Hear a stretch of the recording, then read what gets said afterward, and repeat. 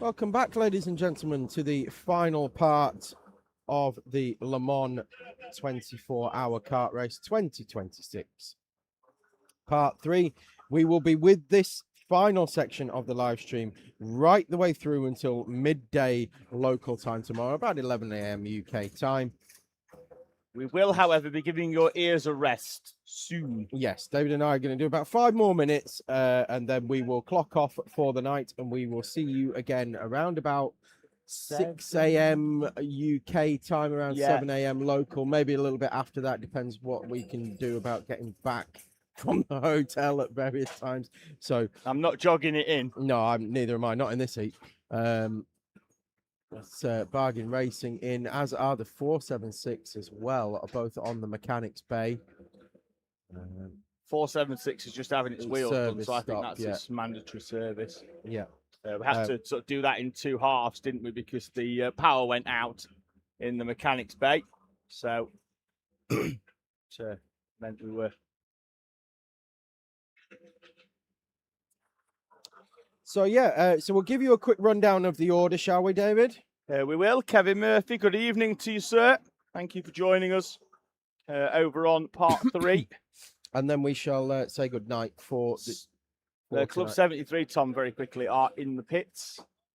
They've done their fuel. They are down in pit lane with 2:33, 2:35 on the clock. So they'll be heading down pit lane shortly towards the timing loop. Well, let's do the top 5 in class. Yes. Should we do that? Go. Make it nice and simple. Right, of which there are 4 in the higher elite class. So it will be a top 4 only in higher elite. Blimey Racing 113 continue to lead the way. They had a bit of a blip a few hours ago where they dropped down, but have made the places back up through everybody else losing, having mechanical issues and things like that. Blimey Racing 113 lead the way. They also lead the higher elite class. 3rd place overall, 2nd in higher elite is Club 73. Then we have Teesside Tigers 3rd in higher elite. They are 9th overall. Chrono Team Racing, they are 19th overall. That is your higher elite class. Higher pro class, Barriers Wacky Racers currently lead the way. 6th place overall. 7th place overall is Newmarket Hornets. They are 2nd in higher pro and only 15 seconds behind Barriers Wacky Racers. MPMC2, they were briefly leading higher pro. They are now 3rd in class. They are just over a lap behind now. They had a mechanical issue. TRX276, who have led not only the race, but the class for most of this race. TRX276 now off the podium in 13th place overall. 4th in higher pro. 5th for Teesside Academy, the 28, that's also been on the podium 2nd or 3rd throughout the entire race. They are now 5th in class and 16th overall. Higher rookie, still being led by Speed in Squilberg, who have been leading for a good few hours now in that class. They made their way through. Vertice Forza are 5th place overall. They are 2nd in higher club. 3rd place Quick Finishes Racing. They are 8th overall. 4th place in higher club, Teesside Academy 2, 11th overall, and Team Rango 12th overall are 5th in higher club. Our 2 higher veteran class runners, Eat Sleep Race Repeat, are 4th overall and doing fantastically well. And then we have Send It Collective. They are 24th overall. Finally, our higher rookie class, D&H Senna's Squadron. They are 14th overall. Then we have Club 73 Experience. They are 27th. TRX 476 are 31st, currently still on the mechanic bay. Foolish behaviour just in behind them, Tom. They've been in the gravel. They're having a clean out. Fats and Furious International. They are 4th in class. 34th overall and 35th overall. D&H Fast and Furious. They are 35th overall and also in the pits. They're having their maintenance stop. Front wheels are being changed on that machine. And that brings to an end our commentary stint for the evening. We will see you back here in the morning around about 6 a.m. UK time, 7 a.m. local. Whenever we can get back to the circuit, we will be back on with you, and we look forward to seeing you then. Good night.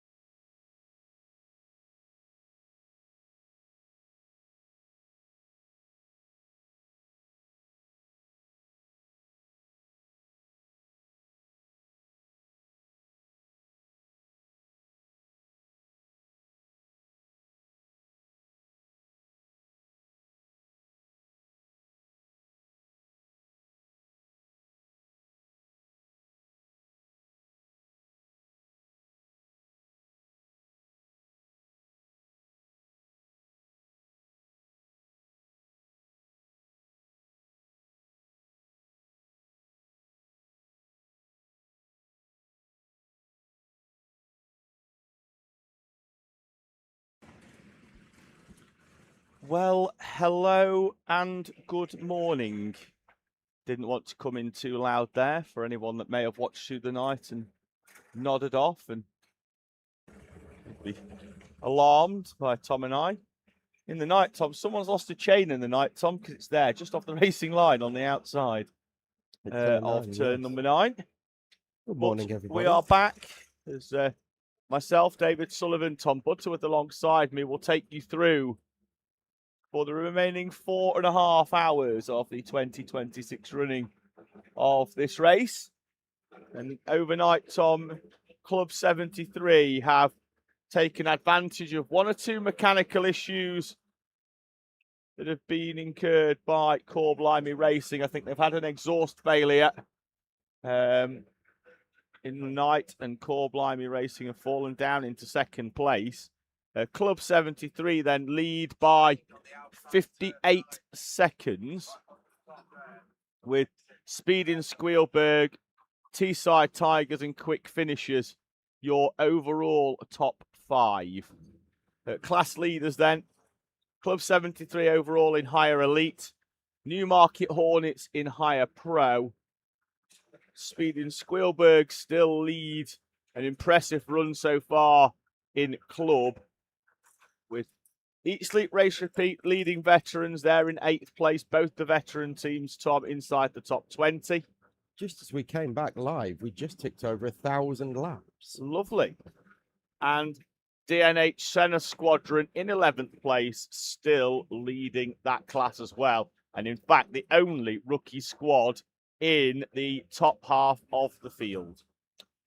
Well, that just shows that the seeding system, as always, is working well. We've got elite teams right at the top. We've got rookie teams. The top rookie team is outside the, well, with the exception of DNH, who's 11th. Yeah, all of the rookie teams are in the bottom half of the field. Yeah, it seems to be working very well. Eat, Sleep, Race, Repeat have been one of those that's run pretty much trouble-free throughout the race. I think it's fair to say. There they go, just flashing through the shot there with the white helmet on and the blue Bigfoot panel. The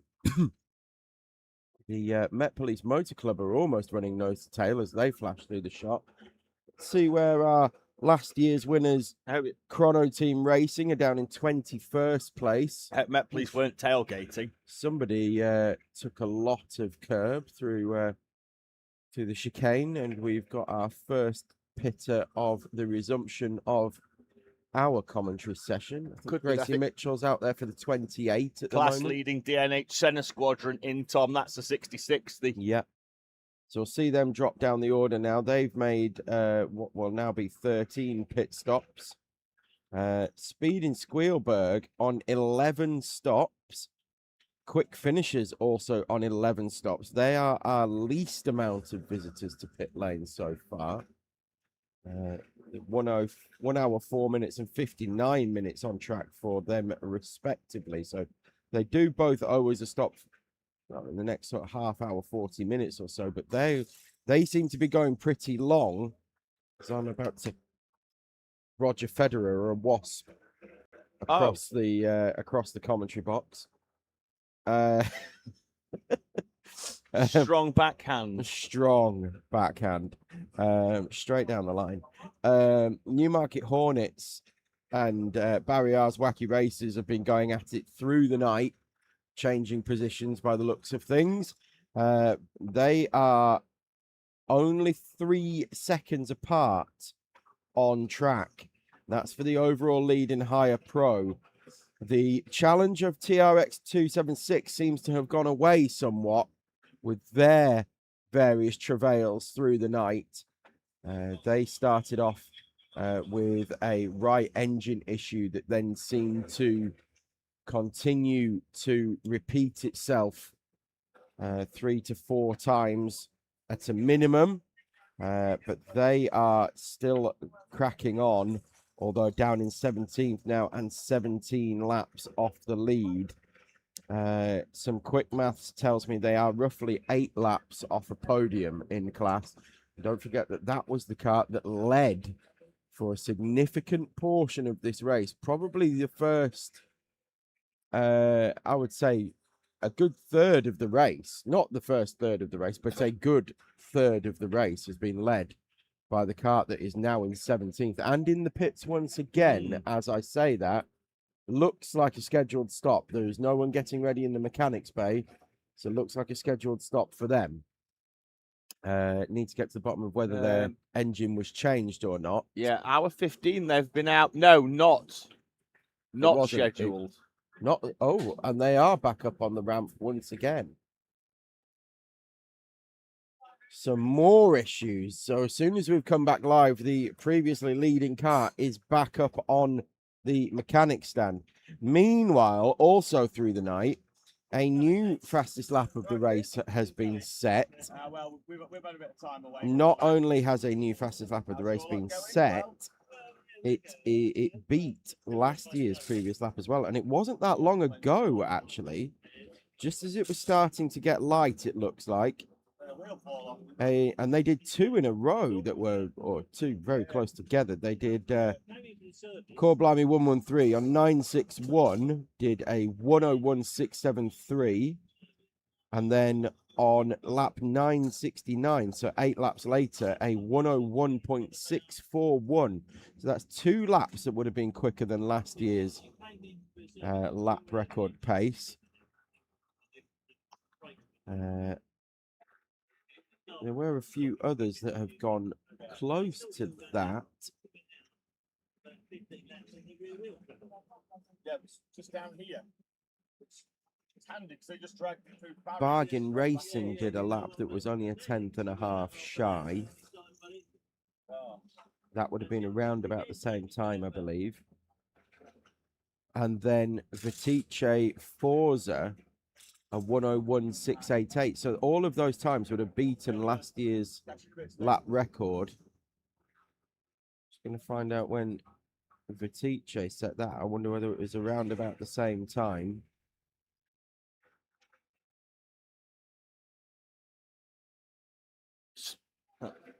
That's who's that coming into the pit lane? I think it could be one of the could either be TTT Siders. It is coming into the pit lane for what is a scheduled stop after an hour and 33 minutes. Well, the Vitice have got a very quick driver in at the moment in that 666. It's let's see if we can lighting up the timesheets with 1 minute 1 second laps. 3 1 minute 1 second laps in this stint so far. I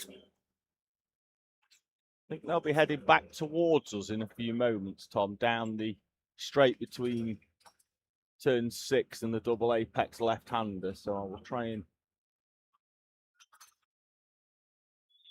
spot who is in their kart at the moment. Paul White out for Newmarket Hornets. He's just taken the lead in class, actually, has Paul White from Barriers Wacky Races. So they've changed around while we were just bringing you the update on what's happened during the night. So Newmarket Hornets have retaken the lead in hires and pulled away already to the tune of 4 seconds from Barriers Wacky Races.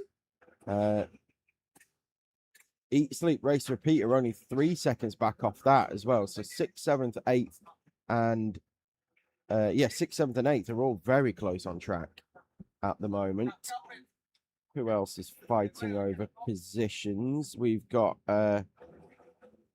FRS Lime and TVP Racing, who have both had their various issues. They're very close on track for 39th place overall.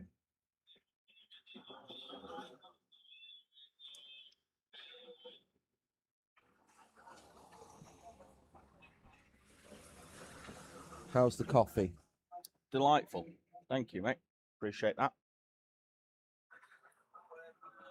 CBR 213 now setting a new personal best lap that time around, a 102.258. So they are 11th overall. They've climbed back up the order. Them tires fronts will be 10 hours old, nearly rears. Nearly 20. Well, they will be with testing. So still able to put quick times in, even on the old tyres. It just shows the condition of the track at the moment. Well, Vitice, it's this stint that they've been setting their personal best laps of the race. They're closing in quickly on those in front of them for 8th, 7th, and 6th. They are 52 seconds behind, but they are consistently around about half a second to a full second per lap quicker than those in front. Yeah, not far off a pit stop though, Tom. An hour and 30 they've been out on track for Vitice.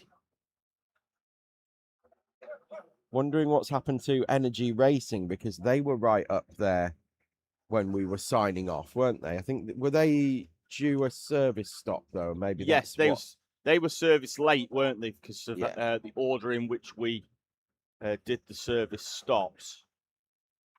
I think they probably dropped into around about where they were running beforehand. Le Petit Bouchon still in 22nd place. TTT Siders have recovered up to 23rd place after they were down in the low 30s earlier on in the evening.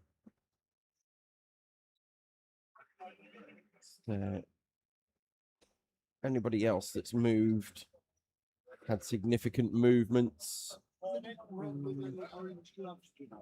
think everybody's kind of okay. It's,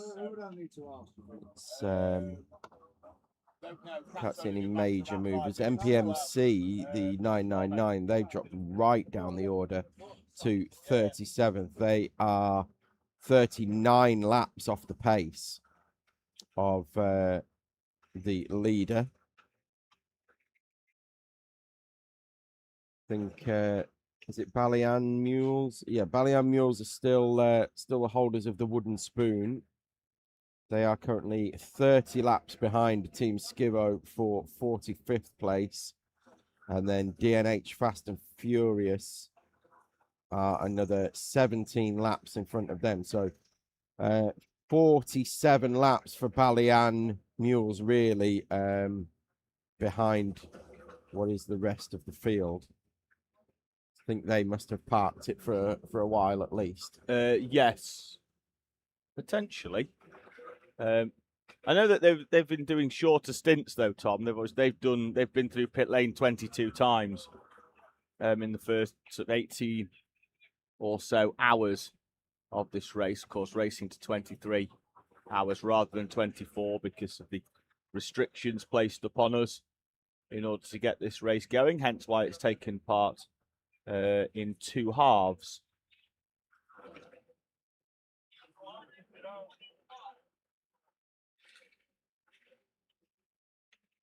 Yeah, going to be a warm one again today, but not to the levels that we saw yesterday. By the time the race finishes at 12 o'clock, we should be up to 34 degrees. But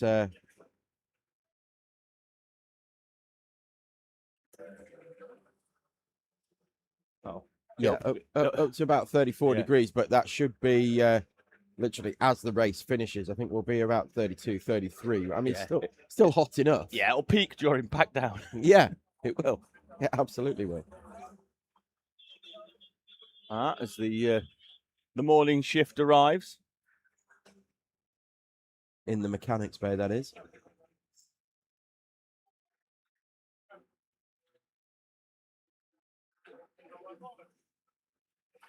Good morning, everybody in the live chat comments as well. Please keep them coming in. Get involved. As you've probably already seen, you've got a direct line into the commentary box.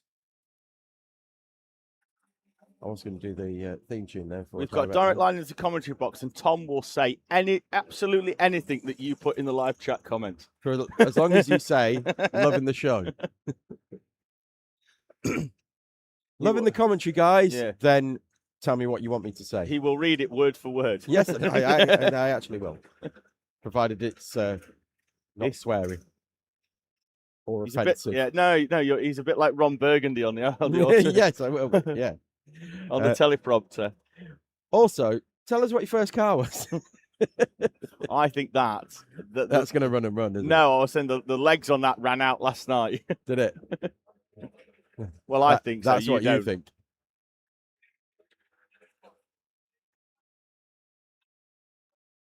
Morning to everybody who has either stayed with us or is rejoining us to see this race through until the end. Hey, you sound like you're struggling, mate. I'm not going to lie. Are you okay? Yeah, no. Do you need a hug? No, it just takes me a while to build back into this. Okay. You remember that first hour at Campios, although I was awake the whole night for that. And I think after I'd come back for the first 20 minutes, I think I looked at you and went, I don't know if I can do this. I almost announced my retirement live on air. What you needed was a beanbag bed. Yeah, you did have a beanbag bed, didn't you? I did. It's genuinely one of the best night's sleeps I've had in a long time. I mean, it was like, what, 5-6 hours that I had, but what a time. Thing is, as well, is you were that far up because you were on the second floor that I bet you could barely even hear. Third floor. Bet you could barely even hear the cars. No, you could very much hear the cars, but it was because I was right next to the start-finish line. You could very much hear them, but it was that relaxing noise that we can hear now. Whereas at the British 24-hour, I used to sleep in the porter cabin behind the weighbridge. So yeah, that would have been horrible because then you would just get bah! As they came off the weighbridge. It was like, right, if you could do that noise every 5 seconds, and then I'll do what else I heard. Okay. Engines off. Engines off. Yeah. It's my best Bella Franklin impression. That would have been nasty. But I can't remember who I was talking to last night. I was saying about I slept at the side of the what is hairpin 3. So I slept. No, in fact, I didn't. I slept at the exit of the kink over the start finish line. Had a tent there 1 year, and every time I woke up, all I could hear was rum rum rum rum rum rum. As they go past you. I always found that oh my god. No, I always found that you could sleep while the noise was there, and then it would go quiet under a full course yellow, and you'd wake up and be like, oh. That's what woke me up at Campios, actually. Yeah. There was a full course yellow during the night. Yes, and it woke me up. That would have been Bargain Racing running out of fuel. Because they had to be recovered from the middle of the track after they tried an audacious 1 hour and 15 minute stint. Oh, Angie Fox-Whiteley's been in touch. Good morning, Angie. Good morning. Loving the chat. There we go. There we go. That's how you get mentioned, Angie. Keep up the good work. A mini metro called Myrtle. Hope the bakery was open on your way in. No, well, we didn't stop at the bakery. No, on not the way on in, this occasion. And it wouldn't have been open anyway because it's very early doors here on a Sunday. But yes, welcome along, Angie. Thank you for joining us. It was nice to see you all at Croft the other weekend as well. Oh. Were they watching? Was it Giannetta's? It was Giannetta's, yes. You were working that weekend, weren't you, Tom? I was. I was a runner, and never has a job description been less appropriate.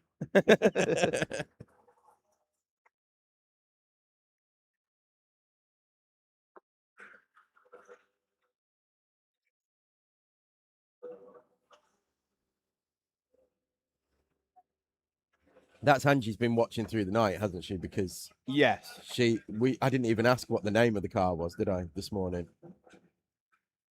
Yeah, you've mentioned it already. No, I mentioned. I asked what everybody's first car was. Yes, you did, but you didn't mention the names. No, yes. you need to tell us the name as well. So thank you, Angie, for that. Keeping on message. I like it.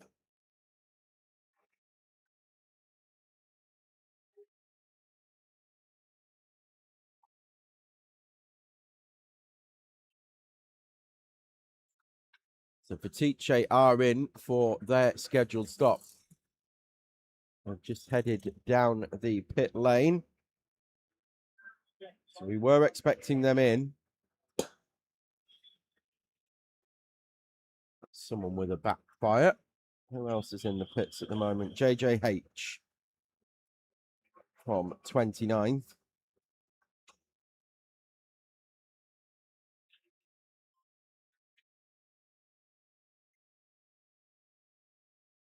Yeah. These engines do tend to have a bit of a pop sometimes. It's a bit odd. Sometimes you'll get it just as they go off throttle. Yes.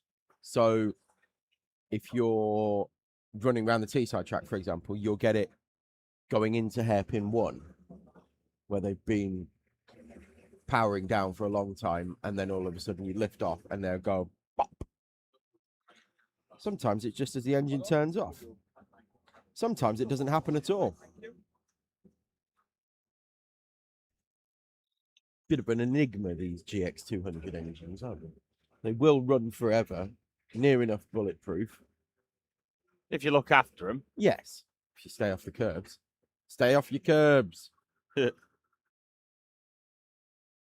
And yet, there you go. There's a shot of 9 carts, 8 of which ran straight over the rumble strip.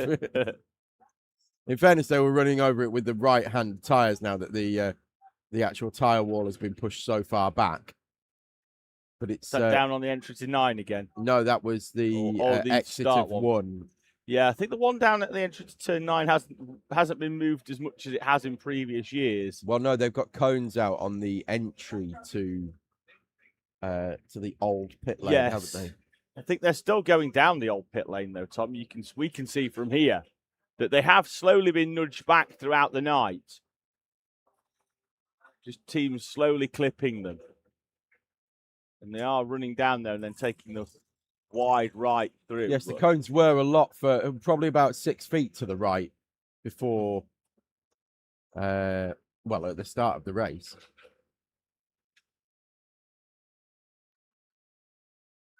But that's the exit of turn 1 there, and you can see a lot. I think it's not going to be the end of the world running over it with your right-hand wheels. It's when the tyres get moved out, which are actually on the gravel now. They're not even on the curb anymore. They're fully in the gravel. Someone's properly clipped them, haven't they? So everybody's now running over, and they've got left wheels on the concrete, right wheels on the rumble strip. So it's not going to be too much of an issue. It's the exit curb from the final corner, and a lot of teams are missing that now. In fact, now as I look here from the commentary box, in fact, you can just see them on track there. I've now seen 10 carts go through. Not a single one has touched that rumble strip. There's the first partaker. But everybody seems to be learning very slowly as this race has gone on that if you run over that rumble strip time after time after time, it's going to knock your exhaust off. Well, yeah, the amount, we saw it, didn't we, yesterday? Or a chain. Just lap after lap, teams doing it. And then every time somebody came in, it was the left side exhaust or the left side front stub axle. Or the left side chain.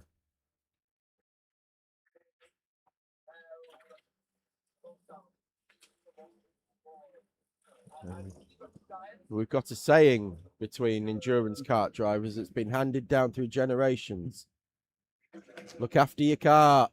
And your kart will look after you. No, Dave. Just look after your kart. Another telly reference for you. We've been squeezing them in. We've been firing them in, actually, throughout the stream, haven't we? It's all about keeping yourself entertained.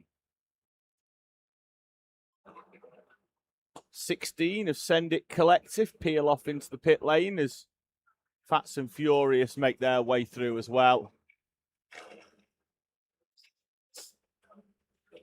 Oh. I'm having a big stretch.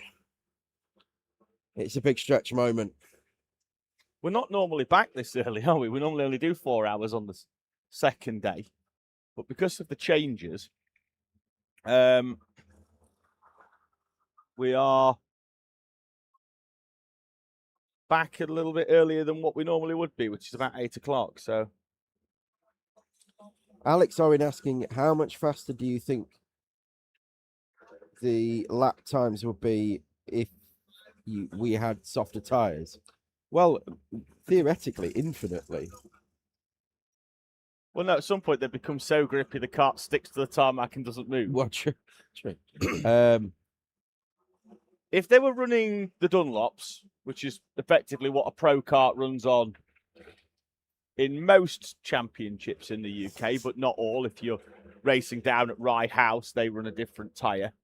But the majority of the sprint series, UK kart series, Teesside Sprints, the endurance championships for the British Pro Kart Endurance Championship, and the 24 hours, all running the sort of Dunlops. I think maybe 2 seconds on these karts. In comes the 28 Teesside Academy kart on schedule, team waiting, and Max Shields is going to get into that one. Looks like they've just kept a rotation of drivers. Test, actually, maybe we'll do that on a Thursday practice. Ask Paul to put some used Dunlops on a hire kart and send Max Shields out for 5 laps. Well, I can bring the used Dunlops. They'll just be on the wrong type of rim because they are a single central rim on the prep. But we can. Doesn't we can take certainly too long try to, and test it. Yeah, it doesn't take too long to lob a set of tyres on some rims. I mean, them Rotax mechanics with them soft tyres, they make it look easy, don't they? Just handball. At Teesside, with the track being a bit longer as well, it'd probably be about 3.5 seconds a lap quicker. I think so. But you drive to the limitations of your machinery, don't you? That's what endurance racing is. It's all well and good being able to go out there and and bang in one really, really quick lap. But as we've seen, we're already over 1,000 laps. Well, that's the entertaining part, I think, really, of the British 24 hours. That is a multi-class race, the same as it was at Campos. But it won't be at Spa at the end of the season at the start of September. That will be hire karts only over there at that circuit set. Again, another circuit set within the confines of a full race track, this time inside the Spa-Francorchamps Grand Prix circuit down at Stavelot. Maybe we should do a Grand Prix kart track 24-hour race series as well as normal one. So we could have Valencia. So there is a kart track there, isn't there? We could have Valencia. We could have Silverstone. Yes, there's a new one there. In fact, what the circuit manager is racing. Suzuka. Might be a little bit expensive. Yeah. Portimao.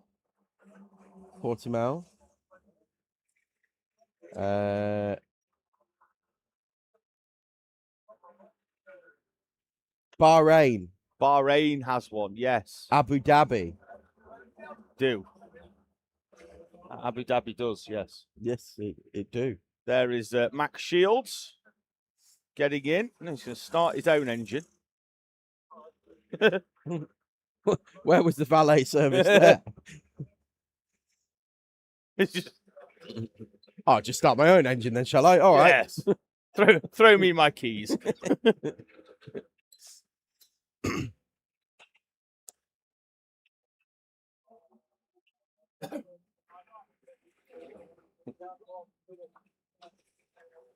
But when we do the British in these, it's 8 seconds is the difference, Tom, roughly between the fastest pro kart and the fastest hire. Now, there's a difference in power, but the weight's the big one as well. There's 50 kilos in the difference between the weight limits, Tom, between the pro karts and the hire karts. And obviously the pro karts will be there from Tuesday setting up, and then we'll test Wednesday, Thursday, Friday.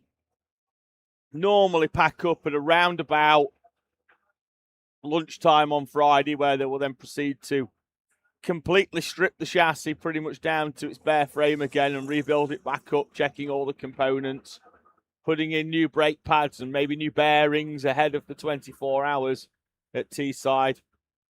Oh, little housey go's gone for a sleep. Jimmy's gone roaming with the rig. Gone Yes, rogue with the rig. He's roaming rogue. We have significant developments about to shape up for the overall lead of the race. I'm looking at the tracking data that we have here and access to through the live timing system. Core Blimey Racing 113, currently second on the road, are at least a second a lap quicker, or have been on at average. least a second a lap quicker on average over the last 15 or so laps. Ollie Davis, who put that car on pole position. They have unlapped themselves while we've been back on air to Club 73 karting. Not only have they unlapped themselves, they've pulled away to the tune of around about 15 seconds, and they are only 48 seconds behind at this point. So that gap is coming down all the time. They were 0.4 of a second quicker last time around. I think by the end of the next pit stop, at the latest, they're going to be back in the lead. If this pace continues. But they're 50 minutes into a stint. Club 73 are 37 minutes into a stint. So they're near enough on the same schedule as well. Yeah, 12 minutes between by them. now as well, teams have really started to work the schedule back to from midday. The race, yeah, from the race end. Yeah. You work it backwards. Work it back to where we're going to be at midday with whatever fuel is going to be left in that car. And you want to be as light as possible, but over the minimum weight limit of 235 kilos.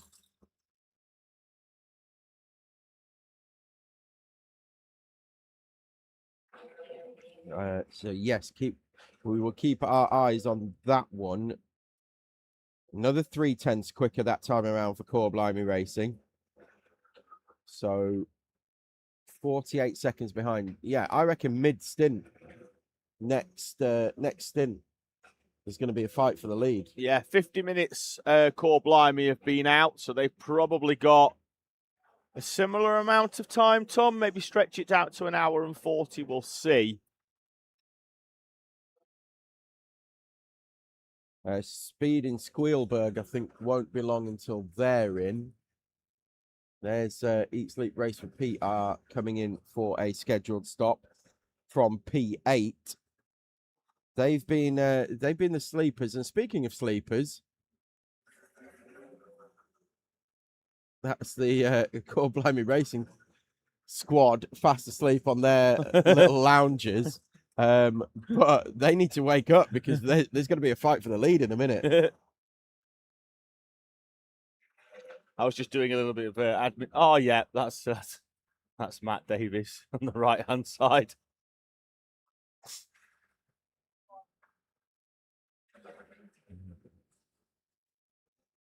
They've had a busy old night.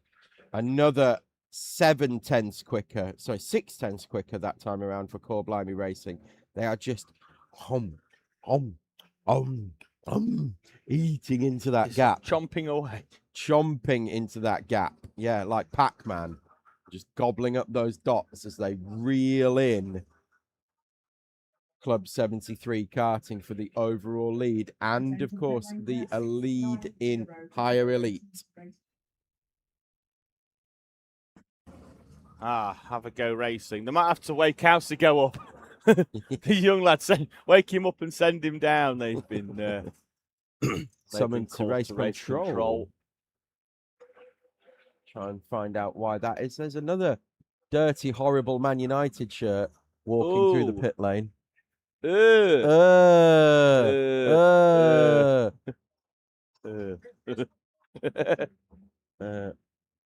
Probably that way.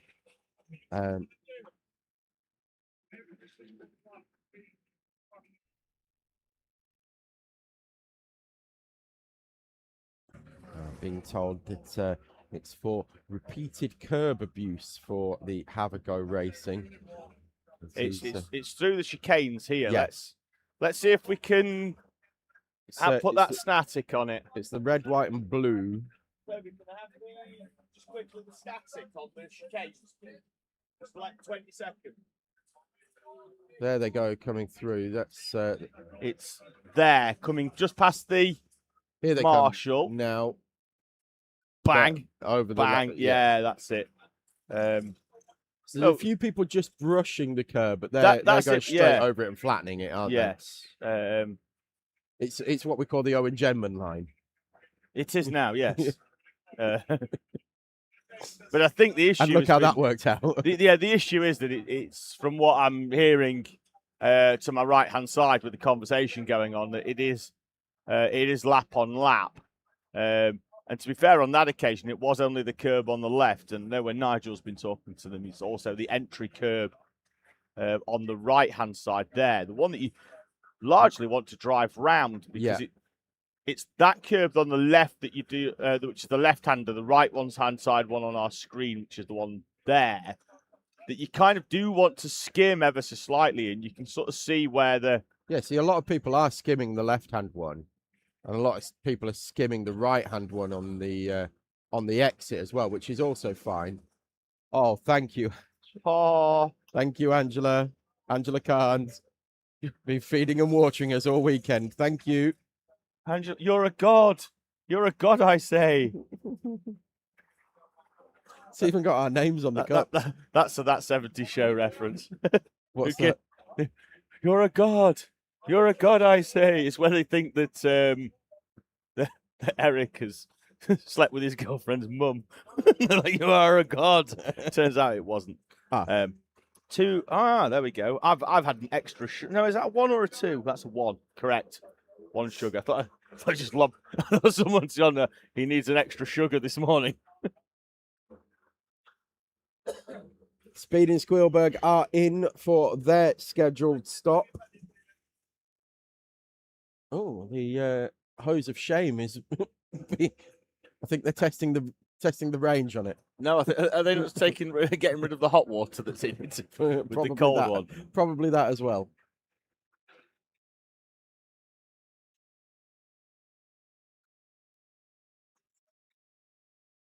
Speed and Squealberg, they are in for their scheduled stop. They will be making their way down pit lane very shortly.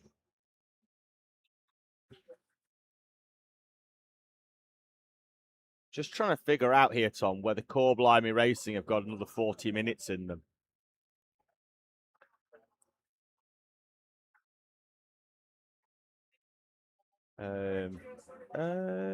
Which I think they will have, because if they can get to 3 hours 20 remaining, because this currently just clicked over the 4 hour mark. Well, if they can get to 3 hours 20, that then means that they can get to 1 hour 40 and then get to the checkered flag at the end. If they can do that, they're in prime position. Club 73, I think they're going to have to push out to 145. David's doing the quick maths. This is why he's the mathematical brain of. Normally, I have a spreadsheet, but I haven't got one this round. So, as Team Skivo,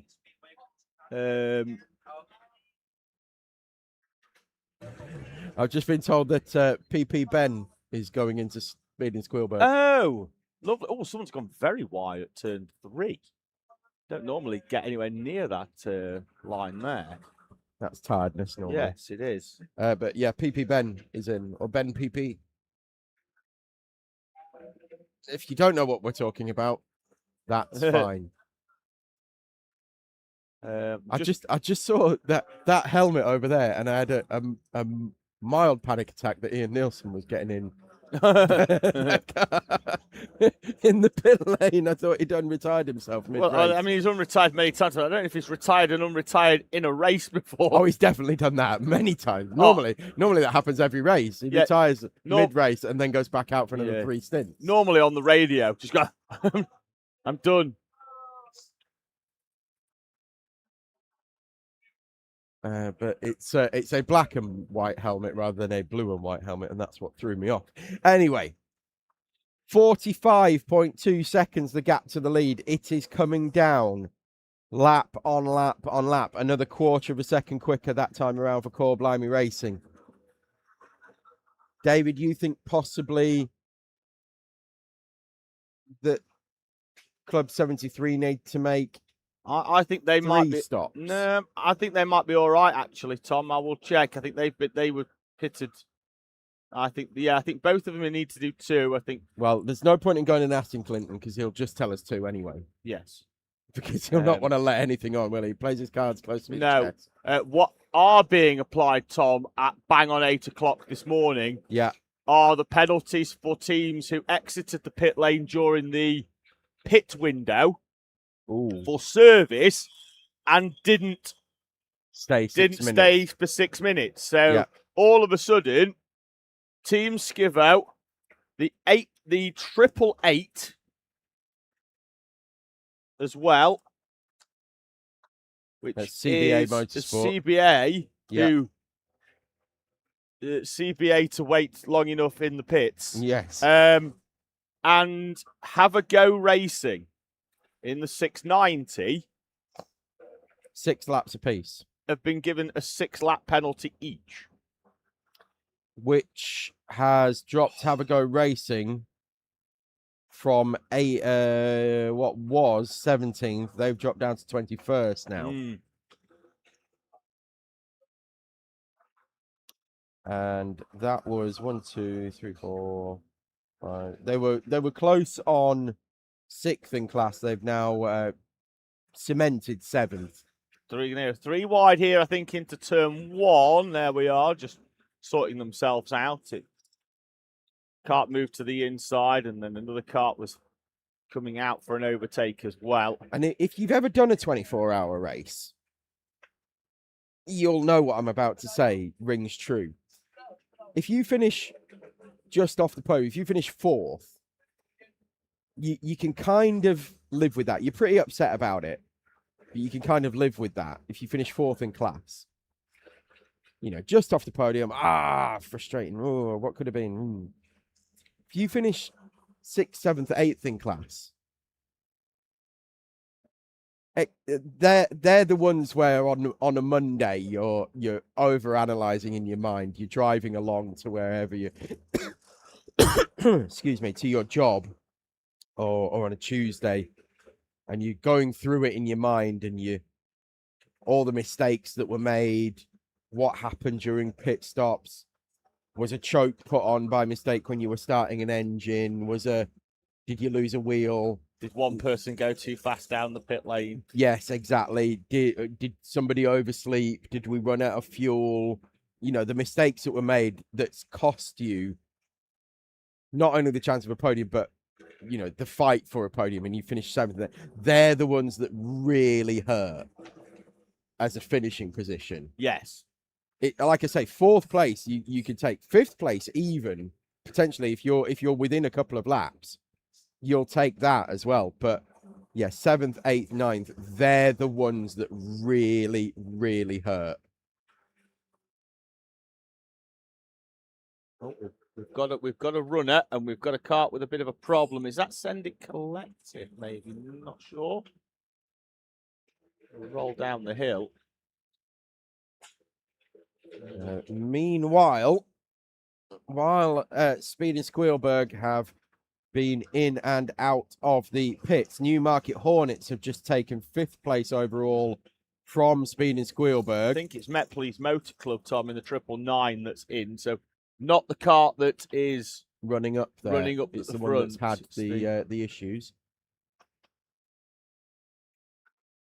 Yeah, so more running repairs for the 999 about to take place. Oh, in fact, no, it's fine. They are back going again, although straight through didn't take fuel.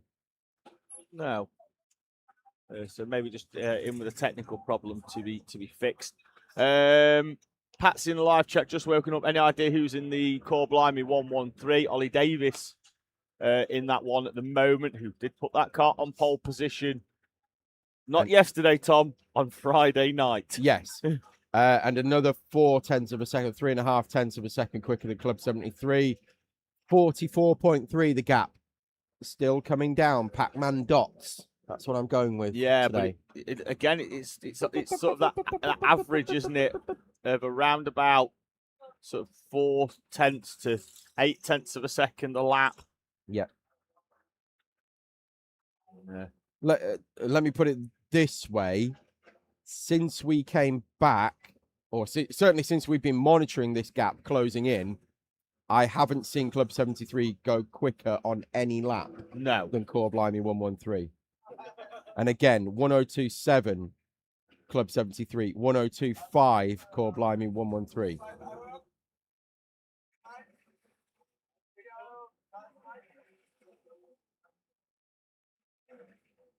Teesside Tigers, meanwhile, up to third place now. They have overtaken Quick Finishers a couple of laps ago. Quick Finishers still in close company, though. During the pits as well, though, shortly, yeah, Tom. they are due in the pits shortly. But now we've got our elite runners net on track, running first, second, and third.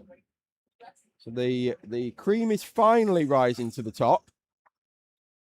Quick Finishes in Higher Club are a lap in front of Newmarket Hornets. Speeding Squealberg now 3.5 seconds behind. So they're on.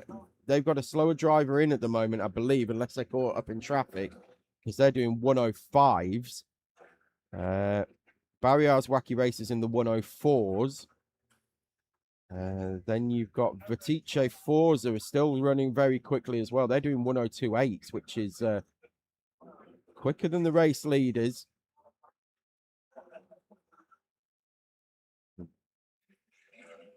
Club 73 have started to pick up the pace again now, though. They're down in the mid to low 102s. Every time, certainly the mid 102s. But every time they do, Core Blimey Racing just go 1/10.5, 2/10 quicker. You say it was Ollie Davis that's in the 113 now. So he's just on full quali laps now, isn't he? I think they've got to be now. It's given how close this is with only 43 seconds between them. But again, he's staying off the curbs. He's looking after the car. He's staying off the exit curb as well. Yeah. Again, you know, these. And a 102.492, another 1/10.5 quicker. You know, could potentially maybe go 2/10 quicker if he wanted to. But what's the point in getting to 22.5 hours of this 23-hour race in and losing a wheel? All the hard work will be undone.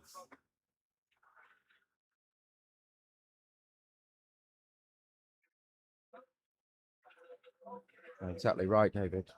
Exactly right. Look after your car. Yeah. That's exactly what Core Blimey 113 are doing. They know that they've got the pace within the machinery to make it happen. Lewis Jolly is heading up here now for what will be a scheduled stop in the next few minutes for Teesside Tigers. Or maybe not in the next few minutes, actually. They're on 1 hour and 16. It's Quick Finishers who should be in at any moment now. They've done 1 hour and 44. And in fact, I think that's them coming in now. It is. Yes.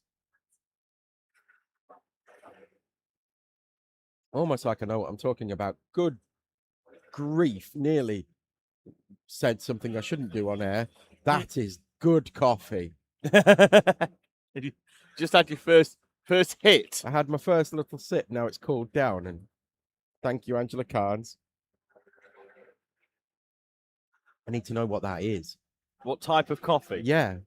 Where can I buy some? I half expect them to have a barista with them in the little box or camper van.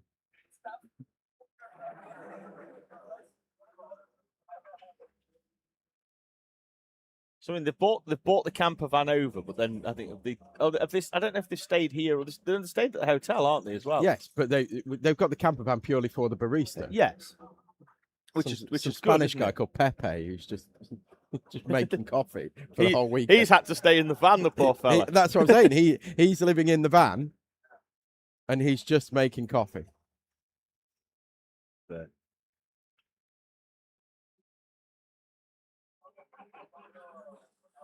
Train of 5 carts making its way up and round the. He'd be doing latte art, won't he?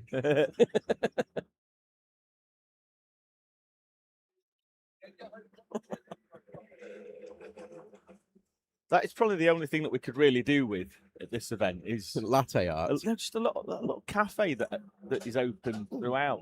We've got one that is open. Oh, well, it is open, but yeah, it's open at weird times, isn't it? It is a bit unreliable, the cafe here. Yeah, compared to Campillos. I think there's a sign on the way, and it's open between 12 and 2. Yeah, no, it's 12 and 12:02. Okay.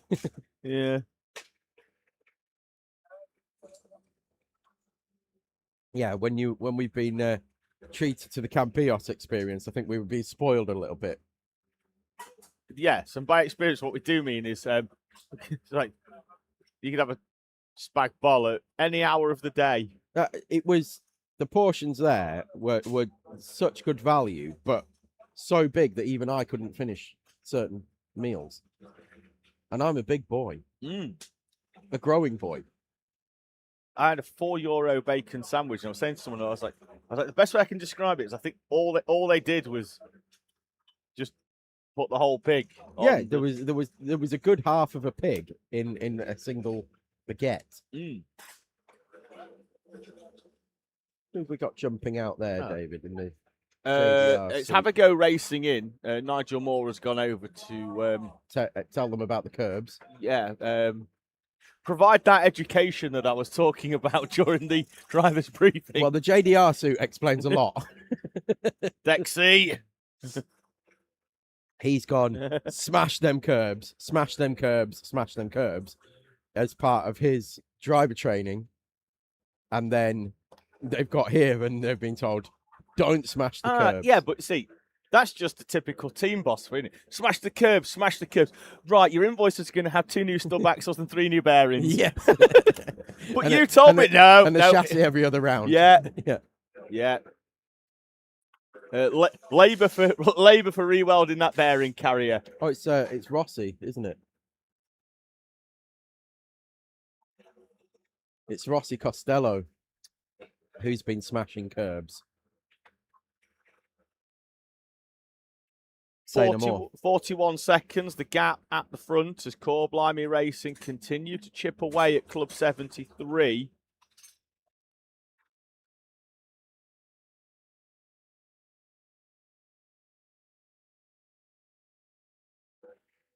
Oh, that is good coffee. There's quick finishers who were... Did they come in and go back out, or did they go down to fuel and then it didn't start? I'm not sure. Gonna have a quick look. But that's going to cost them potentially chance of victory here in... No, they didn't go back out. They've been in the pits 4.5 minutes. So that was a down for fuel and... Then a problem. And then a problem. So it looks like it didn't start. I'll see if I can... Let's see if we can get a... Get his attention as he walks past. Get a... Oh.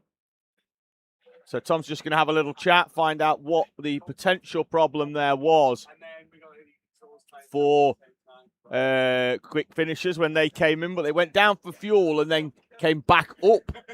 Was pushed back up to the mechanics bay. Yeah, so pull cord on the right-hand engine, and then they had the exhaust tightened up on the left-hand engine. I wonder why that would be. On the left side? Tom? On the left side engine, yeah. An exhaust was coming loose. Oh. I mean, not seen a lot happen with anything on the... No, we've seen everything happen on the left side. Yeah. Everything. I wonder who's gone back out in that Have a Go Racing kart, Tom, because they've gone out too quickly. Oh, no.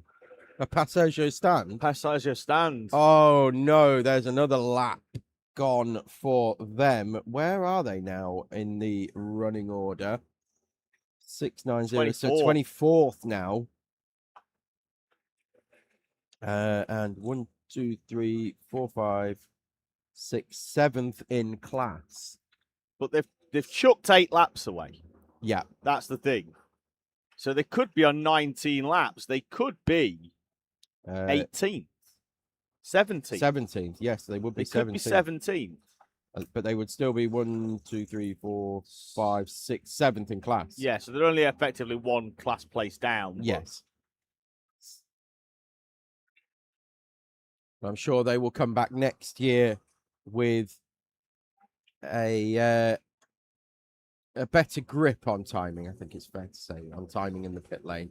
Whoa! Somebody's across the gravel there. Skimming. Just skimming. Yes.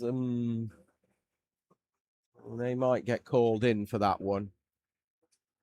I wouldn't be disappointed to see them tyres chucked back somewhere near the edge of that gravel track. No, neither would I. I think maybe they normally put on that concrete curb that we can see on the right-hand side as we look at it, similar to what we see here on the exit of turn 6. There is that sort of concrete sort of... You waft that Newmarket away from me. And I would like to see the tyres on the edge of the gravel trap. Normally they put them on the concrete and then everybody just bumps them back out again. I thought we had a waved yellow, but they're testing the lights on the Circuit de la Sarthe. Oh, okay. Because that's basically, they have Porsche testing, don't they? They do experiences. Porsche Supercenter, yes. Or Supercar Centre is based at the track, and you can go through. They've got a little bit of it's a bit like the Stowe circuit used to be at Silverstone. The Stowe circuit that's in the middle of the circuit. Yes, it's now the kart track. Yes, no, it's not the kart track. The kart track's not there. The kart track is where Bridge and Priory used to be. But didn't Stowe circuit use part of that track? No, that's the Stowe circuit sits in between the Hangar Straight and the new start line. It's in that bit there. Okay. Yeah, different part of the track. They used to have what was called the South Circuit. I thought the Stowe circuit was in between Bridge and Luffield. No. I'm probably wrong. You're normally right on these kind of things, but it's similar to that anyway. It's a very, very small circuit that uses part of the Circuit de la Sarthe, and the reason that they use part of the Circuit de la Sarthe is so that they can say you can drive on the actual Le Mans circuit as part of their marketing. So I've whipped Google Maps out, Tom. Yeah. So there's your Stowe circuit. Yes. There's the Hangar Straight. Yeah, I can see, yeah. But the kart circuit is here now. Yes. In fact, they've updated it already on Google Maps. Got the kart Maps. circuit on it. Yeah. Ooh. So you can't tell where it goes. Well, you can, but it's because they've got 17 different layouts. But they have the full layout. So you actually come back up. Yes. Round Bridge. The exit of Bridge Corner, yes. Priory, you actually go up the old... I mean, I imagine they've re-tarmacked it. Yeah. But it is wide, and then you basically either peel off or you run up and then round one of these ways. I can't remember exactly which way. Meanwhile, at the front of the race, gap down to 39.997, so sub 40 seconds, which means 26 seconds have been taken out just in the time that we have been back on air, which has been around about an hour. So they're averaging half a second a lap. So if they're averaging half a second a lap, 40 seconds behind, 80 laps. 80 laps. Ish. Which I reckon is going to be, as I said before, somewhere in the middle of the next stint. Provided that both teams continue at this similar pace. And Blimey Racing, once again, half a second quicker that time around. Just quickly, Tom, the Stowe circuit used to be considerably smaller. Yes. Just used to basically just be a little bit of a thing. Two runways. I was always a fan of, effectively, what used to be, they used to race British touring cars on this layout, which used to be called the international layout, because the Grand Prix layout was the Grand Prix layout. Was it not the Ireland circuit? Well, no. They called it? No, because that's at Alton Park. They have Ireland and GP loop at Alton Park. Okay. But it used to come basically, rather than going what is now down the national circuit and straight down the Wellington Straight, you would come a little straight and then take this loop down into a hairpin and then effectively take the old Abbey before they put the Abbey chicane in. So you would come down and back through. Yeah. It's on one of the TOCA games. Yes, TOCA 2. Yes. However, they used to use that the wrong way and come up and then through that little chicane there and round. And that was the track that I did my hards on. Ah.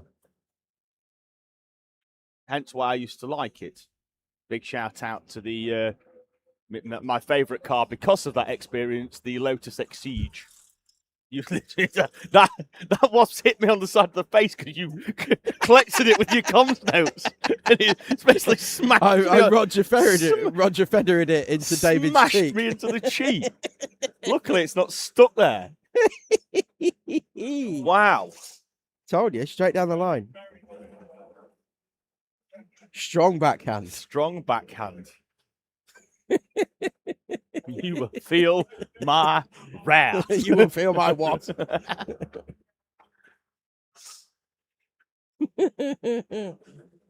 Bethany Popham, come on, Club 73. This is shaping up, Tom, and I really hope it for the neutral, of course.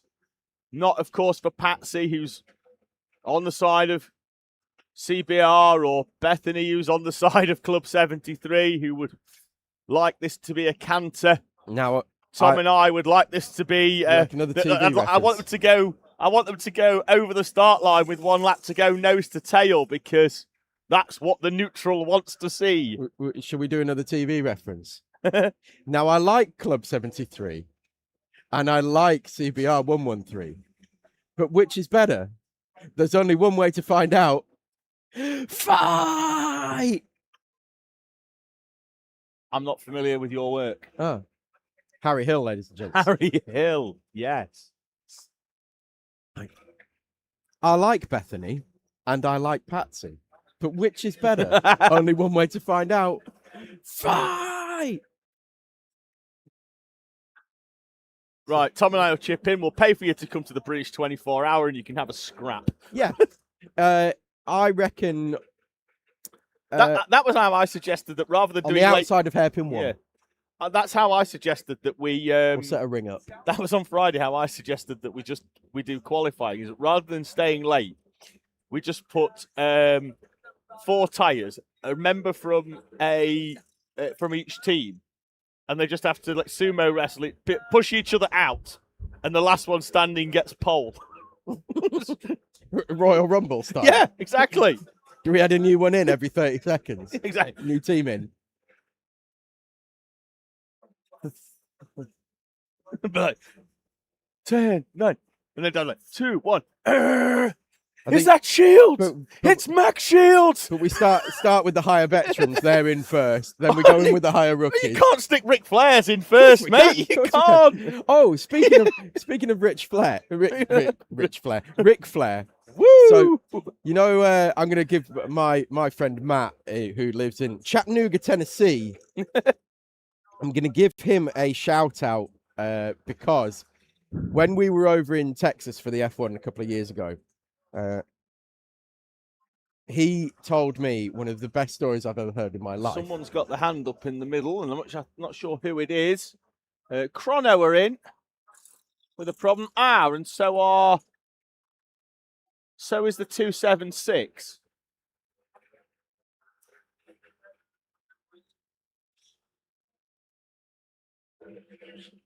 Yeah, 276 going up on the stand again. Yeah, sorry, Tom. Carry on.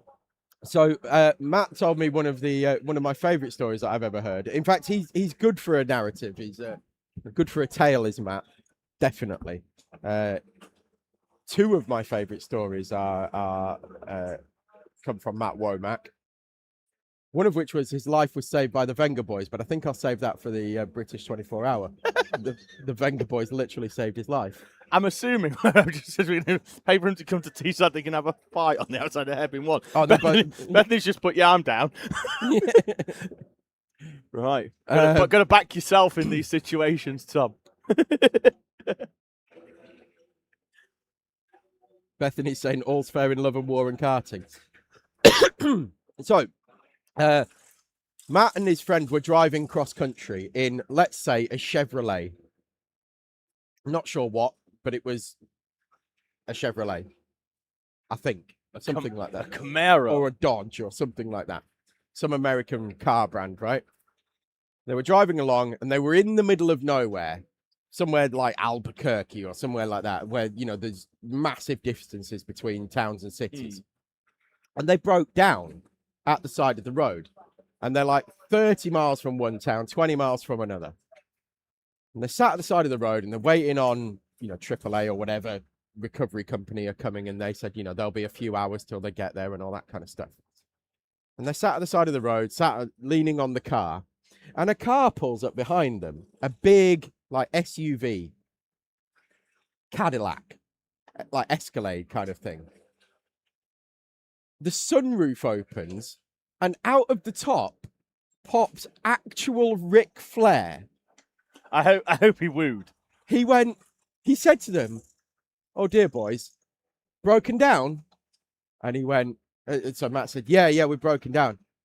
And he said, "Do you need some help?" And they're like, "Oh my God, Ric Flair is going to save our lives." He said, "Should have bought a Cadillac." Woo! And then drove off.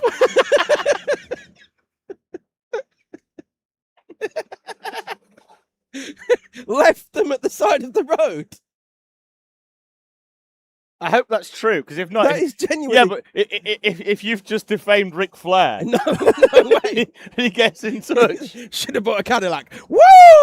And then the sunroof closed and off they went. Not another word was uttered. That is fantastic.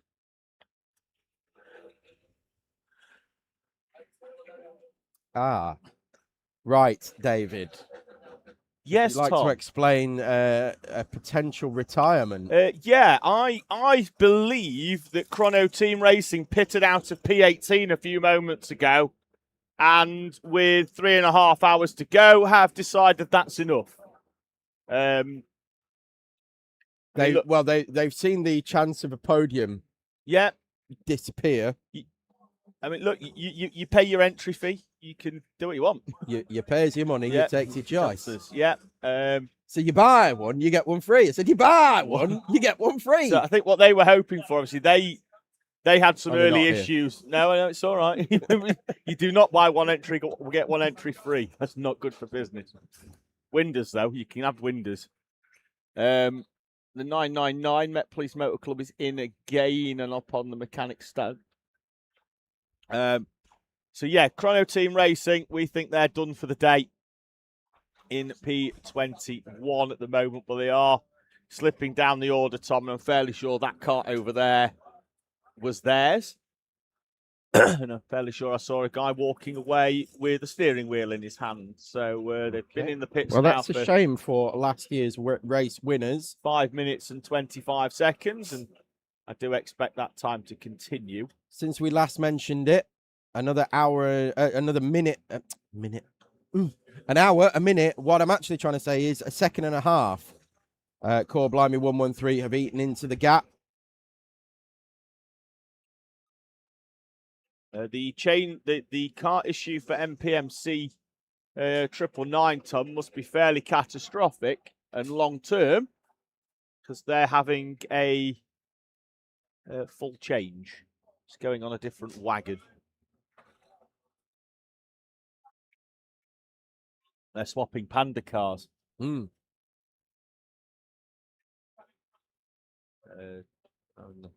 Steering wheel changed. Mark Franklin, Paul Wood, Ross Jackman. I don't know what's the guy on the far side called. We normally go out of our way, Tom, to find out what all of our mechanics are called. He's the younger, less built cousin of Jean-Claude Van Sam.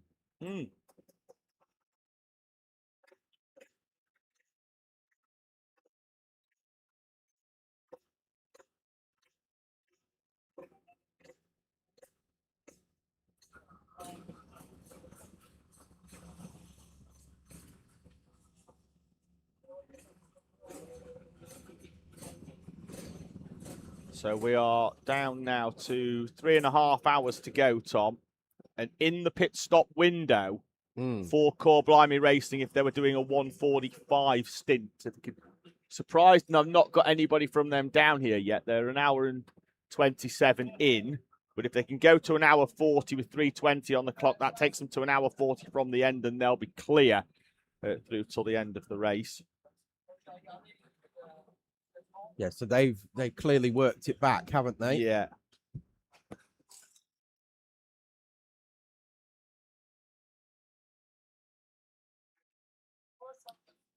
Let me see if I can grab a guest, potentially somebody walking past, while David shuffles off for a quick comfort break.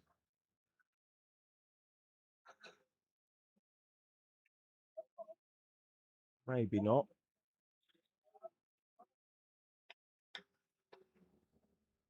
We've got Barry R's Wacky Racers are in from P6 overall and second in Higher Pro. They are in for a stop that looks fairly scheduled.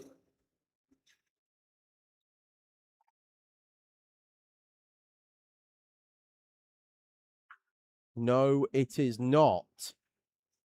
It is not scheduled. They are up onto the mechanics ramp. This is second in Higher Pro. The potential changes on the podium here. See if he gets to disconnect his radio. And jumps out. Right-hand side of the kart being worked on.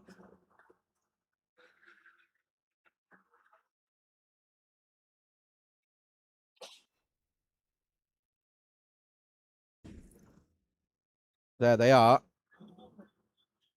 I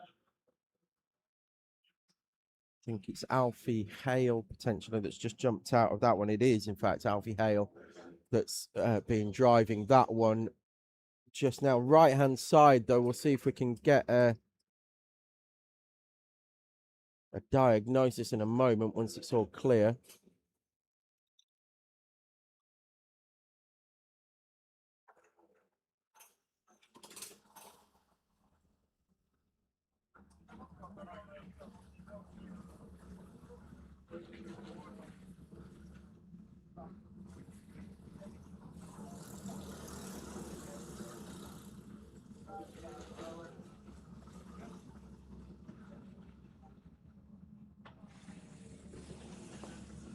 Barry R's Wacky Racers already down, though, and away, getting fuel as well. So that's smart from them.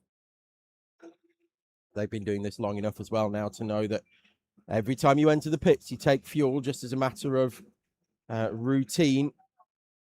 Teesside Tigers just tripping the timing line at 103.8. They've not been quick this weekend, realistically, the Teesside Tigers, in terms of overall one lap pace. Their fastest lap is 3 tenths off the overall fastest lap of the race. But what Teesside Tigers have always been is just consistent. They just go out there, they pound around. If there's no mechanical issues, if there's no mechanical issues, they will just tick off the laps and just pound around and pound around and pound around. And that's how they've been so successful over the years. It's not about having the quickest car. It's about having the best strategy and staying out of the pits.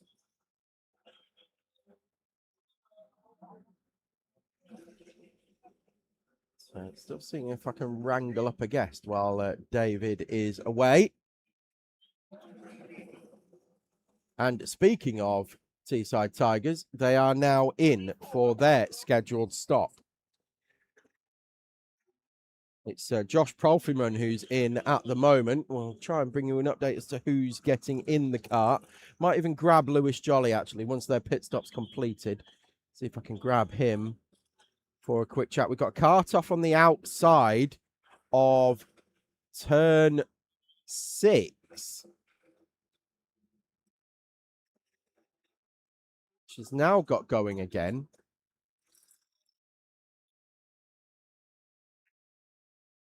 And he's sort of under its own steam. Is that one of the Met Police?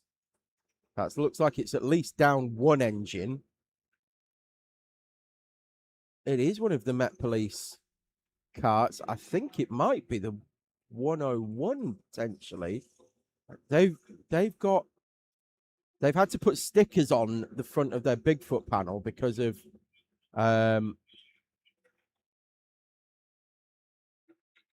Jeff Lamb said he forgot the decals that they were bringing out for the Bigfoot. It's the 999 again. So they're the ones that have just been in the pits, and they're going to need recovery again. Waved yellows for... That's a very smoky T-side Tigers have just come past us. On the left-hand engine. Don't know whether something's been caught on a hot exhaust and is maybe burning off. Maybe a bit of rubber from a glove or something like that.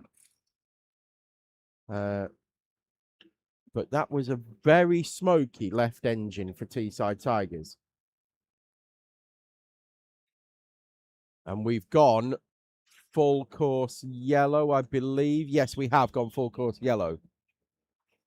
While recovery of the 999 Met Police Motor Club. And that wasn't smart either from Newmarket Hornets, who had to dodge out the way of the quad. So should have been travelling much more slowly, particularly with the quad on track. And yeah, not the best of driving there. It's the quad entered the track, but the driver in the Newmarket Hornets car should have slowed down significantly more, I think. And allowed for that. We are under full course yellow, of course.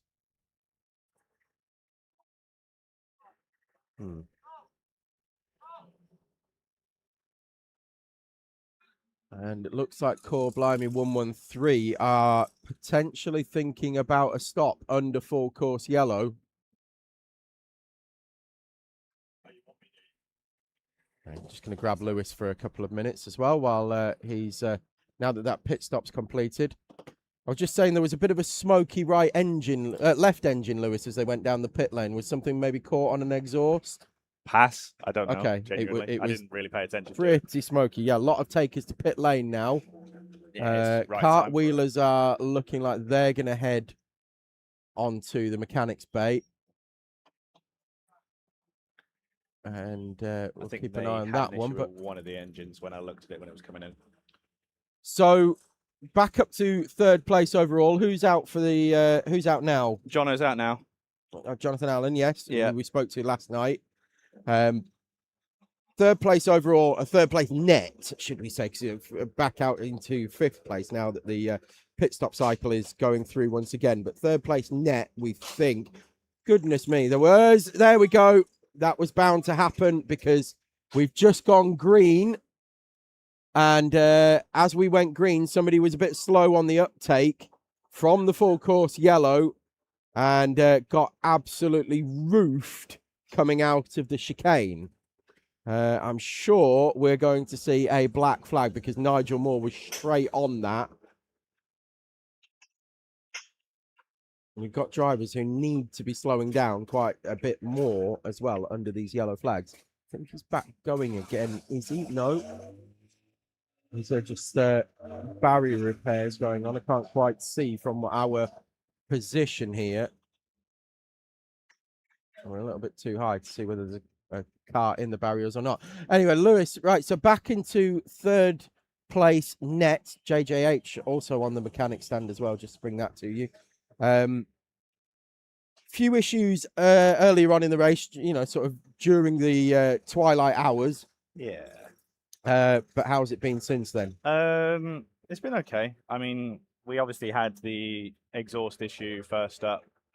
And then we obviously had the same we had the engine replaced because of it, and then we had an exhaust issue on that same engine, right, fairly quickly after that as well. So then had that sorted as well. The only other mechanical we had during the night was we got a stone in the throttle linkage, but I don't know exactly where it is, but it basically stopped the route from going full throttle. Right. But it happened just as because I was in the car, so it happened just as I was coming out the back hairpin over there. So. Quick decision, dash in here, get him to sort it. We only lost about 15-20 seconds on a standard stop. Okay. So that wasn't so bad. And were you due a stop anytime soon? I was only an hour in. Okay. So not too bad. No, but what it has done is actually made it so these last 7 hours have been square 1 hour 45, bang, bang, bang, bang. Right, okay, well that's good. So we've done the short stint just early, which was nice. Okay, so it looks like Chrono Team Racing have parked it as well. It looks like so. Yeah. 3 runners still live in higher elite. Yeah, guaranteed podium. Guaranteed podium now. Well, Definitely taking the trophy I'll home. take it. It's just what color it is. That's the question. I can't foresee it being anything other than bronze unless Club 73 or CBR 113 have a problem. But even if it's third overall, that's pretty good going. I'll take that. Yeah. Like, you know, coming into these races, you always, I feel like you have to temper your expectations to a certain degree because there's so many different variables and elements that can affect your race. Yeah. Obviously, everyone wants to win it, and you go here with the aim of achieving that. But again, if you always do that, then you'll end up being like forever disappointed, I think. Yeah. Well, this is what I was saying. I was saying this probably about half an hour, 45 minutes ago.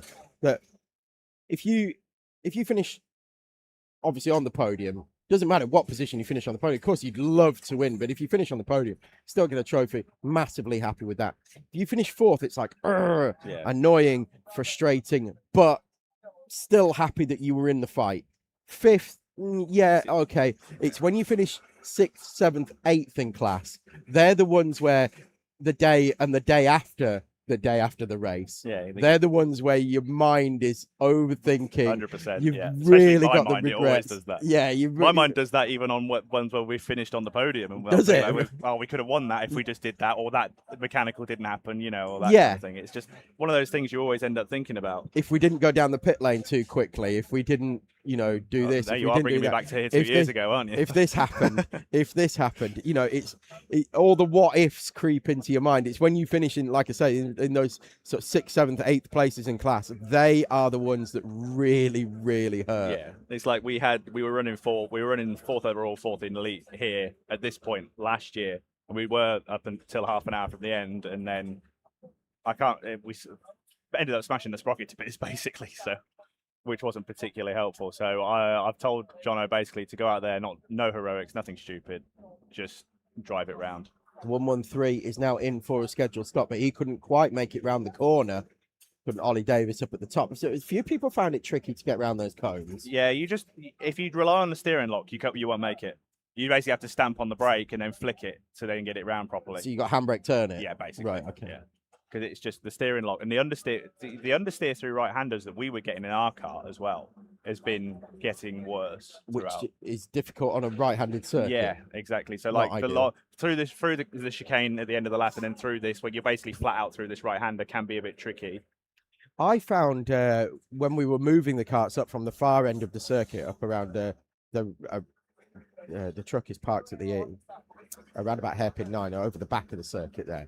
We're moving the carts up on Friday, and some of the steering on them was really light compared to others. Yeah, so that's the biggest difference between the carts is the weight of the steering. Yeah, weight of the steering's different, and also you find the stiffness of the throttle pedal sometimes as well. Yes. Can be different. Which for a 24, if you've got a really stiff throttle, your foot will be hurting by the end of it. Yes, agreed. Yeah, but likewise, if you find a cart with really light steering, it's going to make a massive difference to your energy levels. Oh, for sure, yeah. But all good, yeah. For thumbs up for Core Blimey Racing 113. They are still in. About another 45 seconds or so to go until they will be rejoining the track.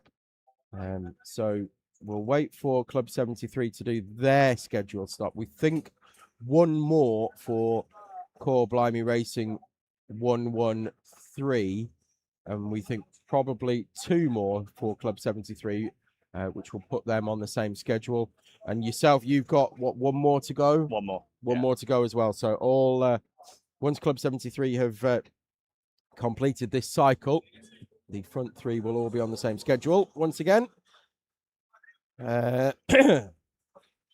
So that's it. Just now, one more stop.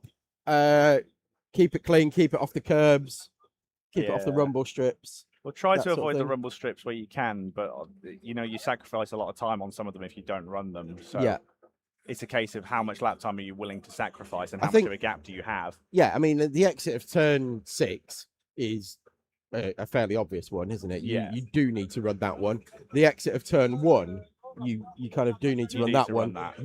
While the tires are pushed onto the gravel, you'd Yes. run it as wide Yeah, as you yeah, can, pretty much, wouldn't you? So, and obviously the entry into the hairpin at the back where the At turn pit tires 9. are moved. Yeah. Yes, but so, the exit of 1 and the exit of 6, you see, you're not running the actual rumble strip. You're on the no, concrete. You're straddling the concrete on the outside, and the rumble strip's kind of going up the Exactly. middle So of the car. that's not too bad. It's this one here in the last Oh, corner. you can avoid that easily. Exactly. But that's the one I think that causes all the damage.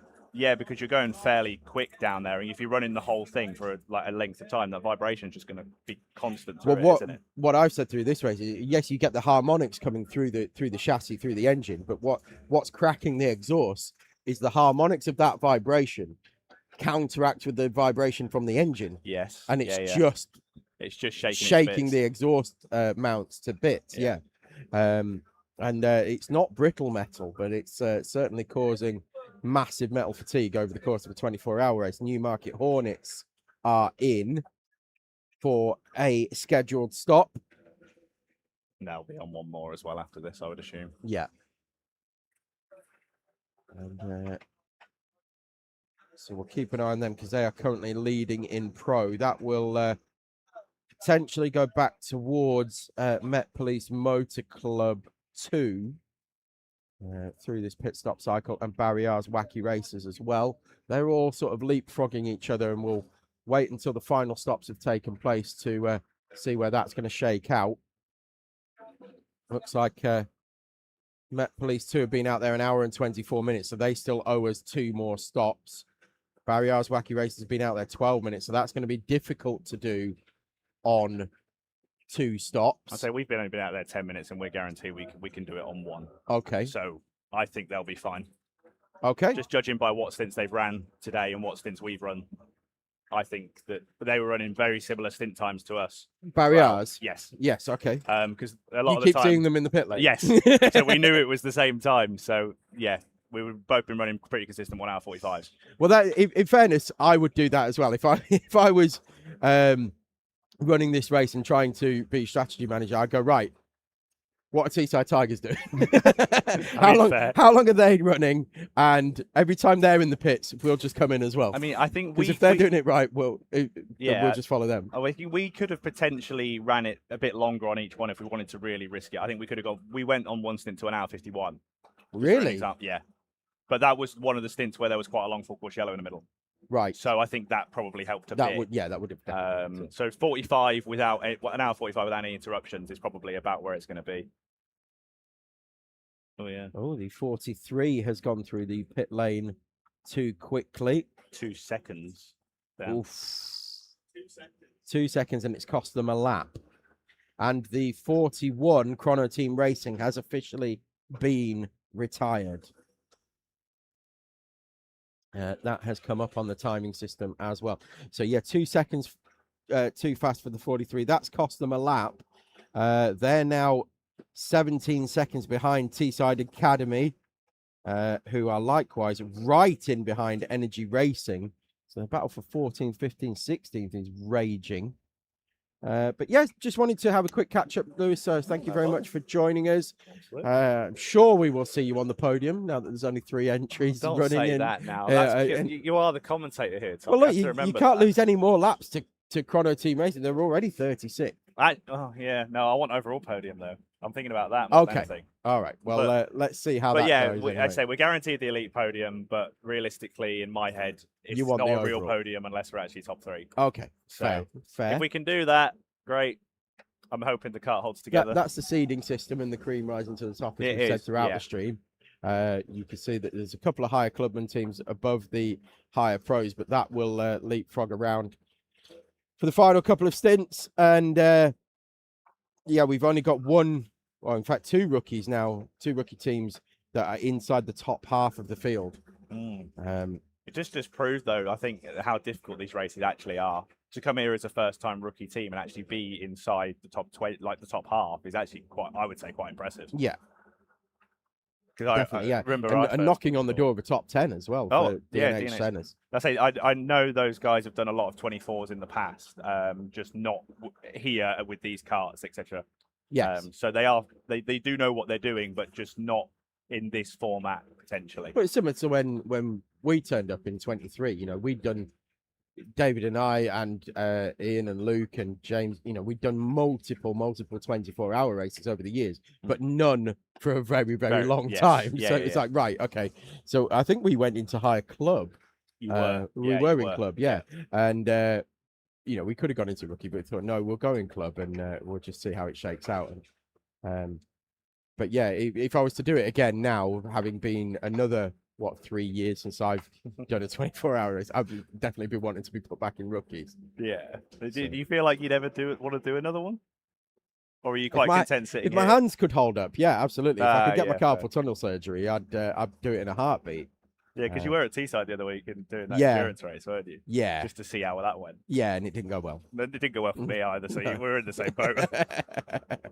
Right, well, we'll get you Right. to hand the headset back over to David now, but thank you very much, as always, for joining us, Lewis. It's Not a problem. becoming a bit of a tradition, this, that we get you into the box at some point during the race. Has to be done, doesn't it? Has to be done. Right. Cheers, Tom. Thank Cheers, you, mate. mate. Good to see you.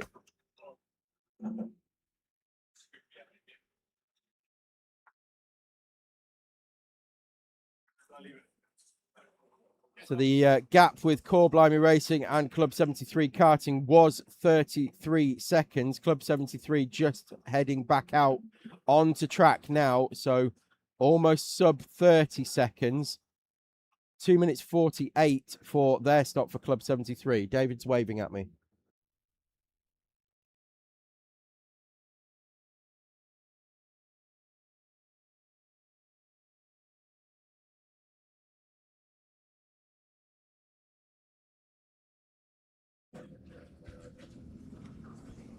Yeah, so 33.6 seconds the gap at the front. 2 minutes 48 second stop for Club 73. 2 minutes 47 for Core Blimey Racing 113. So there's nothing really in it. I mean, literally half a second, tenths of a second. Oh, thank you, Kat. Breakfast has arrived. Blimey, that is a sausage sandwich, isn't it? It is. Got ketchup on yours. Yes. Is that pre-order? No. Oh. Did you order with ketchup? I don't know what's on there, but it's delicious. Okay. Right, ladies and gentlemen, you're going to have to put up with us for about 5-10 minutes while we... in fact, David, put it up on the socials. Take a picture of it, put it up on the socials. The size of the sausage baguette that's just arrived. And we...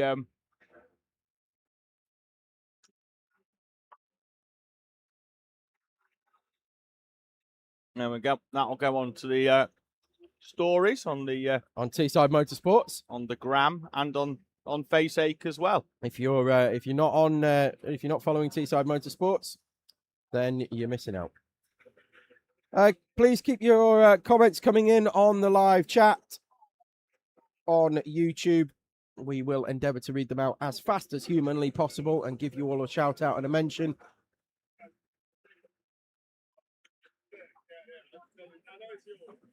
It was somebody's birthday. Whose birthday was it that I signed the card for?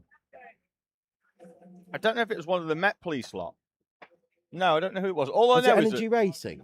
it could well have been. All we know is that he said when you signed a card on our behalf yesterday, and the guy went, "We've been doing this event for like a couple of years, and it's the first time we've realised it falls on one of our drivers' birthdays because he's never told us." And then his dad's turned up and gone, "Happy birthday, son."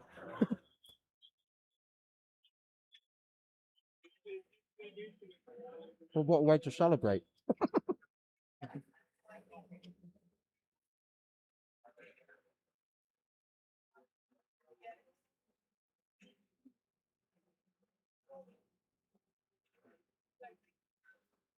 Essentially celebrating it on holiday while having a race.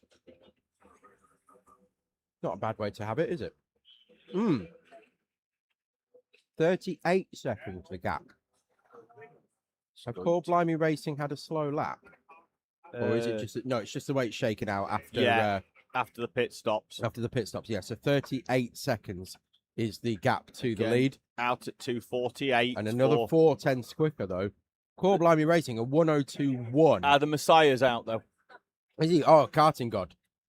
Greetings, God. It's never going to get old, that. You love that, don't you? Yeah. Cool Runnings reference. Oh, yes, there he is, flashing in front of the commentary box. In behind Barry R's Wacky Racers, so that's not a bad place to be. 102.2. Yeah, Hassan Zafar in that one. Arguably their fastest driver in Barry R's Wacky Racers Carters. To quote a Scottish reference, Jeezy peeps, man. Ed Bars is flying.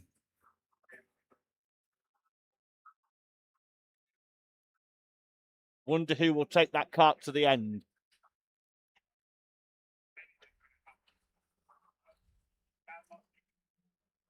That's a very good point.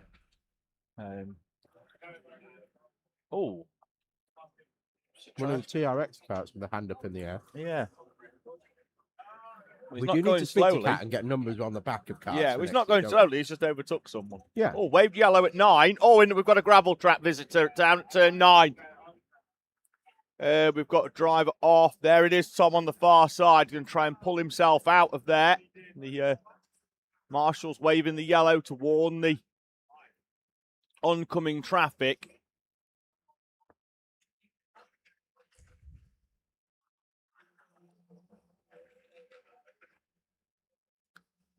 He's trying to start it as well.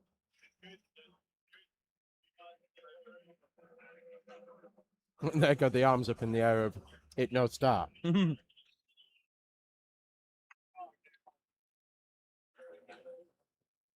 Yeah, Marshall's making their way down to assist. There they are, right on cue.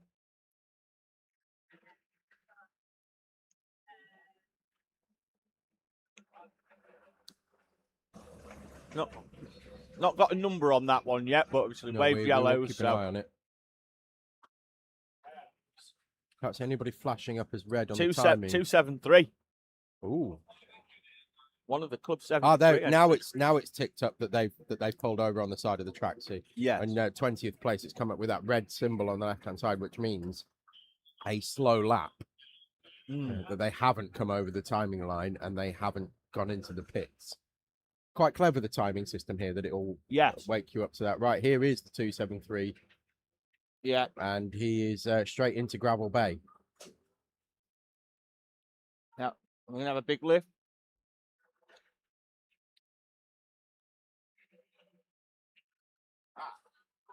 Now on the right-hand side of the screen there, holding the cart with his foot, that's Craig Beeson. Well, why is he not using his arm? Well, funny story. Is it like Hammond? You broke your arm. Which arm have you broken? He took the start of the race for that team, and at the time he didn't have a broken arm. He ran across the track. Stuff happened. Chaos at the start of the race, as always. He ended up breaking his wrist right at the start of the race before he'd even turned a wheel. The wrist was broken. Yeah. But such was the level of determination and adrenaline, didn't fully know that his wrist was broken, just knew it was very hurty, jumped in the cart, did 5 laps overtaking people. Now, he's right-handed, and that's his right wrist. So he drove left hand only for 5 laps, was overtaking carts with a broken arm. If that doesn't get hero status, I'm not sure what will. With a broken freaking arm. Yeah, and then he went off to the medical centre. They sent him to the hospital, diagnosed with a double fracture of the wrist. Oh, not just a single fracture. No, double fracture. And comes back to the track, chief strategy officer now. I'd have got myself signed off, mate. So 273 not only in for a issue having been in the gravel, but now also having the cart looked at up on the stand, and that may well take them out of contention, Tom, in that 273. We'll see how long it takes to be repaired. The 888 of Scalex are knocking on the door. And then Fats and Furious, who we saw Well- are only 5 laps down. So if that's up there for another 4 minutes, they'll have a chance, Tom. Clearly, they were pushing on in Club 73 Experience, the 273 car. They set their personal best lap on the previous lap before going in the gravel. So they were pushing hard. On the radio, good. I've got no brakes. Your pace is good, though.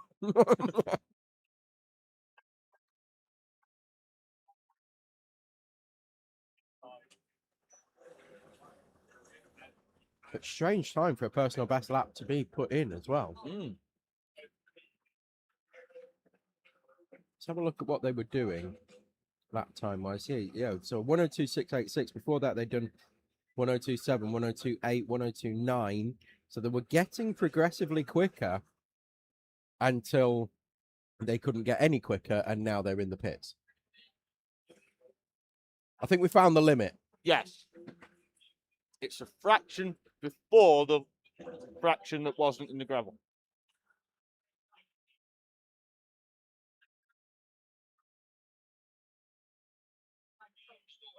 So speaking of Silverstone, Yeah. as we were before, it's exactly what I saw Michael Schumacher doing during the practice session many years ago. What, pushing the limit? In fact, speaking of Silverstone and Priory Corner, as we were, so he went off twice at Priory Corner into the gravel in 2 separate practice sessions, one after the other. 94? No. Five. It was 2000 and... Oh, Ferrari days. Oh, yeah, very much in Ferrari days. Jenson Button was in a BAR. Montoya was in a Williams. 2003, I think that. Yeah, it was definitely something around then. The noise of the engines coming off the tin roof at Woodcut Corner. We were right at the exit of Luffield, actually, we were. And it had a metal roof. And with the sound of the engines... No, it was Montoya in the Williams. Button was BAR, but that'd be later, wouldn't it? Button was BAR, Montoya was Honda. I'm trying to think who else was in what. I can't remember off the top of my head. What I can remember is that Honda engine from the BAR coming down the pit lane on the speed limiter was the loudest thing I've ever heard in my entire life, and I've sat behind jet engines. Yeah, Button went to BAR in 2003 to 2005 before they effectively came hot BAR Honda officially in 06. I think it was 2003. But when was Montoya in the Williams? I think if there's a crossover there, I think it's 2003. Anyway, Schumacher went off twice in 2 separate practice sessions at Priory, binned it into the gravel. Massive cheers from the crowd, obviously. Yeah. Because, not the most popular drivers in Britain. And at that time as well, when it was just, fairly boring, where he was winning races by 30 seconds every time. Yeah. He found the limit. And then in the race, backed it off 5%. And probably won it. I think he did, yeah. But the Club 73 Experience car, that's what you needed to do in practice. And then back it off 5% for the race.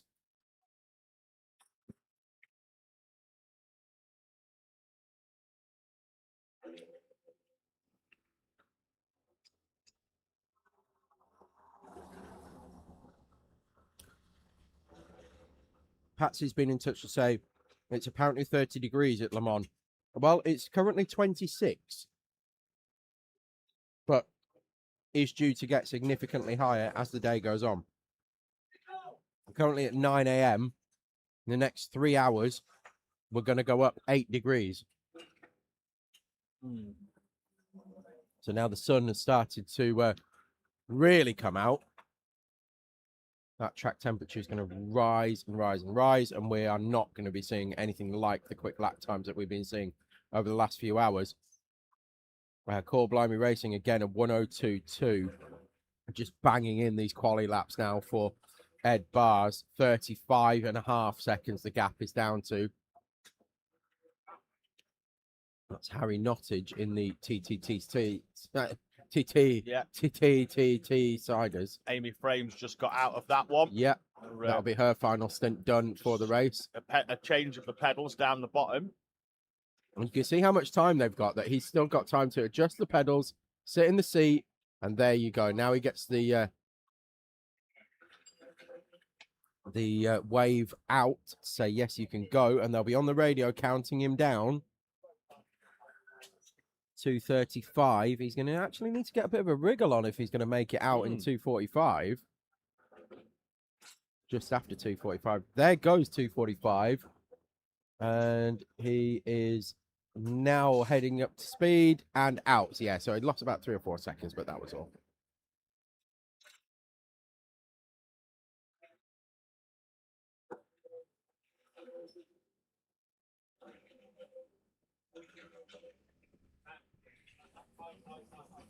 The 101 Met Police Motor Club, they've just been in for a stop. That was slick as well from them, 2:46.9. Doesn't really get much better than that. Short pedals, David. That's what he's doing. Yeah, agreed. Amy Frame likes, well, he's obviously quite a tall driver, and she had the longer pedals.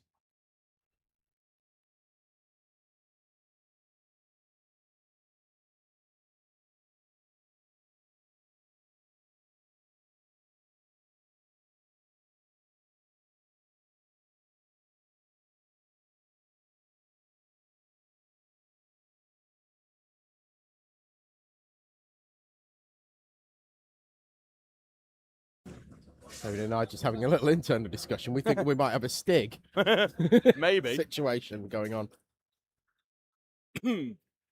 Different. 3 stands at the moment, Tom. We've got Bargain Racing and the 352 have been in for a little while. New engine going on. The 241 Bargain Racing start. 5 minutes for them so far.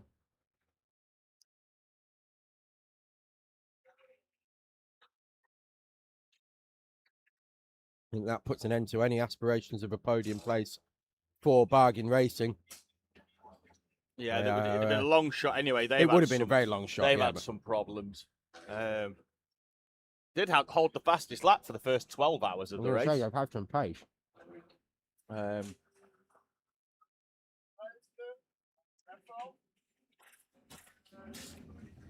Leader in higher rookie currently in the pits as well.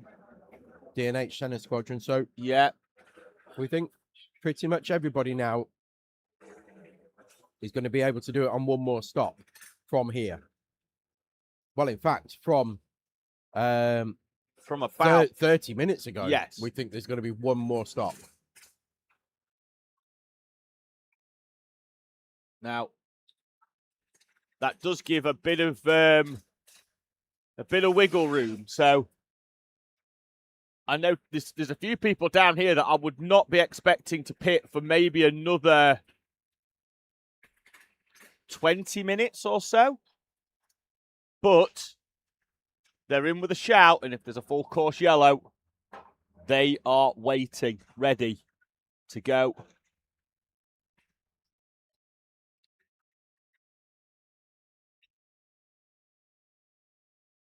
Run 3 wide up towards the chicane. That was a squeeze through by, I think it's CBA.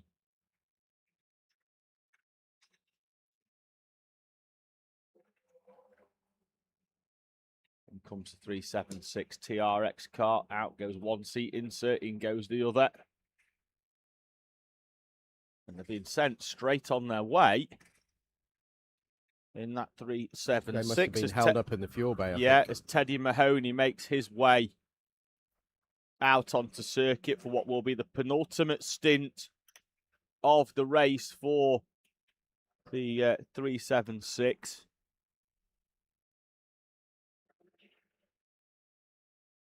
As Tom said, sent straight on the way and exited at 2:47. So absolutely bang on, really, for TRX 376.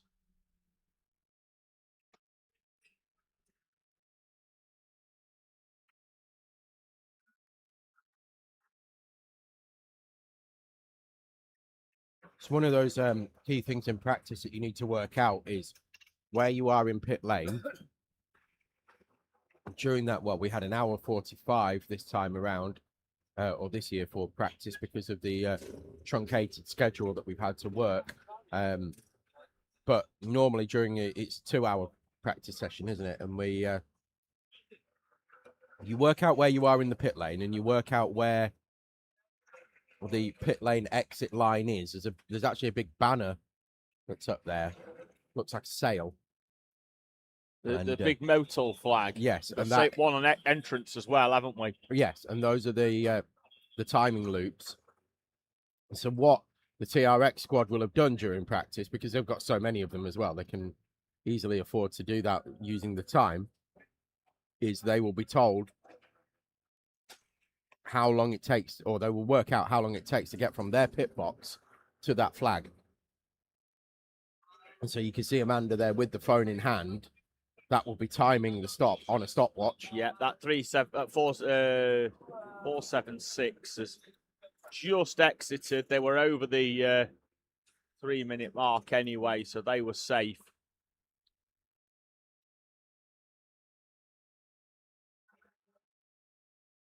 .476. But on the flip side, because they're right down at the far end of the pit lane from us, near the pit exit.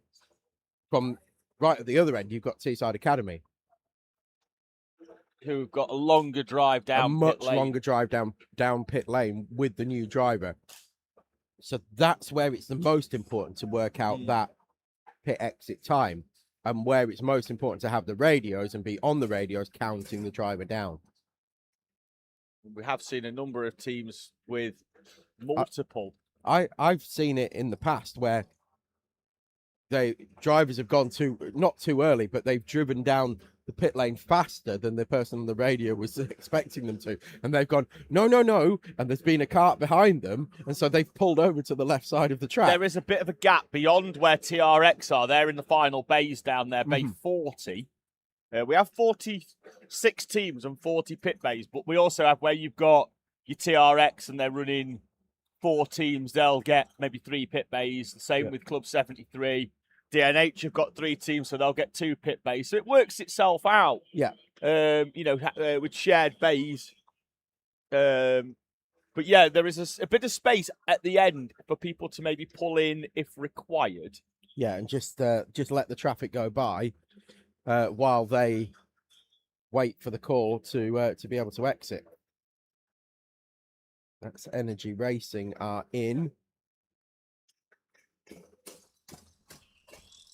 Tommy Austin in that cart will hand it over for what again will be the penultimate stint for the 96 Energy Racing team. They've had a much better showing this year, Tom, than what they did last year for Energy Racing. They're currently in P16 when they peeled off into the pits, 5th place in their class.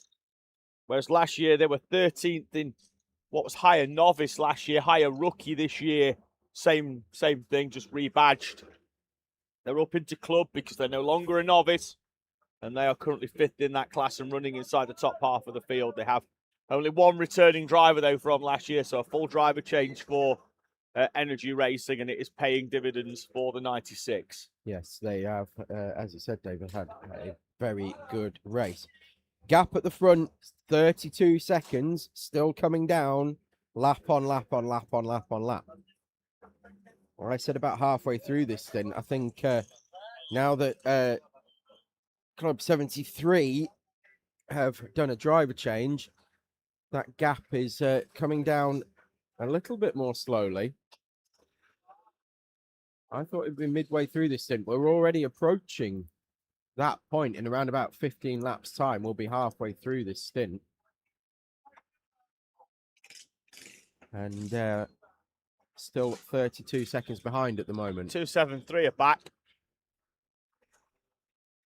They've got another mechanical issue. They were running so well earlier on. As has the 276s in again. They've had a troublesome. Yeah, that's troublesome yeah, day. 276 has been. You know, they were leading early on and running for the best part of a third of the race. certainly a third of the early session. In fact, it's probably a third of the race in total, really, when you work it out. They will be credited with. Since then, has not gone well for the 276, currently down in 22nd place, and that will be probably even lower by the time they get back out. So, nightmare second half of the race for the 276. Really feel for those guys because they won the race overall at Campillos, so that very high quality driver lineup that they've got within the squad, and they've certainly got experience and the support from team members as well. Got everything that they need to win a race, and they were leading, as we said, for a significant portion of it. Since then, very much struggled. Mechanical issue after mechanical issue. And it seems to be the right-hand side again.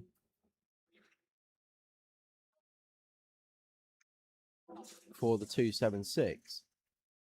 So they must be doing something out on track that's causing these mechanical issues, because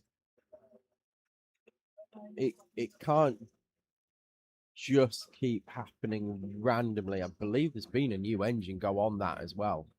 So if that is the case, there must be something that's happening out there on circuit that's causing these issues. And that will be something for the team to diagnose themselves post-race. And I'm sure they will mitigate it for next year.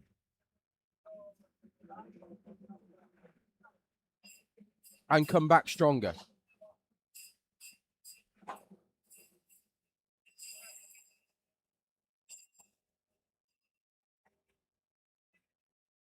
Uh, 31.3 seconds, the leading gap. Speeding Squilberg still third place overall.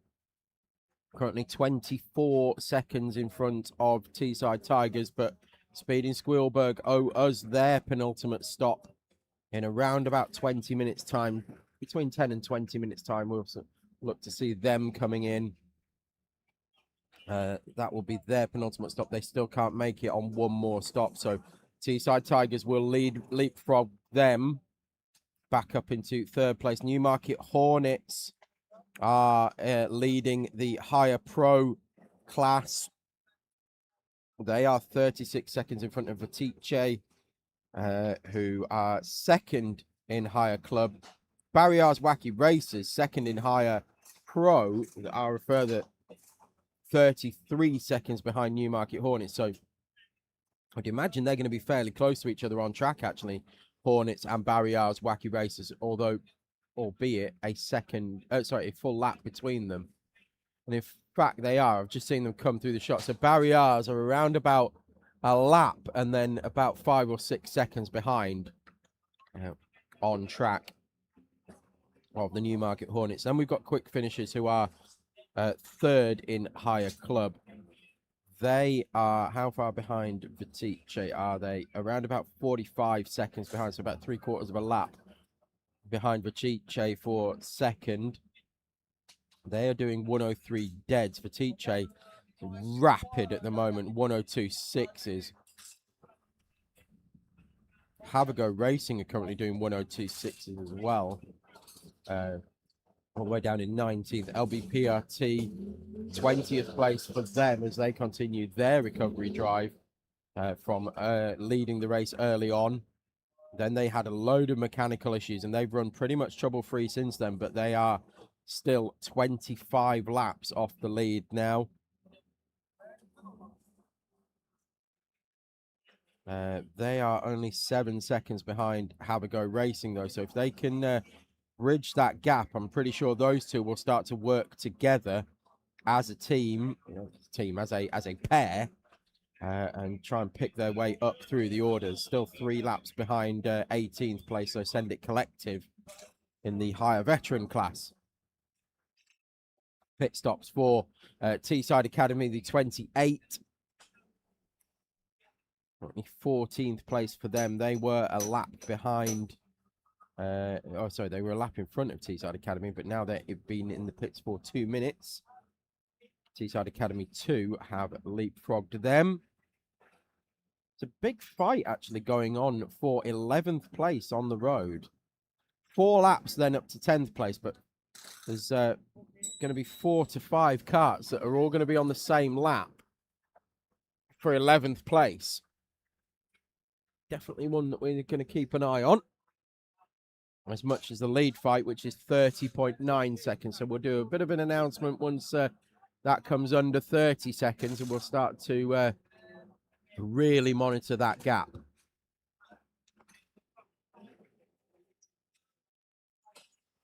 The Teche are in. Oh, steady on, David. Teesside Academy, 2 minutes 55. Still not out of the pits. Still can't see them appearing at the end of pit road either. 3 minutes 5.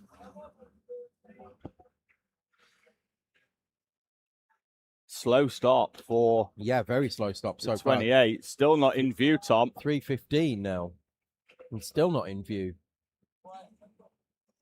They're not in the pit box though. We can see the pit box from our commentary box. So where are they? Have they been to the mechanics bay? Because they're still fueling. Oh, I don't know if they've been to the mechanics bay. I went off on a bit of a mission. I was looking at the timing screen. I might have missed that one. I think I've missed it, Jeff. It would explain it. I don't know, Jeff. Red card. Mechanics bay. I thought they were bringing a sub on.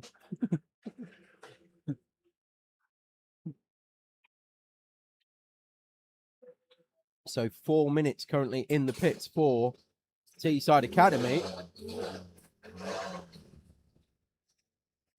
There goes Max Shields heading down into pit lane. We'll see who's getting in. Oliver O'Donovan, I believe. Oh, there's a sleepy Oscar. Oh, here's Barry. We're going to get the download now. Chuck a headset on Barry for 5 minutes. We'll see what's happened there. In fact, you can steal his headset and have a chat with the driver. How are we doing, David? That was a longer than expected stop. Barry, did you go mechanics bay? Yes. There's a lot of gravel on the track, and someone ran wide, fired it all at us, and I think just one bit gets in, and that's it. It sucks a chain off. So it's just lost a chain then. That's the third time I think that's happened throughout the race. Twice earlier on in nearly consecutive stints. Yeah. Barry, why his headset is speaking Spanish to me. And yeah, what we don't understand is we're not actually running wide, running in the gravel ourselves, which just seems to be on the track, and I think we've just been unlucky, to be honest. Pace has been good though for the team. Max was on a bit of a mission last night. Your son, when Gracie was out and the chain came off, and then Max went out and the chain just snapped in a straight line, didn't it? And then, but after that, he was picking them off for fun.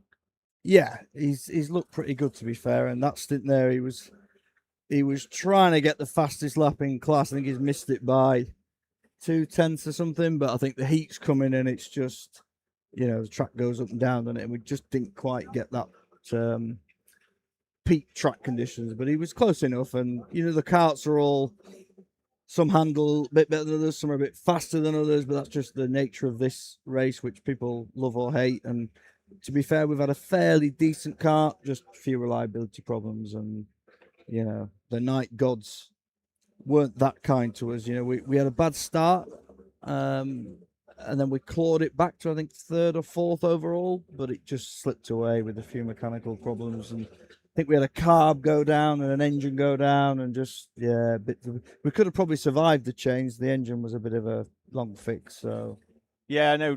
Jacob started that kart. The youngest of your drivers was given the responsibility of starting the race. Who's chief strategist? Well, me and Nick have been on that together, and there was a little bit of big crash down there. That's a big one. Oh yeah, we've got one in the tyres down on the entry to turn 9. The tyre bale into the middle of the track. Nigel's looking. If it wasn't 35 degrees, he'd probably run down there. But there's a perfectly good quad Marshals are going, but I wouldn't be surprised if we went full course yellow, which neither is a would I. shame. Typically, just after I've you'll pitted. have just That's pitted. the look we've had with full course shows as well. I thought Jacob's pace in that first stint was good, though. He did well. A little bit of inexperience on the first 5 laps sort of dropped him back, but then he sort of came through really well that first stint. Well, there was a bit of chatter, really from Jacob's dad as well.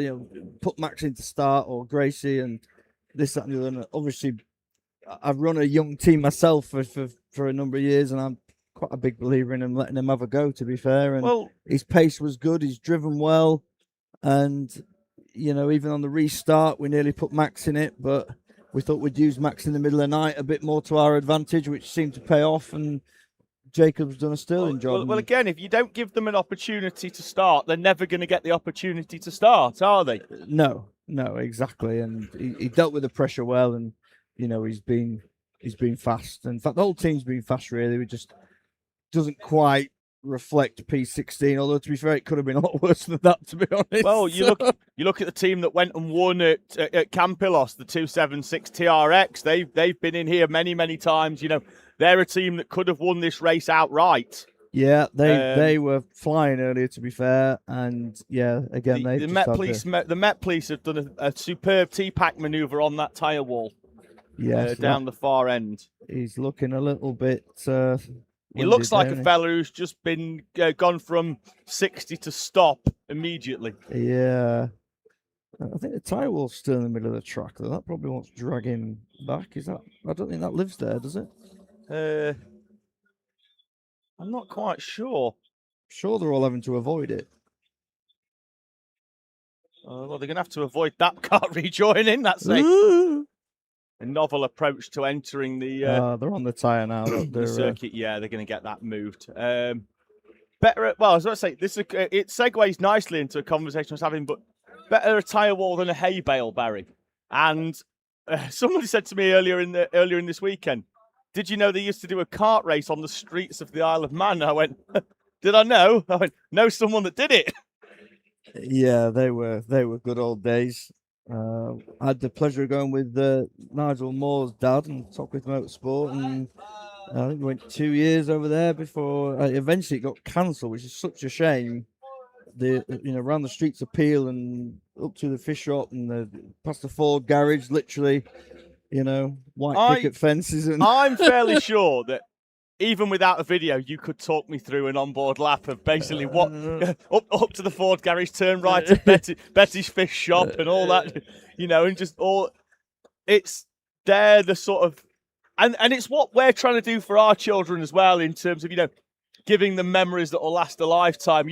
You do a lot in your when the time comes that not wishing time away, but when you're in your 70s and 80s and you look back on your life and what you remember and what we're going to remember, it's them days that you forget many things, but you remember the special days, and they're them.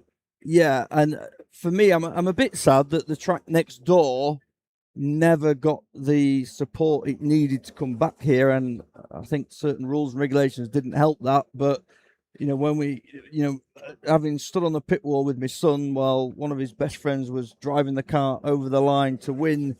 And it was literally the hour of his birthday, of Seb's birthday. There's me and JP there, and Alex and Thomas, and I think we had Ronnie with us then, and Harry Nottage, and those are the memories that I'll keep with Max. Yeah. I feel very privileged to spend a lot of time with Max, and I think you get obviously mums and dads and daughters driving now, but that time for that lad and dad, as they call it, which probably needs changing for the current climate of drivers, but I feel very privileged. I've spent a lot of time with him, and you learn to fall out, but you learn to make up very quickly because there's highs and lows of racing. This is a life lesson. Look, as soon as you realise sometimes not every argument or disagreement is personal.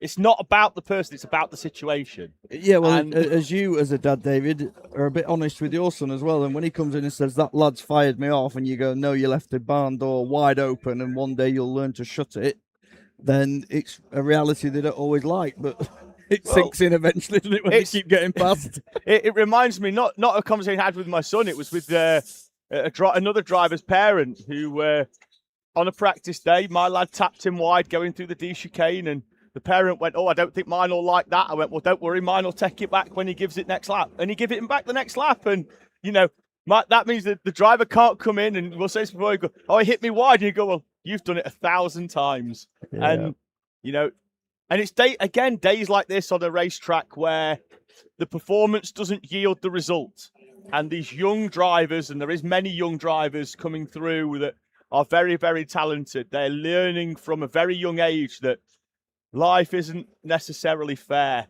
but you have to dust yourself down and you go again. And karting, when you retire from heat 1 and an hour later you've got to do a hard reset and go again, and sometimes often from the back of the grid, it builds very, very resilient individuals ready to face what is an increasingly challenging environment for younger people.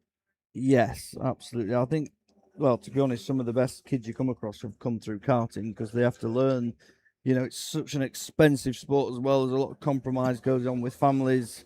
Not always being able to afford holidays and decent testing equipment, which is half the battle these days. And event like this, I think the great value for money, and I think pro karting in general is good value for money. And I'm a big champion of pro karting in general. I mean, I always say, look, play on the fields you can afford to play on. It's all well and good. I had the conversation with, as you well did with Max as well, but with my son Joshua about the route we were going to take. And he obviously sees a lot of people going into the 2-stroke classes. And I did say to him, look, we can do it, but the pot will run out at some point. And I think before that runs out, you will become despondent because, look, I'm not begrudging anybody. We all get into this knowing that the playing field is not level. Nobody gets into this. There'll always be somebody with a deeper pocket. It is what it is. Nobody gets into this knowing that. But at the same time, I always said to him, I said, look, at some point you'll get beat by somebody that you battered in the nicest possible way in a spec class, but they can have chucked new tyres on Friday and their engine can see a dyno every 3 weeks and we can't. So do we go and do 3 24-hour races this year in 3 different countries? Because we can't come to Le Mans because he's not old enough. And do we go and enjoy ourselves and make that the enjoyment and make the experiences? Yes. And that's the decision we've gone down, and he's very much on board with that.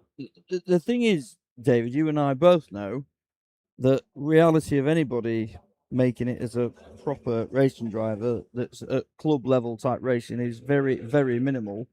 And it is, I think Verstappen and Hamilton have all highlighted the sheer cost of trying to get to Formula One now. And I still think it's sad that the teams aren't made to run some sort of academy that is, talent-based as opposed to money-based. I think the few academies that are about you've got to pay to be in, and, there's a few that are very expensive anyway. And somehow there's, I assume there are still football scouts at football pitches looking for talent, but I can't believe there's any, Formula One type people looking at kart tracks for young drivers. First question is, have you got any money? And if that's a no or I'm not sure, I think you're overlooked from the start. Well, can you imagine if you had to go to a football academy and they go, unfortunately, your boots aren't expensive enough, so you can't play this week.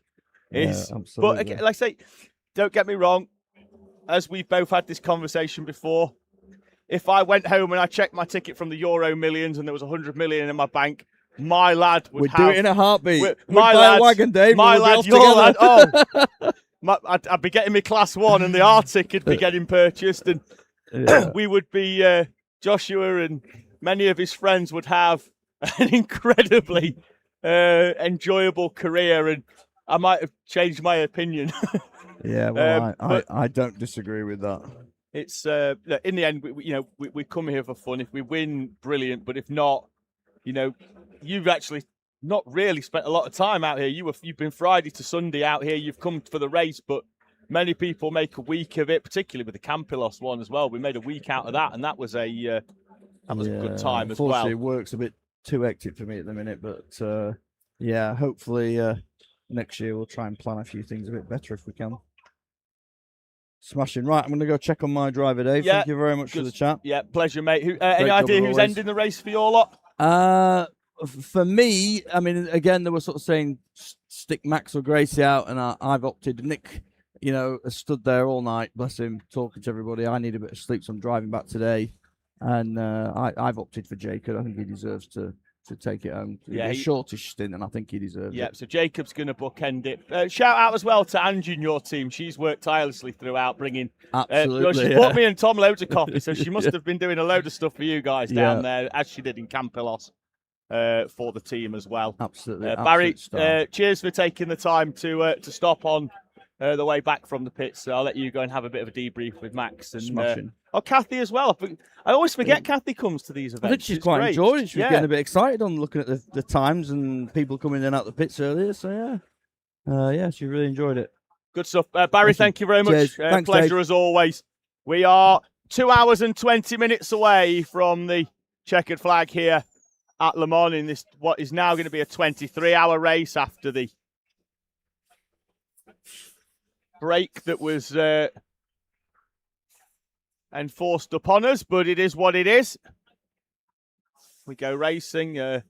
Patsy in the live chat just saying heartbreaking when you realise there just isn't enough money in the pot. Being part of a team is a valuable experience. It is. I mean, even just running as a, the term lad and dad has been thrown around for years, but no, like daughter and dad.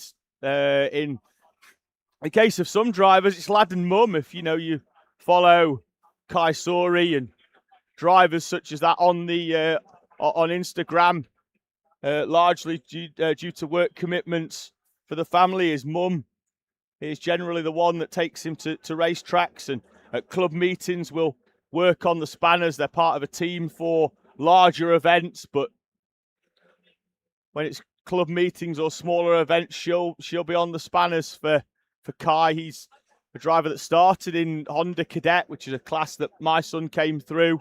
He's moved now into the Rotax classes and is steadily improving. I've been following his journey.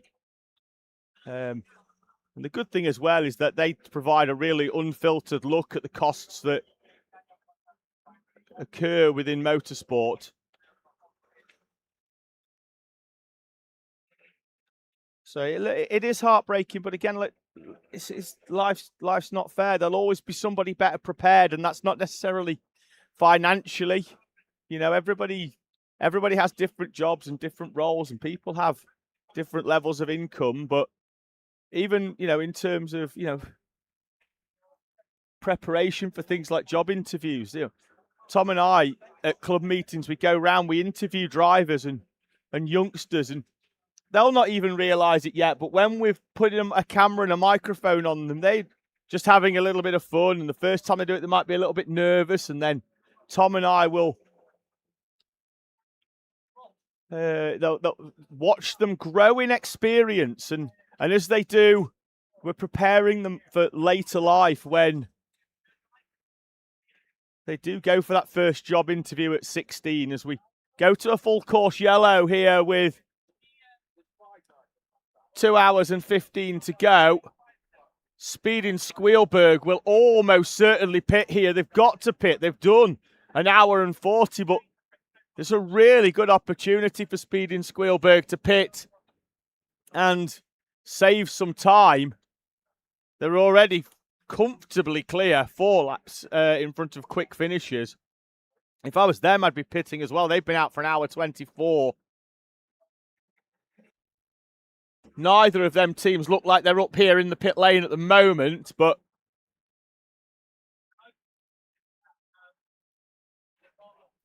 just trying to pick out whether that is where the Squealberg cart is.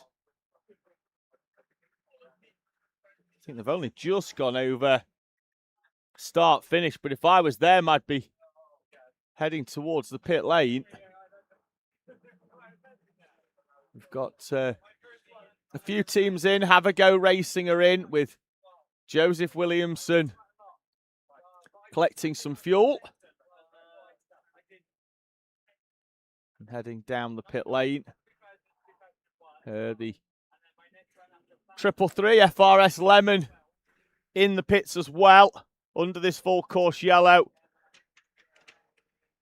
Still nobody from Speed in Squealberg, despite having been out for an hour and 40 minutes up in pit lane. Even if I was the driver, I'd have just pitted under my own accord. Think he may well be in this train that is heading out of the final corner. Arm is up. They are pitting under the full course yellow. Wow, that couldn't be a much better time. No, I thought they might have come in a lap earlier, but I don't think their helper was up here. So, but they pit now, and they're going to benefit from this full course yellow. And the tyre barriers are being taken back to the edge of the concrete, which I think is the right move.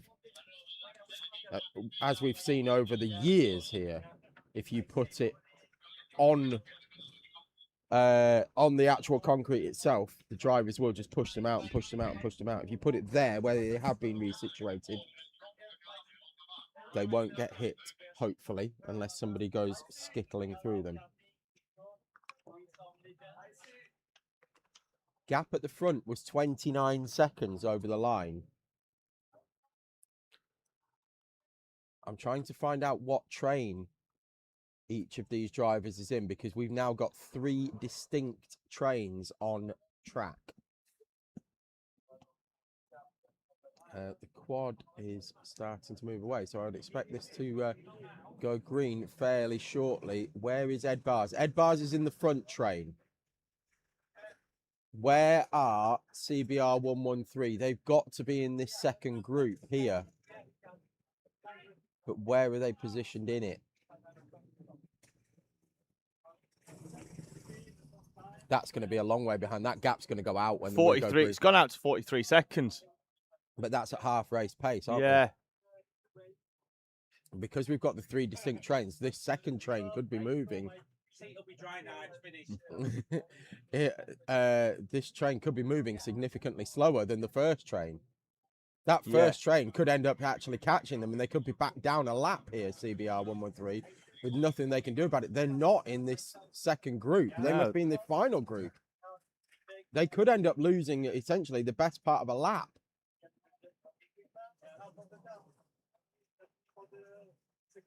I couldn't see them in that third group either, though. I think that they are the 5th car back there, just in front of Neil Durant. Potentially, I think they'll going over the timing line. Now, they're pretty much to a walking pace there, this train. Oh, I think that's because they've been told to proper slow it down. As they go past the turn 1 incident. And likewise, this train should then be told the same, shouldn't they?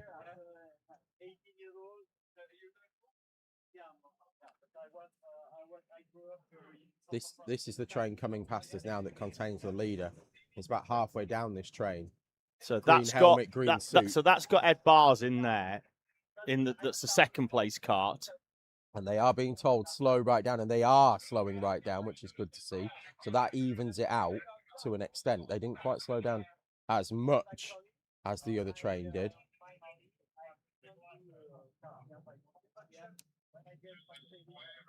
This could decide the race, you know. It certainly this could. Course yellow.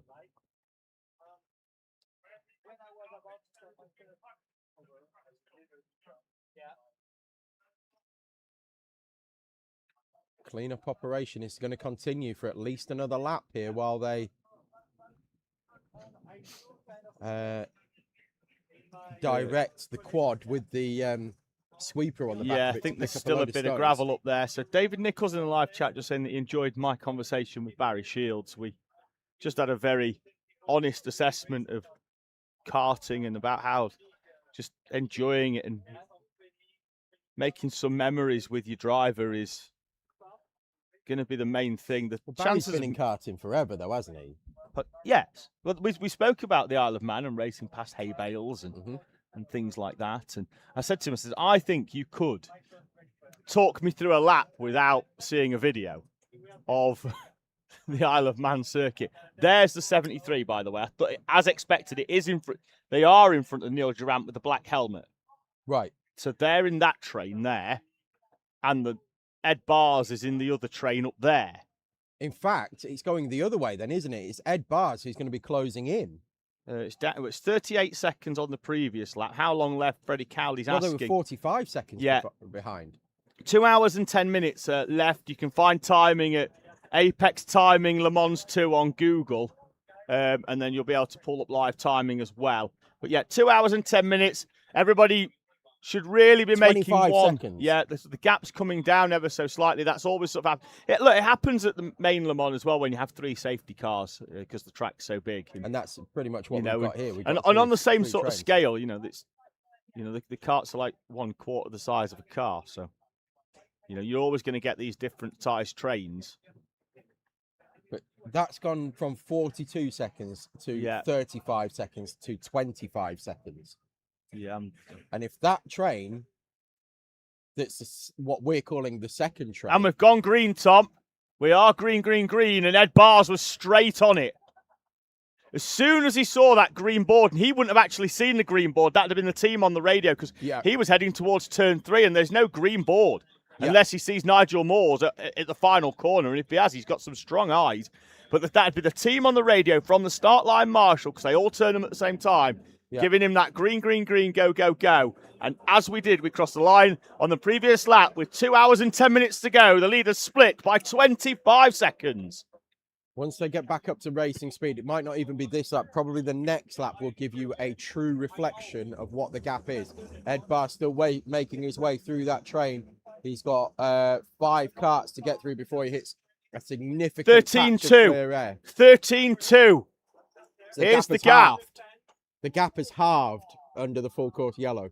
After a little under 21 hours of racing thus far, the leaders are split by 13 seconds. We've got a warning coming, I think, for the 540 of Speed in Squealburg. 450 Speed in Squealburg. Yeah, sorry. Yeah. Oh, is it 450 or 450? It is 450. Okay. 476 are in for TRX straight after the full course yellow. Well, that's far from ideal. Yeah, they could have.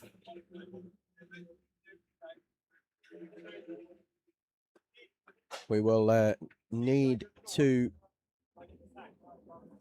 see what the cause of that one is. But meanwhile, we're going to focus on the fight for the front. See where Ed Bars is now 3rd in that group. Just gone down the inside. 13.7 seconds the gap. I think it's Anthony Anderson in that cart for TRX 476. So if Club 73 can get to the front of this train that they're in, I think they're 4th in that group.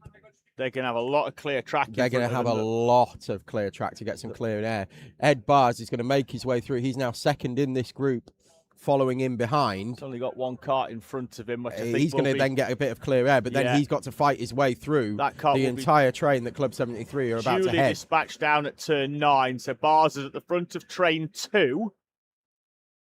And hopefully for him, by the time they get through, the field will have fragmented a little bit, that he can work through one by one. What he will be hoping for right now, potentially, Tom, is another FCY, which will drag him back onto the train in front of him. Yeah, because he'll just hammer it down. He'll close back up to that train that Club 73 would still be in. Yes, I'm trying to pick out where that Club 73 cart is. It's 4th in the train still.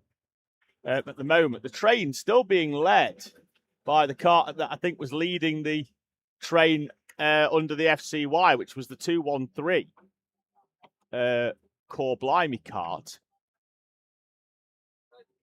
And if it was, Tom, it's just dawned on me that if that cart was leading that train, the 213, could they have slowed the first train down to allow the 113 in the second train that was to go potentially faster? Conspiracy theories abound. Well, no, we said earlier, look, if you've got Club 73 have got 4 teams, CBR have got 3, TRX are running 4. We saw it that year when the MS lot were like, no, he's definitely not going out to help the other car, and then proceeded to spend 3 hours bump drafting it round. Yeah, pushed him, yeah. Stage 1 boosters. It just conveniently came out of the pit lane right behind the sister cars. Yes. every time Yeah. for 3 stints. Yeah, 60% of the time it came out behind the car every time. Mm. What a great race that was. Possibly the best 24-hour race Ever. Club 7. At any venue. Yes. That truly was a lights to flag sprint race. 19? 2019? No, beyond 19. 19 was my first comms. It was 2020. Or 21. Not in 21 then. Then 20 was a COVID year, wasn't it? So Yeah. 21 it must have been. I mean, we've not missed a race, but yeah, 2021. 2020, 2021 era. 19 was my first 24 on comms, so definitely wouldn't have been that one.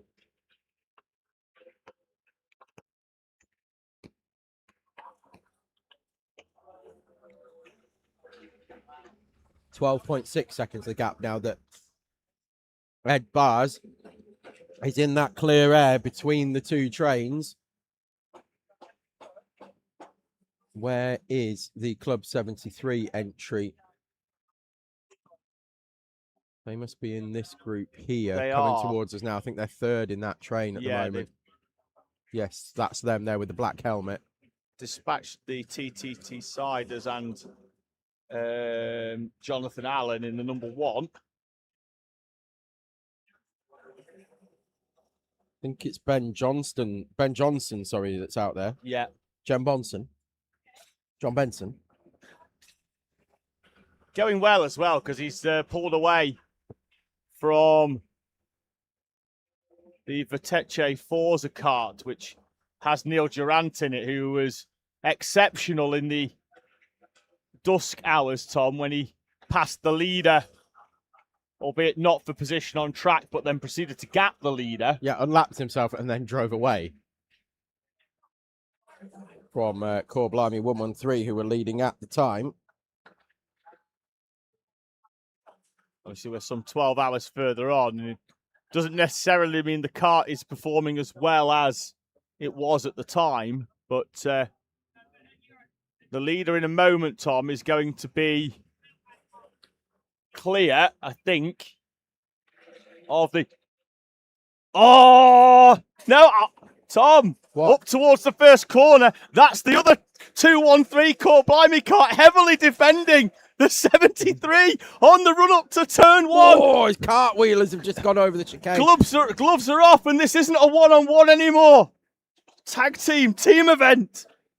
Oh, give me more of this. Elbows are out there. I've gone full Paul O'Neill. Those, the elbows were definitely out for the 213, but forced his way through. Did John Benson, Ben Johnson, Jen Bonson. We've got a warning flag going out. I reckon I know what number that's for. Yeah, I think it might be as well. At the top end of motorsport, they call it crowding now. Do they? Yeah. We call it driving him off track. He didn't, but on that occasion, he just moved him to the inside. But they defended, yeah, they call it crowding. It's not defending. When the kart is fully alongside and you turn across it, that's crowding. Right. It's not defending. Defending is where you park your car in front of the other cart, which he tried to do. I said he wandered across the track, you mean, is what you mean. And pushed him over to the inside. I think what it was is in his vision to the right-hand side, he saw a sparrow and thought, "Ooh, a sparrow!" sparrow. And the cart just naturally moved over towards the right-hand side. Saw a penny on the apex. Yes. Oh, that look, was a it. penny. Not the first time we've had a driver see a bird and crash here. Amy Morris did it in practice a couple of years ago. Went down the starter straight. She was like, "Oh, a bird!" And then all of a sudden just went straight on into the gravel. Okay. Didn't know that story. Yeah. Yeah, me and Jack had to go and retrieve. And she fully admitted that that's what it was. Okay. Yeah. I can't make stories like That's I a- am that's a creative rookie at the error, best of Amy. times, but geez, that's where I got the inspiration from. I like the pattern. Oh, Owen Man is in the chat as well. Oh, man. Owen Man, Say hello to Joanne Woman for us. Joanne Woman. We haven't had the worst superhero of all time in the live chat though today. Oh, Robbery man. Robbery man. Robbery man. It still makes me laugh. It genuinely makes. I just sit there sometimes and think in my head, robbery man, and I just start giggling because I'm starting thinking of a theme tune for robbery man. It's actually a person called Rob Berryman, Yeah, right? But on YouTube, because there's no spaces between there's no your spaces name. in his name, so he comes out as robbery man.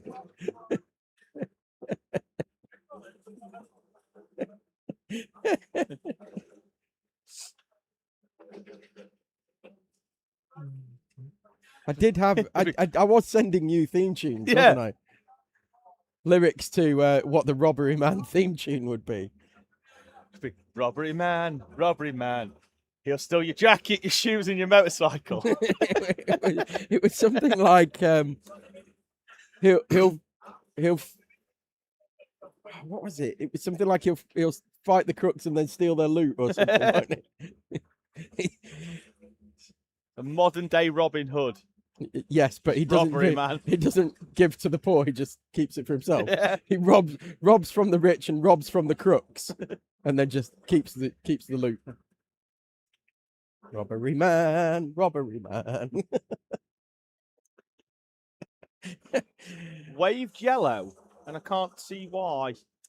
Sub 10 seconds, David, for the overall lead. Tom, why have we got a waved yellow here? I think his arm was getting tired. He Yeah. thought he'd just get some blood Stiffening flowing. up. Yeah, I agree. Oh, no. Oh, now the yellow flag is on the other side of the track. Oh, no, it's because we've got a slow-moving cart there. That's why. Yes. 173, Club 73 cart is in. Jake Everest brings that cart in for what we think will be a mechanical issue. In fact, it is, because they just moved the cone to send him straight to the mechanics bay without having to go up and round. So he's going to come in. That's why we had the yellow for the slow-moving car. Don't have white flags, which they have for slow-moving vehicles on race circuits. I first learnt that in 1994, that they had white flags for slow-moving vehicles on circuit, when Nigel Mansell crashed into the back of a truck at Detroit. Ah.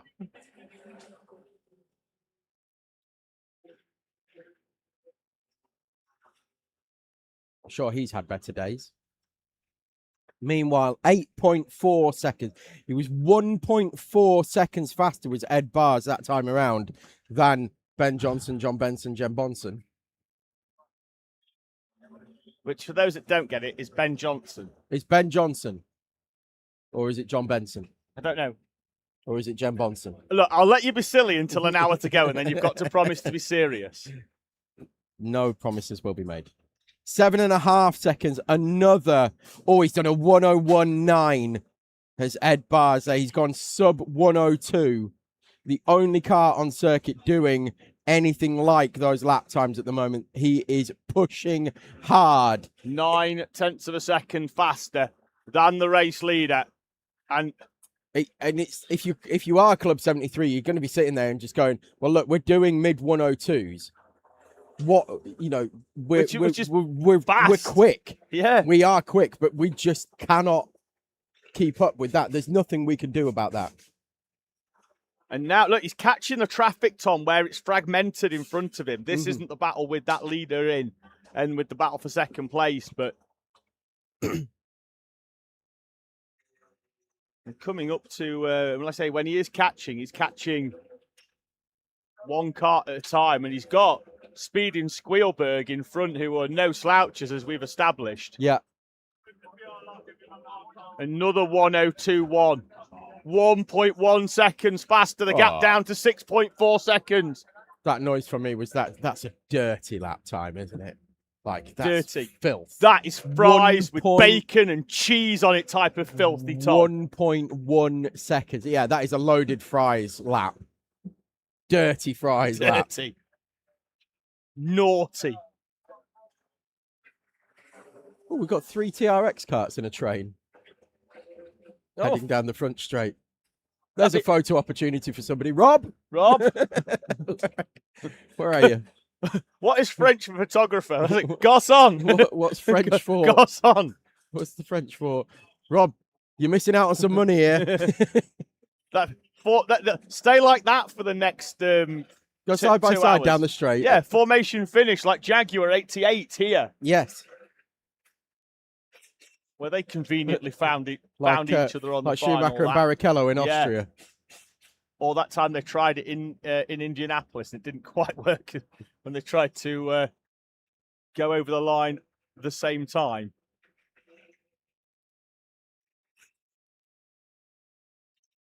Pick me the 113 up second place. They are currently Gap 6.3 seconds now, and only a tenth faster. The Club 73 all of a sudden have received the message. Either that or they've cleared traffic and they've gone 1/10 only slower that time around. Is that them coming towards us now? Yes, it is. Now they're in clear air at Club 73. They're going to have a slow lap here because they've done a couple of overtakes. At least one overtake coming into the chicane. Yes, 102.9. But now Ben Johnson is in a big patch of clear air, and Ed Bars is still going to make his way through that traffic. As we pick up Ed Bars, 5.5 seconds. There he is, third driver in the train. He's just banging in those low 102s, even in traffic. Referred to by nobody other than myself as the Messiah. Solely because he polled it 3 years in a row at the British 24-hour.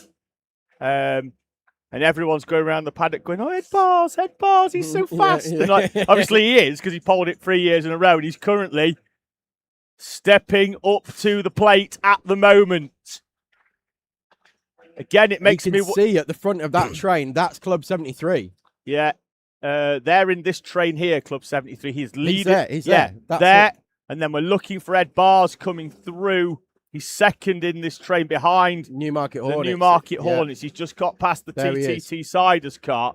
Gap was 5.5 seconds, down to 5.9, and he's coming through traffic with that as well. Does make me wonder who's gonna finish the race in that kart in the 113. If effectively Bars is doing the anchor leg here. Who's going to do the glory run, the potential glory run? Or can Club 73 go to the flag in that one? Again, I'm going to try and make some assumptions as to who's going to the flag in that Club 73 car. Wouldn't be surprised to see Clinton himself go in that one, Tom. I wouldn't either. As Ed Bars makes his way through cleanly on another lap to put another car, another lap down. And now he's clear. Yeah, he's got a bit of clear air now to bridge that gap. And one of the carts in front is the sister car, and I don't think I'm going to put a massive marker on top. I don't think the 213 is going to defend the 313 quite the same as he did the 73. Well, I'm just going to point out as well that group of four that's now in front of Ed Bars. There is some genuine quality in there. Yeah, Teesside Tigers are in there. Neil Durant is in there. Who's the one that's fourth in the train? Well, that's the 213 who got overtaken, but is going with. And is that Adam Dean's in that? See, I think Andy Vesley.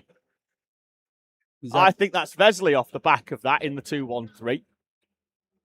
They joined for the first time. They always ran with themselves, didn't they? And then they've now sort of joined up, particularly for Le Mans, with Vesley's helmet, yes. With Core Blimey Racing, and they've run in that 213 now for a couple of years. But what I'm saying is, you've got a group of four now that isn't going to be easy to catch. They're all in the slipstream of that 73 as well. So you've got Jonathan Allen, you've got Neil Durant, you've got Andy Vesley, all very, very handy pedalers. If Ed Bars can catch these just in clear air, that's going to be a talking point in itself. 4.8 seconds. You see, now that they're all in clear air, it's a 10. It's a 10. And to be fair, 73 were faster on the exactly. Previous lap. They were slightly quicker now that they're in clear air. Some traffic for them though, Tom. Coming up, yes, in the next lap. Then there's another gap. They've got two karts to work through. Then there's another gap. We saw the 213 defending the 73, but obviously at the same time, when Ed Bars comes up to the other Club 73 cars. I don't think they're going to make that particularly easy for him to pass as well. So swings and roundabouts. Yeah. You know, they're all I mean, we don't want to radioed see up. any kind of. Oh, look, we don't want it We to be don't want like, to see naughtiness. we don't want let's it to put be that naughty, way. naughty, very naughty. No. But we do want it to be a battle, don't we? Yes. We don't mind a little bit of strategy and a bit of tactics coming into play, but yeah, don't. Like when Red Bull get in touch with V-Carb or whatever they're called this week. Yeah, just hold him up for a couple of corners. Was it fine? Minardi, Racing Bulls, Toro Don't- Rosso, V-Carb. What are they now? Racing Bulls again? Oh, Raging Bulls? Who knows? Mad Cows? I don't know. They change their name every fortnight. Yeah. The sponsor comes along and they're called, Tesco Club Card Racing or something. That's what it'll be next week. Yeah, so like I say, you hold him up for a couple of corners, sure. Just don't make contact and don't fire him off. And then all will be fine. I can smell sun cream. All Yeah. of a sudden, massive waft coming from somewhere nearby. So it sounds like, I can smell sun cream. Yeah, I've just tucked in. Just had a bit. Just cooked one up. It's been lovely. A spoonful of ice cream. Oh, bear with me. Tom's just having a chat with one of the marshals who's just saying hello.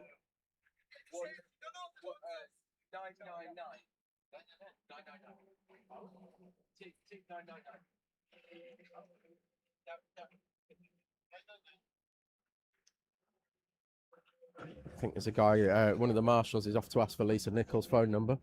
Is he really though? I've no idea. He's got a picture. He's got like a selfie with her, and then he's cool, like, "Cool. Where is this lady? Where is this team? I've got a list of the bays. They are bays 24 and 25 for those listening. Of down which the pit one lane. of them is not him.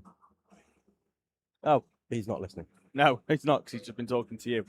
Anyway, 4.2 seconds the gap.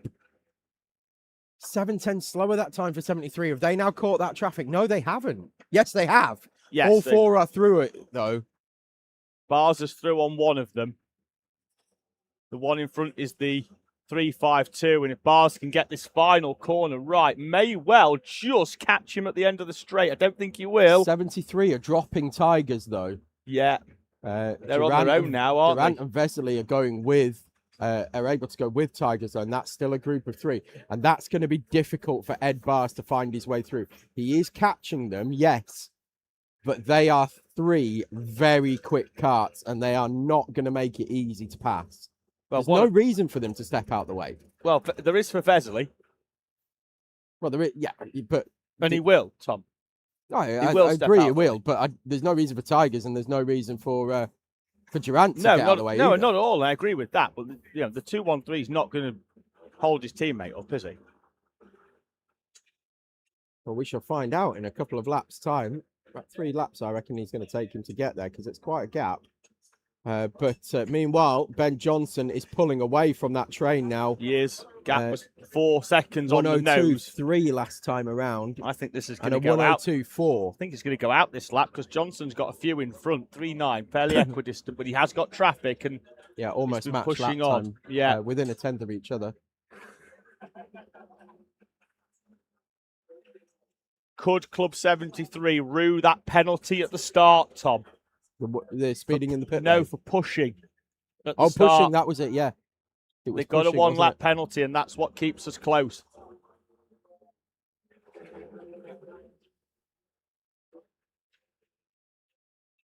Well, we shall see. It'll be a hard lesson learned if if it does cost them the overall victory. So Teesside Tigers about to go another lap down to second place as well when Ed Bars gets there. For Core Blimey Racing 113. 3.9 seconds was the gap. The leader is throwing caution to the wind. He's just leaving his way through on the Cartwheelers 34 on the way into the right-hander of the final chicane.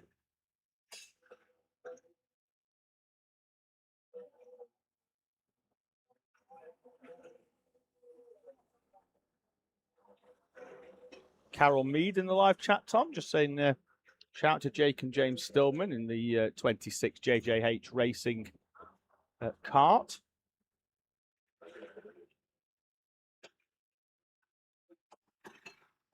Trying to keep an eye on the. I was trying to keep it cool. It wasn't that it was. Oh, no, I was just turning the brightness Yeah, up. no, I get that. Thank you. But I'm trying to keep it cool. It's running pretty hot. Is the laptop that we've got here? A little bit of shade on it. 3.3 seconds. The gap. He was 7/10 quicker that time around. Was Ed Bars. Where is he now? There we go. Now, right. So he's caught Andy Vesely now in the sister car. I have a feeling they're going to be on the radio to Vesely now and saying he's right behind you. Just blend out the throttle into turn 2. I think it'll be 3. 3 is the more natural of the two corners. Still no, he behind. hasn't. No, maybe. I mean, he's not defending from him, is he? But no, to be fair, he's not exactly slow either. Is Andy Vesely? No. Well, all 3 of them have been nose to tail for a good 10 to 15 laps. Now, Durant has actually passed Tigers. Ah, there you go. Now he's pulled to the side. Literally pulled right to the side of the track and let his teammate through in the sister car. The message has got through. Now Andy's going to have to use the slipstream from Ed to close that gap back up again now, because he's actually slowed himself down and he's lost the slipstream of the 2 in front that he had. I like how he did that subtly as well. Yes, very subtle, yes. He told everybody that that's what was happening. So can we go back onto the 113 that's closing up on the lead now again?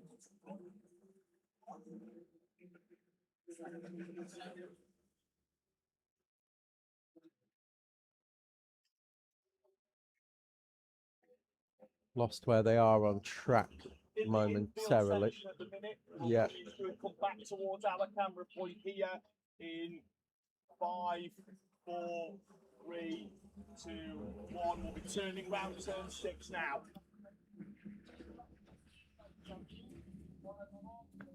There we go. We pick up Ed Bars coming through as he has found a way past Tigers as well there. As Tom waved yellow down the far end. We've got a driver off at turn 9.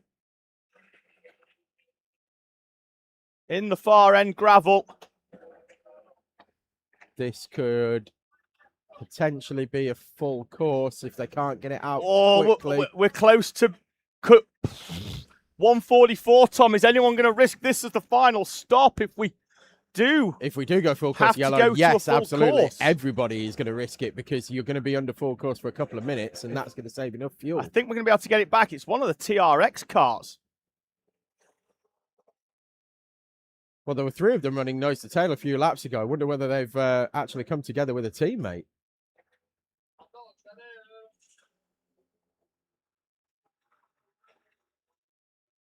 Oh, the quad is being prepared. I think they're just taking the gravel mats back down the bottom. They've both been up the top for a little bit of a service after gravel mats. But oh, the full course board is out. We are full course yellow. Is anybody going to pit an there hour are and people 40? Sprinting up and down the pit lane because this is significant. Can anybody make a 1 hour 43 last at the end of this race? Yes. Lift and coast, and you can make it here. CBR 113 immediately. He's pitted himself as well. The team aren't here. The team are running. Could this be the factor that swings the 2026 24-hour race in the direction of Core Blimey Racing? They're going to pit with 1 hour and 42 to go. Matt Davis is there. They are ready. Well, he wasn't. The car was in before he arrived. There were lots of teams sprinting up and down. I would be extremely surprised if Club 73 don't pit on the next lap. Extremely surprised. There's lots of people sprinting up the pit lane. You can see them all running. Just Steve Nichols is running up for the 101. They're currently 3rd in Higher Pro. Got Daffyd Rees for DNH Racing. He's heading up as well. Helps with it. He's got his name on the back of his T-shirt. Thanks for that. Bright orange kit as well for them. In come Le Petit Bouchons for what will be their final stop as well. Keeping our eye on what what's going to happen with 173, they're not surely going to stay out. No, he's got a board with the word defend written on the back of it.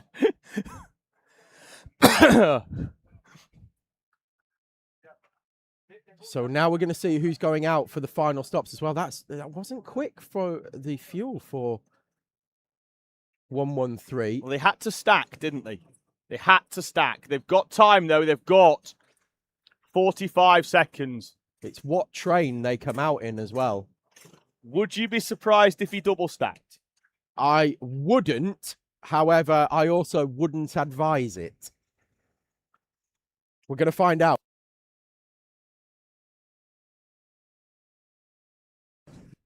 Oh, no, he's not staying in. No.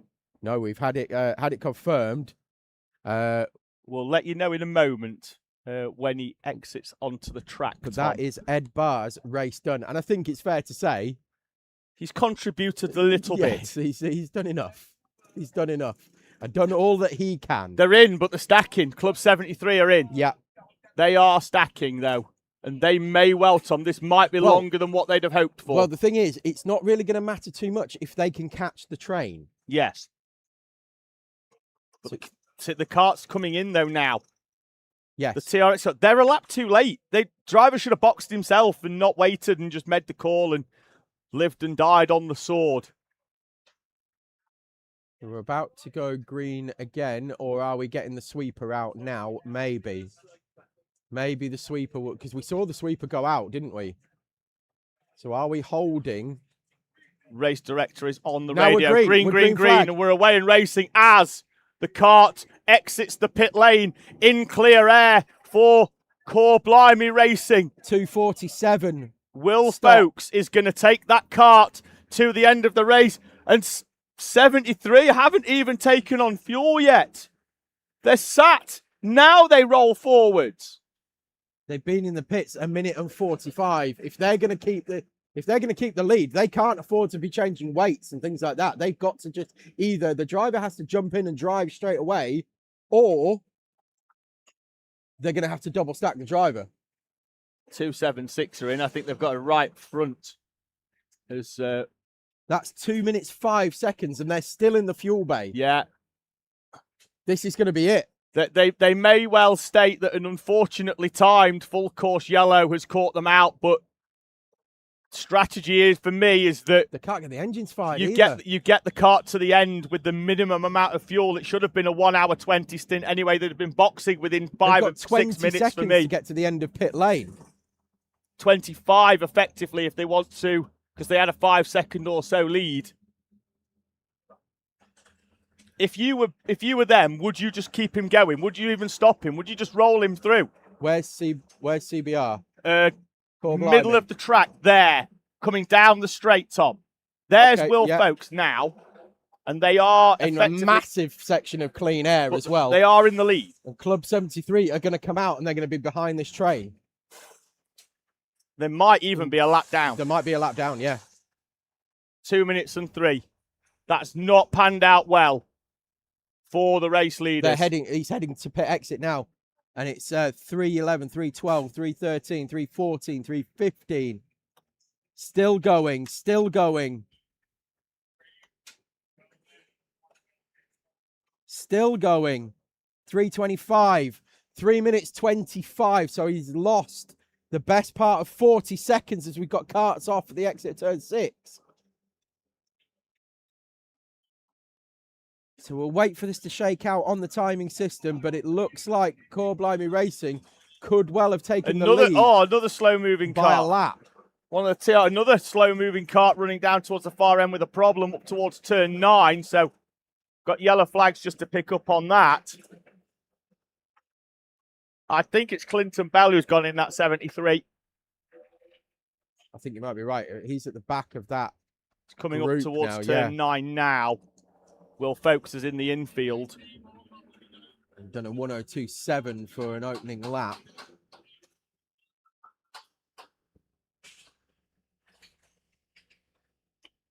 Right, folks, we'll bring you that as the timing system jigs itself out. They're behind each other, Tom. There's your leader. And there is Club 73, who are effectively one lap and about 50 metres behind Core Blimey Racing. Wow. What a flip. They were in the pits for the same amount of time. Well, no, they weren't. half. We had 50 30 seconds, seconds but longer. Core Blimey was under a full course yellow. For 45 Club seconds 73 longer. was full course yellow plus pretty much nearly a full racing lap at racing speed. Will Folks, former BPEC driver for X Racing. That team run by Steve Yanikowskis. Been tasked with bringing that kart to the checkered flag. There Clinton Bell has been tasked with that 73 kart. Has been tasked with catching, passing, and putting another full lap on the 113. Well, that's a tough ask in a single stint, isn't it? It's a massive ask. Oscar was woken up from his nap because he's out on track. Okay.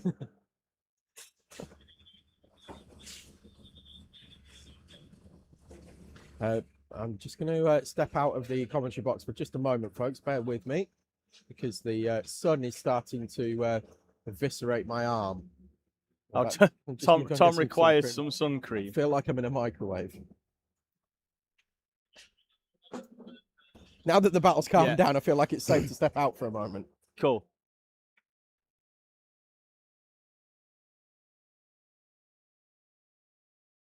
Oh, cool. There's Clinton Bell then coming through the camera for the final chicane. A minute and 34.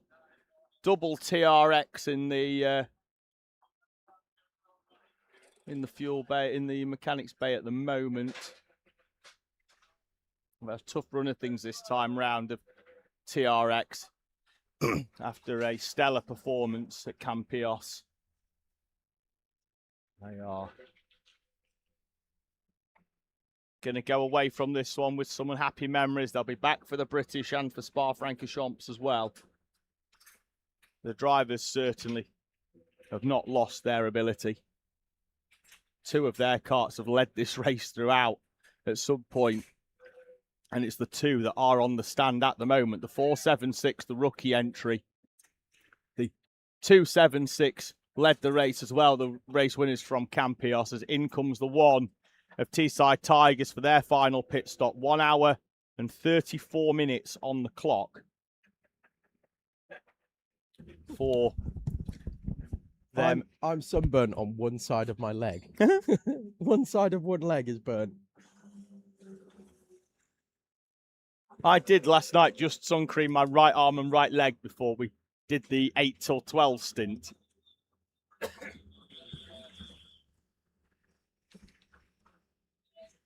Teams that have come to the mechanics bay are fueling for what should, hopefully at least for them, be the final time.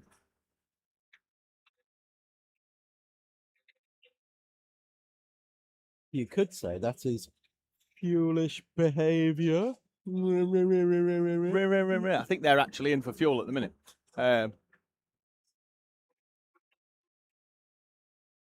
Barriers, wacky races are in. Yeah, and that looks like he's struggling. Oh, he's coming in, Tom. Up onto the mechanics bay for the team that's second place. It looks like right side motor. Second place in higher pro. Looking ninth down overall. left side, it was I was fairly sure the right hand side top plate was hanging off. So they're just going to have a quick look. Head in the hands for the 911. Hayden Harris has brought that kart in. I would expect in a few moments one or two of their team members to start making their way up.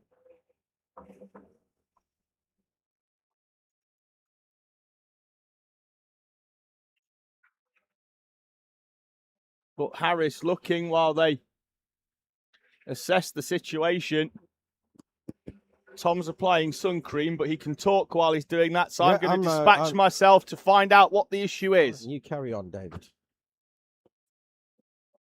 And bring some light entertainment for the people watching on YouTube, as always. Seaside Tigers back out now. Barry R's Wacky Race is already down off the lifter. So that's fairly quick. Just getting a thumbs up from Vatice Racing, who are currently 6th overall and 2nd in higher club, which is an excellent showing for Vatice Forza.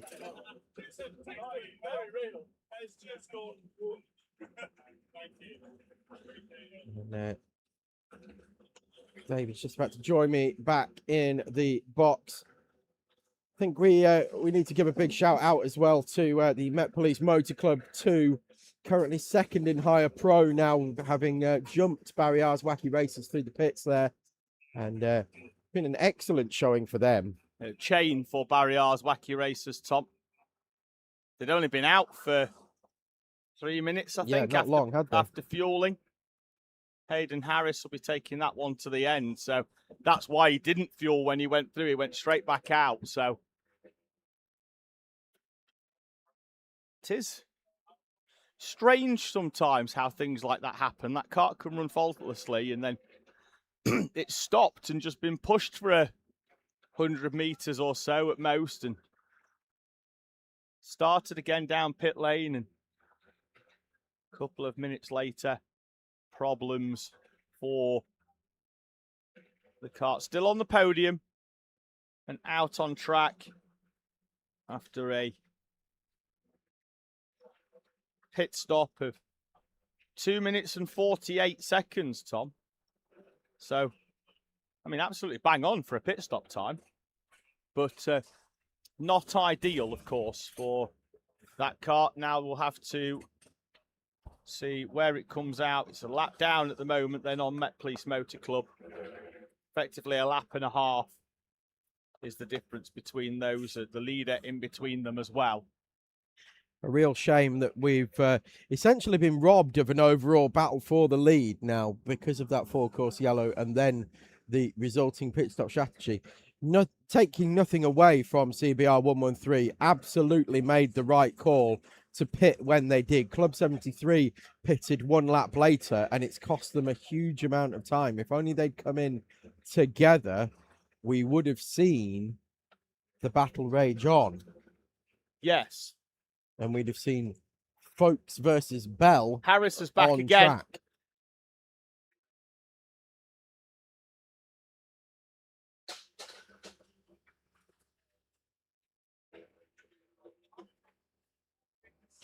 Yeah, so genuinely, I'm sorry, folks. I have to apologize to you on behalf of the situation. I mean, it can't be avoided, really. The full course yellow was absolutely required for safety reasons, but it has robbed us all of the great fight that we'd really been sort of building up to over the last hour and a half, 2 hours. But it has been cruelly taken away from us as the neutral viewer of the race here. Got a new chain going on to the Wacky Racers kart. Wheel just being taken off so that the chain can be threaded over the hub. Andy Vesley brings a 2-1-3 down pit lane. That'll be their final stop. There's lots of basically now what we're starting to see then is the final stops of the race, barring any problems. Newmarket Hornets are also in as well. That'll be their final stop. And I know that they were looking at stopping during the full course yellow because Paul White came sprinting up for Newmarket Hornets into the pit lane, but they did not stop. They're stopping now. Adam Deans will take the 2-1-3 to the checker, Tom. Former fastest lap setter here, Tom, at one of these 24-hour events. Very true, yes. First one that we covered, I think.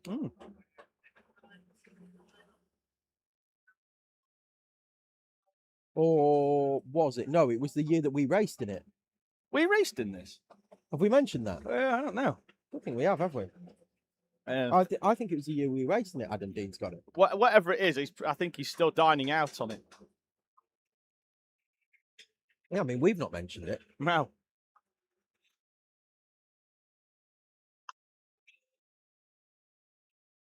I wonder if he's ever done a double stint of the night. What, like you did? I did one of them, did I? Oh, cheers for ringing it up, mate. I'd forgot about that. Speed and Spielberg, I think, are going to be the last of the front runners to pit. They've been out 46 minutes so far.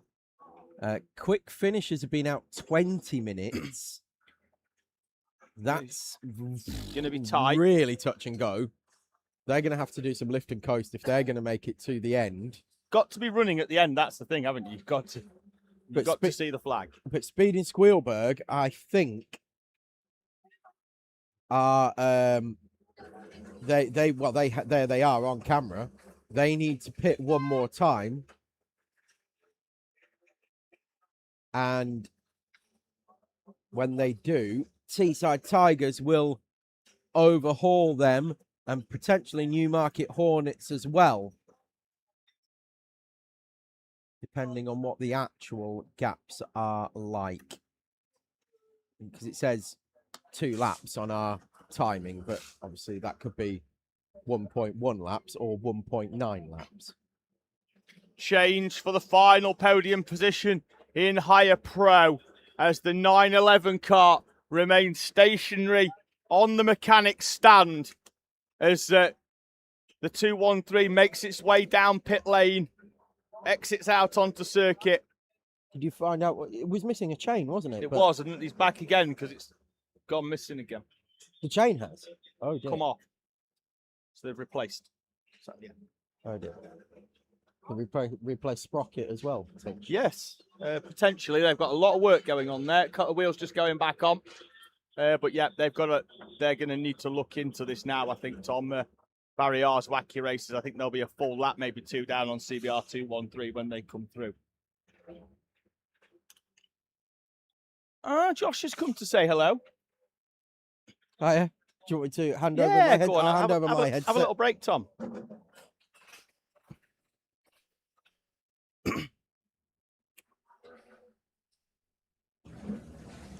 Well, this is a different conversation to Campios. Yeah, definitely.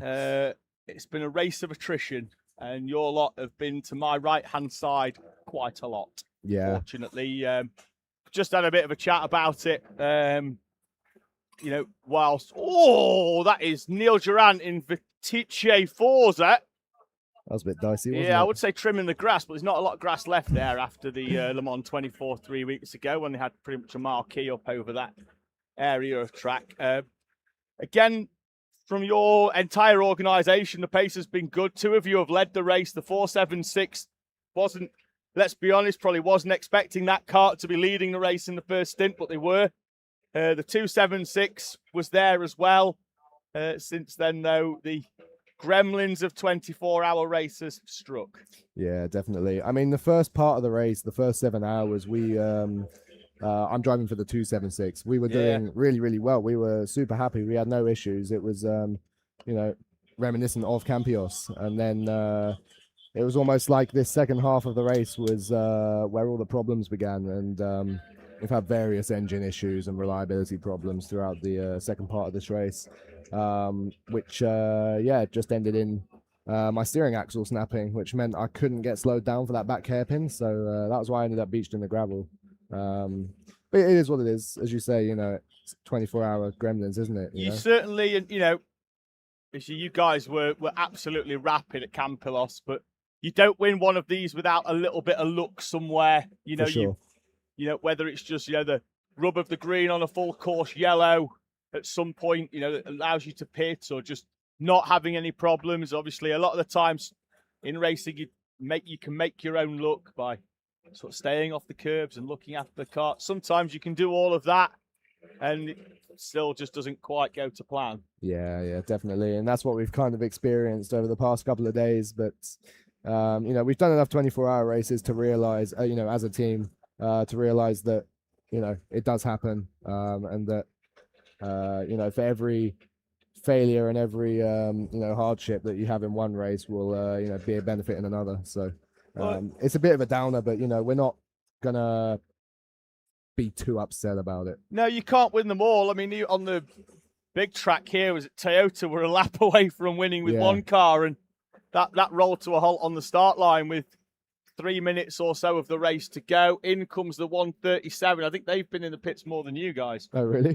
Which is unfortunate for them. They're heading in. They've had a lot of trips in. This will be 18th or 17th trip into the pit lane for them. Wow. What a shame. But it's just, yeah, it's unfortunate. Let's say the pace again from you guys, that strong lineup in that the flagship 276 kart. You guys back for the British and Spa as well? Yeah, we are. We're doing a full championship. So chances are, touch wood, we're hoping this will then be our drop round. But yeah, we're going to see what we can do. I don't believe we've done Spa before. So that'll be a good one to do. Yeah, I don't think there'll be many. I mean, it's an event that a few drivers may well have been out there to that circuit, but it's going to be new. It's the first time sort of Teesside have run their overall event over there in a while. Very different track in terms of it. The length of the track's good, but it's tight and twisty. There's a few really tight hairpins that are going to really sort of test the drivers in a different way to Campillos, which was very undulating and fast and flowy, and then this circuit, which is, well, in terms of its, you know, it's like a bowling green in terms of its surface. Obviously, curbs are CIK compliant, which give you that uniform vibration through the kart. And then you've got Teesside, which I think is widely regarded as one of, if not the most grueling 24-hour race in a kart, given the undulations and the difficulties of that track as well, particularly with the mix of the owner pro karts as well. 85 karts plus on that grid so far. It's always hectic, isn't it? Adds a completely different dynamic, doesn't it? Yeah, absolutely. Pop that back in. See, I think I've just lost audio in my ears then for a second. It's always nice when you can hear each other and yourself. Got it back now? There we go. That's a little bit better. Who's in your kart to the end now? So we've got Craig out until the end. Yeah, he's been really quick all weekend. He did the qualifier for us, so we're just going to try and salvage what we can from, you know, the position we're in now. So, yeah, got an hour and 20 remaining, I think. So, yeah, there's still a little bit of time to see if we can make up a couple of positions, even if it's not in class. So currently running P28, which isn't a position that is representative of your guys' pace. I imagine after Campillos, you came with the intention of trying to win it. Yeah, absolutely. You know, not just class, but outright. The pace was there. We know we speak to you guys quite a lot because you come and do a lot of these events, and I think it's really good. But the whole sort of organisation and how drivers sort of strive to get into that sort of 273 kart and work their way up the sort of ladder, and how supportive the organisation is. But you know, obviously, once you get there into that flagship kart, you sort of have to attain it. And I think you guys have, to a driver, have really stepped it up in the last sort of 9 months. Yeah, definitely. And I mean, I think that's due to just how many people are part of our team. You know, we've got so many people that we can learn from. And, you know, the instructor division of our team is, you know, the strongest it's ever been. And, yeah, it's all about building the foundations in the less experienced drivers. So as an all-round team, we're the most complete we can be. And so, yeah, year on year, especially this year, I have noticed it's improved a lot. But year on year, you know, the quality, the average quality of driver on the team has just been going up and up, I feel. So, yeah, absolutely. Yeah. Josh, I'm going to get Tom back into the com box. Thank you much for coming to join us. Enjoy the final hour 15 the best you can. I appreciate it's not been a easy weekend for you guys. The pace has been good. The result, though, probably not what you were hoping for. Yeah, it is what it is. But yeah, thank you. Cheers, mate. Thank you very much. So we'll bring Tom back in a few moments' time as Bethany is just in supporting Clinton in that 73. Robert Williams and Tilda Blue Williams. Just, Gaps going out enjoying to the conversation I was having there with Josh Pounds. Club 73. It's Clinton's just not quite got the same pace that Will Foulkes is able to run at the moment. Lap on lap, he's been slower, and we've just had a member of TRX, Josh, in the box, but it's TRX who brought out the yellow flag. It was Josh who brought out the yellow flag. Oh, was it Josh? Yeah. Brought out the full course yellow. One wheel went one way and one went the other as he hit the brakes. So it was front end failure on that one, unfortunately. Completely not the fault of Josh or the TRX team at all, but we have been cruelly robbed of that fight for the lead. I hope he feels bad. On behalf of all the viewers, it was Josh's fault. Hold on a sec. So, hour 15 remaining. Tell Paul White's a Geordie, can't you? He's on the rob, look. Oh, wow. All Geordies coming after me now. he's come for some sun cream. He's come to buy some sun cream. He's too tight to buy his own. Why are we putting sun cream on the milk bottle? Because if he doesn't put it on the milk, like Paul White is white by name, white by nature, isn't he? But he's going to be a bit like my wife. Yeah. Going to have two shades: milk bottle white and Mr. Krabs from SpongeBob.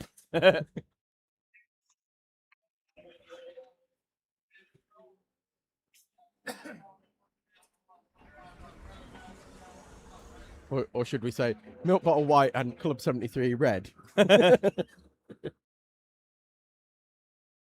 In comes one of the TRX carts for their final scheduled fuel stop. Oh, who's that going slowly, Tom, down the start straight? We've got a slow-moving cart. Someone incredibly flexible. Yeah, he went to go and say hello to start Marshall, Callum and Nielsen on the start line, didn't he? He's nearly dragging on the tarmac.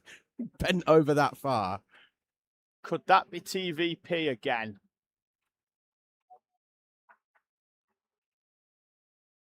Yes. Yes, it is. Seems to be running okay now. Oh, no, hand up again. Maybe not. I mean, it's not going ultra slow. It's not like it's down to one engine. No. Clearly, there is an issue. Exhaust, maybe? Never seen anyone bend over that far in a car. Like he doubled over. Yeah. Like a slinky. It was like a slinky, yes. It's a great analogy. Yes, it's exactly like a slinky.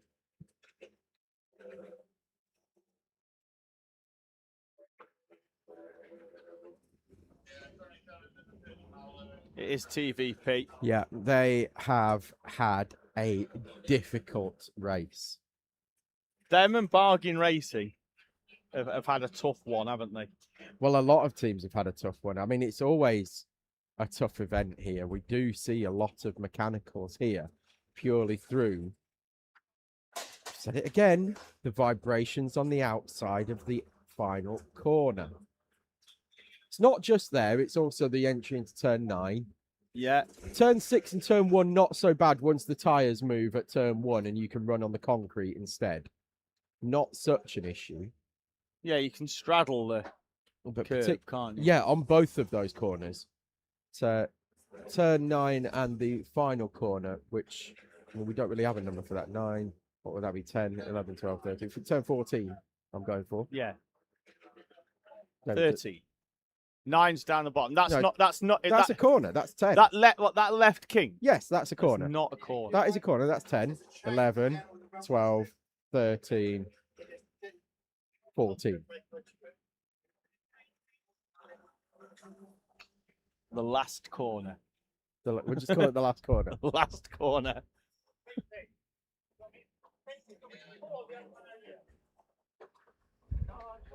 Is that with a warning? Is that 6 on the start line, Tom, with a warning? Don't know. I need to get the binoculars out, David. In comes the 66 DNH Senna Squadron for what will be their final pit stop. They're struggling to get the right rear engine going, but indeed do now. They will bring that kart down the pit lane. They're a rookie entry, and on their first visit to Le Mans, at the moment are going home with a class victory. TVP are getting a fresh set of wheels.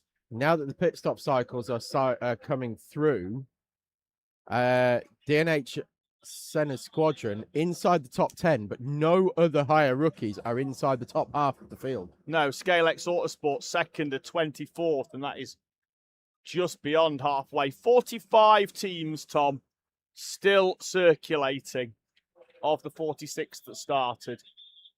The only one that isn't, Chrono Team Racing, retiring with 3.5 hours to go. Well, they realised that there was no realistic chance of a podium for them, and they were in a class of 4 karts. So they thought rather than, I'm assuming anyway, they thought rather than just run round and potentially injure themselves, or damage the karts or whatever, they would retire from the race. Gregory Cahay has bought the Le Petit Bouchons kart in with what I think looks like a brake issue.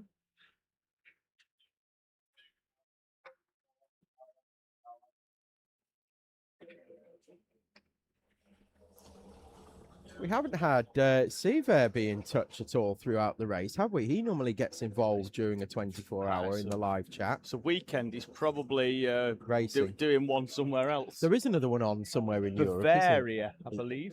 But the but what's the Bavarian track? 24. Bavaria. Somewhere in Bavaria. She's like saying somewhere in Wales. Yeah. It's a big old area, is Bavaria. It takes up the whole of Bavaria. Mm.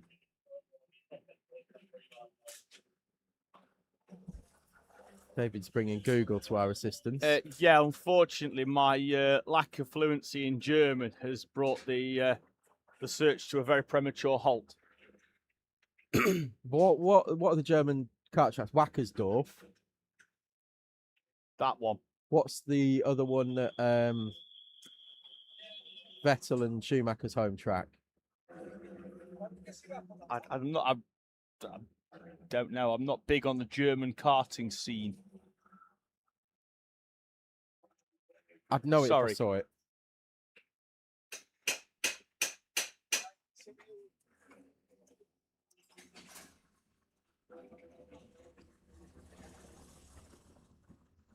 Hour and 10 to go. Speed and Spielberg are probably due in the pits in the next half an hour or so. We're expecting each sleep race repeat, the higher veteran class leaders to pit as well in the next 10 or 15 minutes for their final stop. Academy Pro in 20. Number 28 is 16th, and we're expecting them in. They've got a bit of a lead over the 73. Club 73 TTR. 373 entry, currently running in 6th place in the class is that Club 73 TTR. Kerpen. Oh, That's the Vettel and Schumacher home track. Kerpen. Yeah. Did you not know that? You No. said that like you didn't know it, and you were being sarcastic. I but didn't. I thought don't you know would have known German that. kart tracks. No, but I thought you would have known that through the Schumacher-Vettel connection. I've got a feeling Schumacher owns Kerpen. I think you might.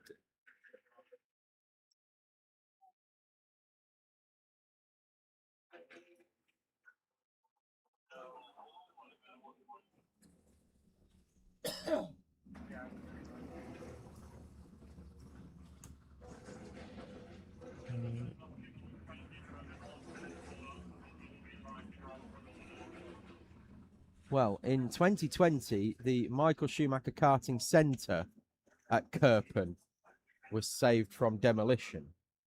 So I'm guessing they don't own it, but it's named after him. Right. That would be my bold. I'll text Seb. Yeah. Find out. Yeah, you do that. See if we hear back from him before the end of the race. Oh, yeah. Alexander van der Dande has been back in touch, Tom. Yeah, Schumacher own track in Kerpen, but it's not the Kerpen track. So he might owned, be this one where there's like three tracks. He next owned to each a other. track in Kerpen, Yeah. but not the track. Yeah. Alfie G supporting Club 73. Talking about circuits that are due to be demolished. Yes. Oh, well.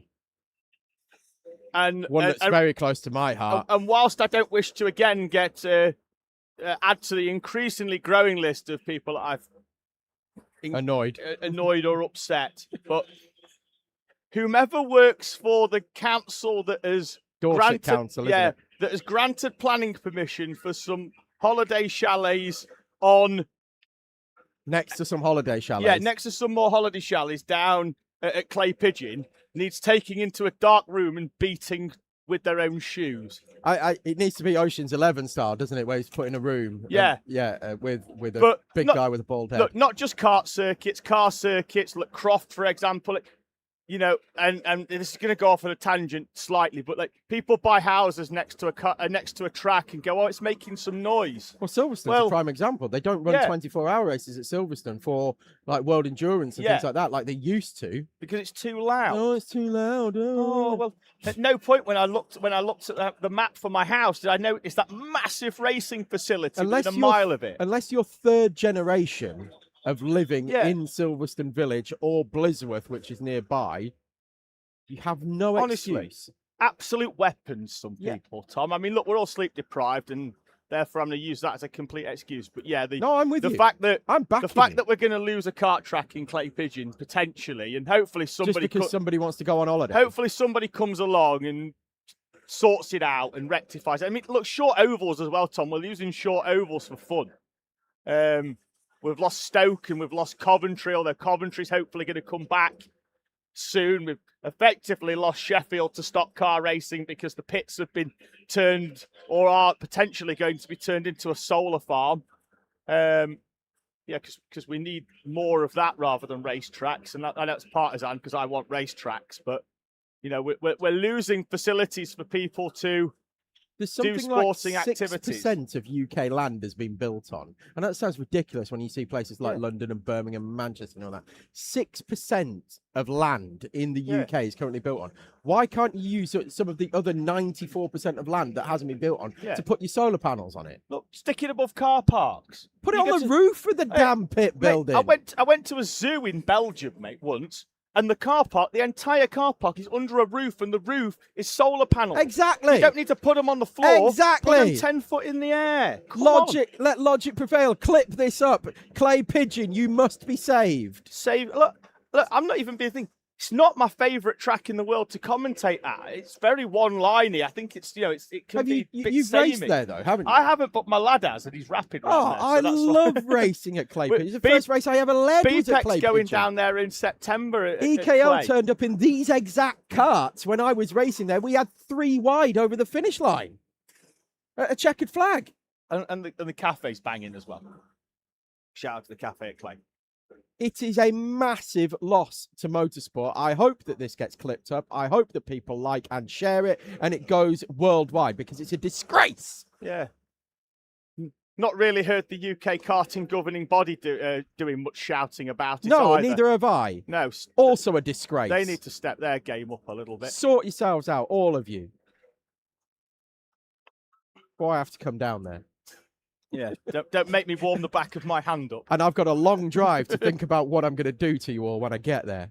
Exactly. Alexander van der Dande in the live chat. Local IKEA car pack has shade from solar panels on top of it. It's great because it keeps the cars cool and gives solar power too. Look, it's not rocket science, is it?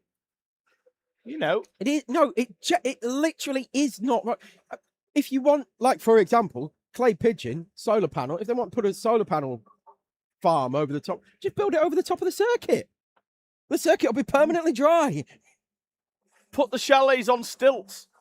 I don't care, just keep the tarmac. Just there's fields next to the damn track.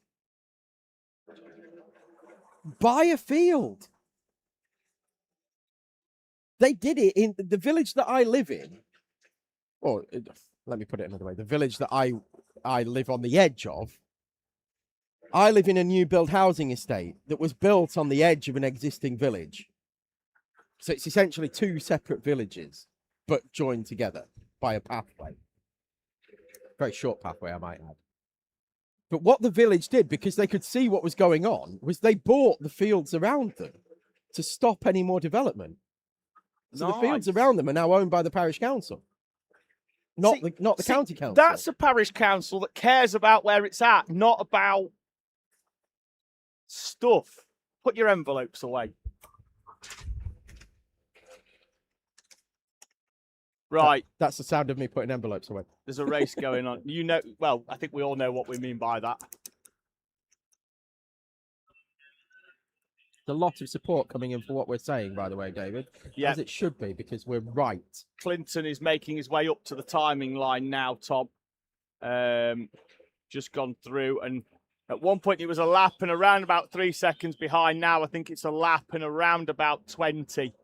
Yeah, it's Core going out Blimey every Racing lap, are pushing it, and Clinton is visibly frustrated. He was just got squeezed into the back chicane and sort of allayed his frustration to Well, the other driver. for Clinton, it's one of those where they're doing everything they possibly can, and they're just not quick enough. And I can get the frustration. I understand where it comes from. Yeah, so We've all been there. Will Folks is going over the start line now. And I think it's got even further. Clinton's just coming up out of turn 9. Where I say I get it, what I really mean is I sympathise. I sympathise. Like I say, I've been there. I understand the frustration. You're doing everything you possibly can, pushing as hard as you can in this heat, in these temperatures, in these track conditions, which are horrendous, and you are pushing your body to the absolute limit. And there's someone out there quicker than you. It's not the end of the It's end hard of the to day, take. Tom. No, but it's hard to take.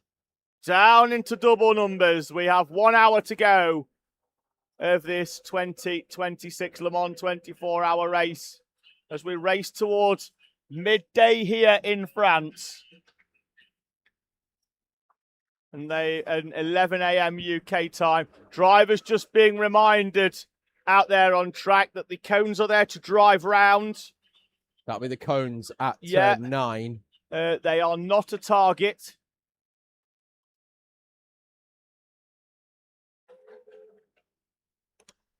They must have been put back recently, in fact, because I can see drivers who are heading towards the cone and then jinking back right as they see that the cones have now been put back. And in fact, one of them's already been skittled again and is about to be put back in place once again by a marshal.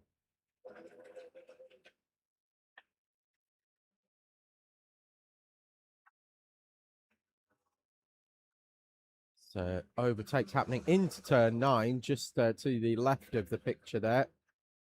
That's is that Speedy Squealberg? That is Speedy Squealberg. Third place overall for a higher club team as well. That is an excellent showing from them so far. Even if it doesn't finish that way, heck of a showing from Speedy Squealberg. Batice Forza, 5th overall and 2nd in higher clubs. So 2 higher club teams above all of our higher pro runners. Newmarket Hornets next. Then we've got the 3rd of our higher club teams in 7th place. That's Quick Finishers Racing. Eat Sleep Race Repeat leading our veterans class. D&H Center Squadron leading higher rookies. They're still inside the top 10. Going really well, aren't they there? Which I was speaking to Lewis when you were out and about, and he was saying that they have got a lot of experience of 24-hour races, but nothing in these karts, and they've never been here before either. So they were put into the rookie class. So unsurprising to see them towards the top half of the field. But a top 10, I think, top would probably 10 be is an way excellent beyond effort. what they were expecting. Particularly, they've lost a driver in the night as well, I think, to injury. I'm not sure if Dan Perrott has been back out, Tom, since he no, he is earlier on. No, I was told he isn't going to be able to go back out. What did he do again? Definitely something to his ankle, and then they think he had heat stroke as well. Well, it has been hot. Have we mentioned that it's been warm? It's been well hot. Might be too hot. Might be. Jonathan Allen just asking, wait, the cones aren't a target. And He's just for 22 hours clarification, before. something that we haven't mentioned so far this year, but it is something that we mention every year. The sun is in the sky. The sun is in the sky now. Take that off your bingo cards, ladies and gents. In fact, we might even create a bingo card next year. Just try and get all of the following in. Yeah. He's gone so far off, he's going to have to pay to get back in. What other ones do we have, David? Pig on roller skates, I try and break out once a year. Yeah, but he's handling like a pig on roller skates. There's another one as well that you always come out with. Eat, sleep, race, repeat. Sorry, Tom, are just making their way through for what will be their final stop with just under an hour to go. Thank you to those Another people one that have in. either been with us from the start yesterday. Is that 213? That's Have a Go Racing Have a Go, coming in, my apologies. 690. Max Mannion, his first visit over here to Le Mans. A case again for the 690 of what could have been.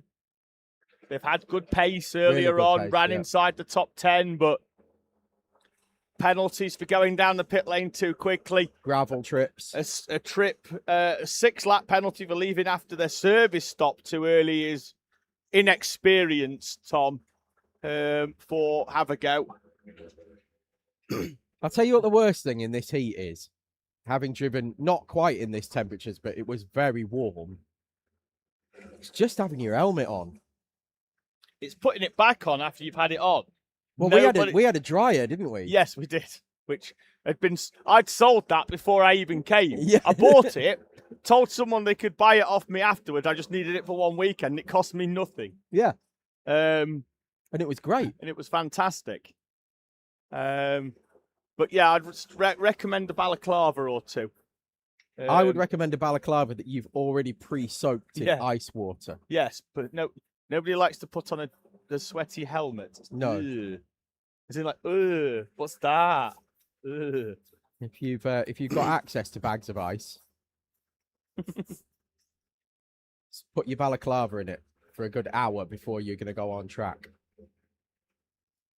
Yeah, so thank you to those that have joined us for the final hour of this race. Thank you to those that joined us yesterday morning at 5 o'clock. I wasn't expecting to have to be on the live stream at 5 a.m. yesterday morning for the start of the race, but we were. Thank you to both of you Yes, for joining us. for Tom and I. We were joined by around about 20 people, Tom, I think, for the start of the race, which was a surprise, but most enjoyable.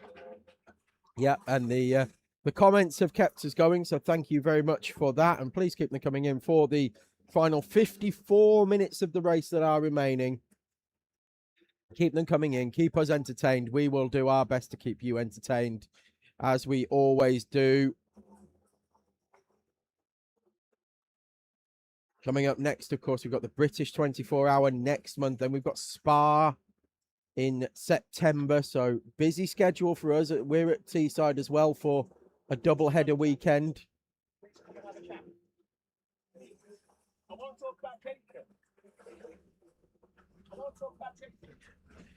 Yeah, busy schedule for us. We've got a Teesside double-header in between as well. So plenty going on the TSK-Media channel. Like and subscribe. Yeah, press the bell notification icon. I'm Tom, I'm I'm going to swap you for a minute. being told to get out the box. Yeah. Hold on a I'm going moment. to swap Tom. I'm going to have a quick chat with a team member. So I'm just going to give the headset a little bit of a dry. I'll turn it off while he sorts that out. We are 52 minutes away from the checkered flag. We've got one or two teams coming in for their final scheduled fuel stop, but joined in the commentary position overlooking the circuit Alain Prost by Angela Carnes, whose son Jacob is out there in the number 28 machine.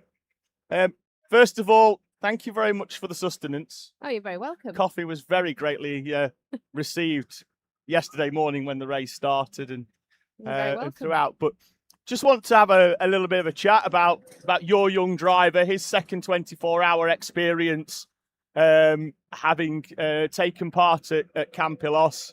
One of two drivers returning in that number 28 machine, as we can see him on screen there, making his way round. But as the youngest driver in this lineup, entrusted to take the start, and will also be seeing the checkered flag as well, it must give a certain amount of pride to watch him out there doing so absolutely. well. Yes, absolutely. And the important thing that Jacob has is that he absolutely loves it. Whether he's in front or behind or in the middle, he's thoroughly enjoying himself all of the time. And it's a credit to him, really, that's his kind of personality. Just gets in. I mean, he raced for the first time in a 24-hour race alongside two other drivers that had also raced 24 for the first time, and Gracie provided some experience. She's the only other driver alongside Jacob that returns this weekend. The other two will return for the British and for and for Spa-Francorchamps as well. But you say he's not phased. You know, No. at Campillos he was asked to do a double stint in the night, and just, you know, we all, you know, I don't know whether this has been disclosed to him, and he may well watch this back, but we all had effectively an off-air conversation about not telling him in advance that he was going to be doing a double stint in the night.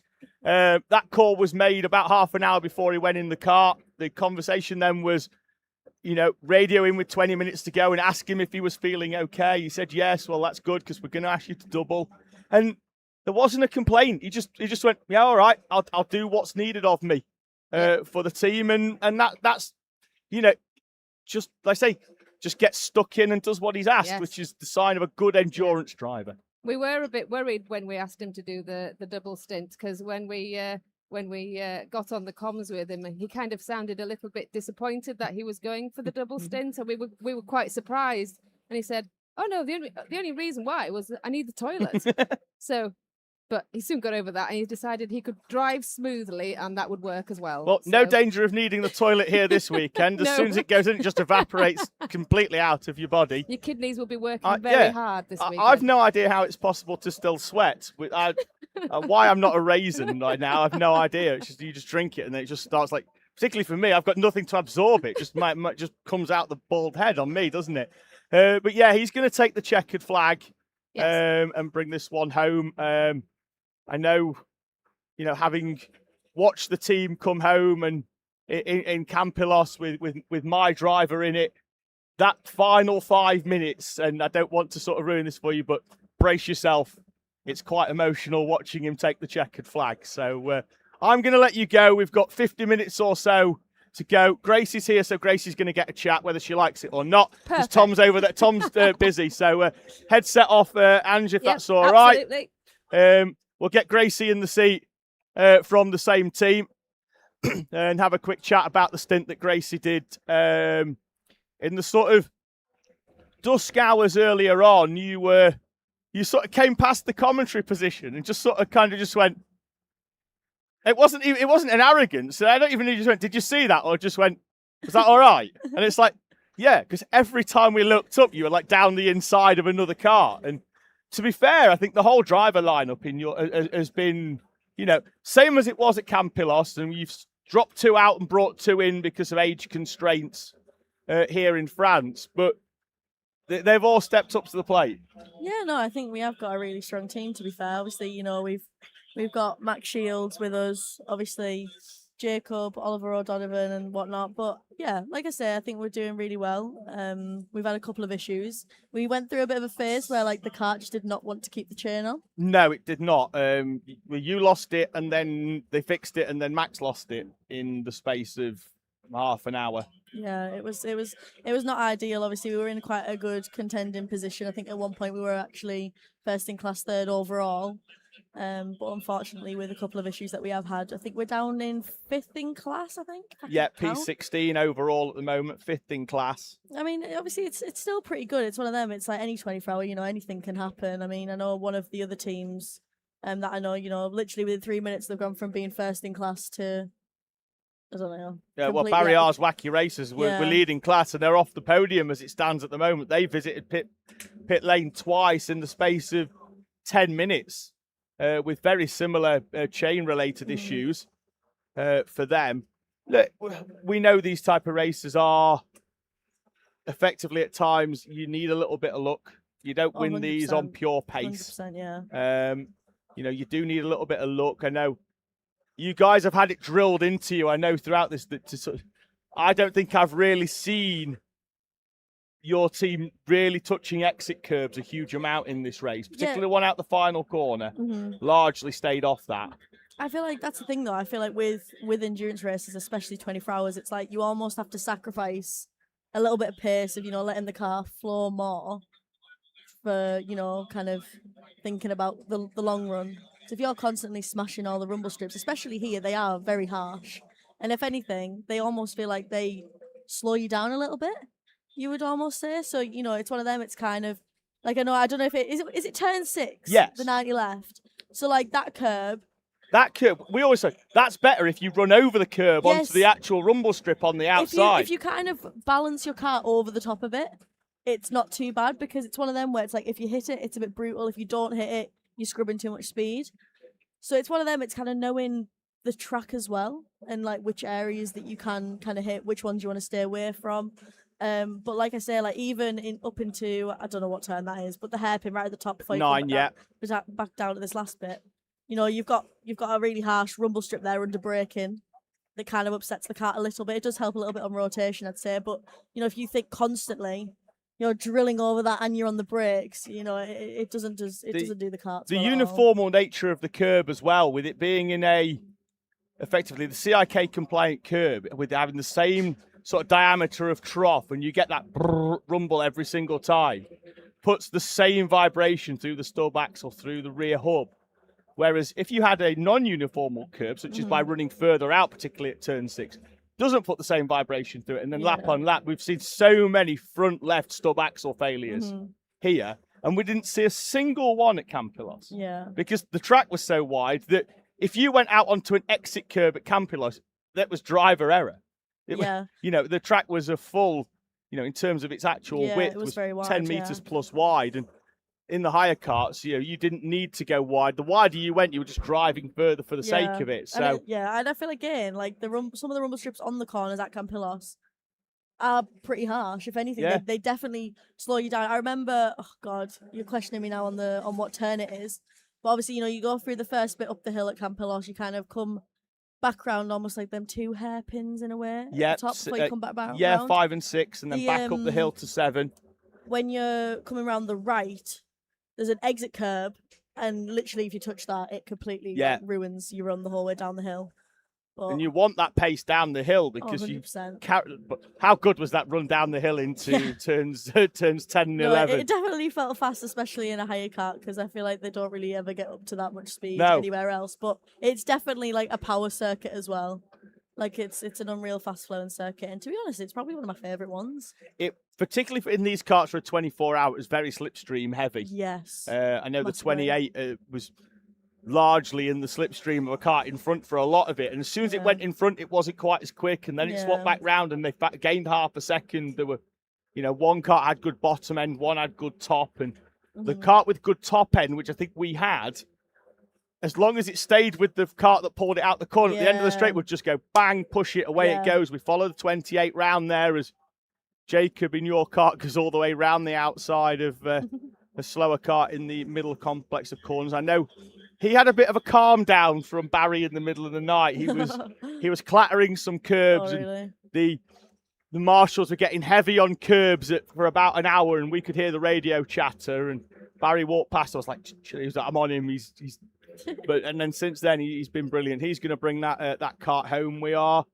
43 minutes or so away from the checkered flag. I guess you're just chilling now. Yeah, literally, I am just chilling. I've literally been flat out asleep on the floor, face down in there. And yeah, just chilling. It's been quite nice. To be fair, it's probably been one of my favourite 24 hours, to be honest. Maybe it's because we had that break. Because you had a massive break. We had a massive break, so it was quite nice. We all got to go back to the hotel and have 5 hours sleep. You're like, no, when was the last time you got 5 hours sleep in the middle of a 24-hour race? You just don't, do you? Yeah, literally. To be fair, I managed to sneak in 4 earlier. I was meant to wake up at 3:30, and I slept through my alarm, woke up at 5:30. Did you miss a stint? No, Oh. luckily not. Luckily, I don't think I did. But Nick rang me and was like, "You're out in 10 minutes." I was like, "Oh my god!" I was like, "I'm so tired." Oh, But worked out in the end. I mean, I did have a little moment, you know, when I don't know, you might have seen it, the full course yellow, and I was in one of the groups and coming obviously around the sweeping bend towards the top hairpin. It went green, but no one in front of me realised it went green. So I managed to get around the outside, and then there was the next guy. It was a bit ambiguous. I thought, I wonder if I'll be able to dive bomb him into this hairpin. Anyway, realised a little late that it definitely wasn't going to be on. I had to slam on, spam myself out, then got absolutely clarted by the rest of the group that was behind me. So was that between 1 a.m. and was that no, after 1 a.m.? No, it was this morning. It was this like morning? the third stint this morning. Yeah. Ah, yeah. No, missed that. Missed it. Good, Didn't get it. Good. So, which means it never happened. Yeah, it didn't happen. Apart from the fact you've just told us all about it in no, it didn't gruesome happen. detail. I actually dreamt about it. It didn't happen. But yeah, that was not one of my brightest moments. But yeah, I literally got like just head on collision. I was like, oh, this is great. Oh, the joys of having a big, massive plastic wrap I know. around Luckily, the it was car. fine. I was at a pretty slow part of the circuit as well, just slap bang in the middle of the track. But, oh, good times. Anyway, let's say you've enjoyed it. It's been a superb event in what has been very difficult conditions for the organisers. They've managed to put this on around the constraints and, to get 23 hours of racing in. I think the teams as well have been, first of all, in agreement with what happened, but also been very understanding of the implications that have been placed upon the organisers. So thank you to all of them. And we are 40 minutes away from the end of this race. Tom's having a chat with Paul White. Might have to go and get him back because I don't think Paul's going to let him go, is he? They'll still be talking at the checkered flag. He can talk for England. He's got a pint. Yeah, but Paul, not Tom, for the avoidance of any doubt. So Paul's gone and got himself a well-earned beverage. So we'll try and get Tom back in. We'll have a quick look in the live chat here. Gracie, thank you very much for joining us, of course. I'll go try and grab him. Good stuff. Thank you very much. Goodbye, everyone. Cheers, Gracie. Gracie Mitchell there out of the number 28 Teesside Academy kart. So we are 40 minutes away from the end of this race. The leaders, by virtue of that full course yellow, around about 45 to 50 minutes ago, have a gap of a lap and a half at the moment. The awning over the top of the mechanics bay has been disassembled. We're in the final throws now, aren't we? Speed in Squilberg still holding on to an overall podium. 40 minutes to go, and they've been out an hour and 33 minutes. So they're going to stop again. They're going to have to stop again. Yeah, clearly. But for them at the minute, I know normally we say pit early, finish the race on as little fuel as possible, but they're a bit different for me. While ever that kart is still running well, I'd be staying out for Speed in Squilberg until the final throws. And there they are. Come they're in now. They come. So they're going to have... Again, almost like we know what we're talking about. Again, keep it out for as far as possible. Whereas normally you would factor that in, I think, as the daylight comes up, you'd maybe do 1 or 2 short stints to get you to that hour 20 to finish on very little. But that Speed in Squilberg kart has run faultlessly through this race with 40 minutes or so to go. Teesside Tigers will now inherit 3rd place overall, which will bring our elite class runners into 1st, 2nd and 3rd. And the only 3 elite class runners who are still racing, they're going to be 1st, 2nd and 3rd on the road. Speeding Squilberg, we'll see whether Newmarket Hornets are going to overhaul them for an overall position, but it won't be a class position. But Newmarket Hornets still leading the higher pro class. Higher rookie still being led by D&H Senna Squadron in 10th overall. Fantastic showing for them on a first visit to Le Mans. First time driving these karts. Nice little wave from Speed in Squilberg as they make their way through. I think that's James Lawson in the seat. They'll head down pit lane. I think they're fairly happy. Fairly happy.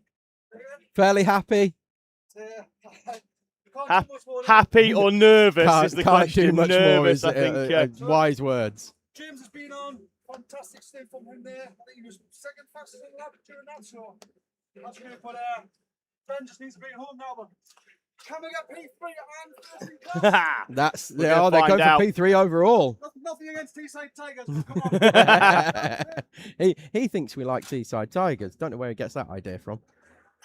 Friend of We the are, show. we are, yeah, friends of the show, but we are neutral as they come. Yeah, Lewis Jolly is going to take that. Unless car. you're lads racing, Yeah, and then and then I can be a full cheerleader and you're not allowed to be. no, I am usually straight down. Although to be fair, though, yeah, I'll say straight down the middle. Apart from that last stint he did at Campios, and I was just sort of in awe, really, of the pace he was showing in that final stint at Campios. Shout out to the two, shout out the two that aren't in that 28 this weekend, Tom, due to circumstances beyond their control. The circumstances being that They were their born parents didn't too have late. them early Yeah, enough. they were born too late. Ted Hall, Joshua Sullivan, missing out that kart. They'll be back for the British and for Campios. Jacob Carnes will be the only driver, Tom, in that 28 that will do all 4 events. It's going to be a slower for- stop for Speed in Squealberg. They've got the time, though. Yeah, they're 240. They're over the 245 now. Now they're starting to head towards the pit exit. It's going to be around about 3 minutes for them, though. Yeah, love coming in the live chat for ourselves, Tom, from Bethany Popham saying you boys could do this for a living. Well, Almost. I say I kind of do to an extent. It's your secondary income, isn't it? Yeah, in that. Me, I get paid for doing my hobby. Yeah, this will be. Oh, don't get me wrong. It is very much a hobby, but this will be the second of 6 consecutive weekends on various events on commentary for myself. The historic Shennington Super Prix, followed by another weekend up with yourself, Tom, at Teesside. A British 24-hour with a trip to Wilton Mill in between for the HWE BIM Services Super 1 Championship. Media Train there, Tom. Get the sponsor in the championship as well. So, just going to wait on Speedy Squealberg tripping over the start-finish line to bring you a full gap of where they are in front and behind of Teesside Tigers and Newmarket Hornets, respectively. We've got another slow TRX car. I think that might be the 576. I'm sure we've just seen the number on screen, but I looked a little bit late. But yes, no, it's nice to be paid for doing my hobby, and my hobby is being a frustrated racing driver. So as a frustrated racing driver, I get to come along to a racetrack, watch everybody else do what I wish I was doing. It's the 376. But yeah, watch everybody doing what I wish I was doing, and yeah, I still get to talk about it, have a social with everybody, and actually get paid for it, which is a wonderful feeling. If I'm not out on the track, I'm happiest here. And in fact, probably safest here, because if I was just coming along, I'd be a right menace. Oh, look, don't get me wrong. I love being in a car. I really, really do. But I would rather shout about it than be in it. Well, after the first 20 minutes, at least, when I start feeling tired. Bethany's saying, do it full time. Been quite entertaining the last 24 hours. Only quite. I'm deeply offended. Wackanum has said, can you tell us more about Team 15, P15 Team Rango, which is actually P14 Team Rango? Yes, I can tell you a lot about them. Their drivers are John Jans, Damien Bettles, Hans Jans. Hans Jans, how have we missed that? Well, I haven't. I did the notes, Tom. It's Hans Jans. Jazz Hands. Hans Jans. Oh. That's up there with Vortex Racing's team member who... What number of Vortex Racing, David? Are they 352? They've got about 8 members, haven't they? The only driver that hasn't... One of which is called Tim Cool. The only driver that hasn't been warm here this week. Yeah, he's so cool. He's Tim Cool. So, yes, anyway, back to Team Rango. John Jans, Damien Bettles, Hans Jans, best name here, Ewan Richards, Luke Hearn, and David Hearn. Both Hearns race as Red Mist Racing and race against Rango at Buckmore. And John Jans debuted at Le Mans aged 15 in 2022. We were here for that. No, we weren't. Someone was here for that. I wasn't. Never. First time I came was 23. I guarantee that Teesside were here for Oh it. yeah, Teesside were here. We were. Yeah. Oh, okay. There you go. 2025, they finished P30 overall, currently holding P14, so a significant improvement for them.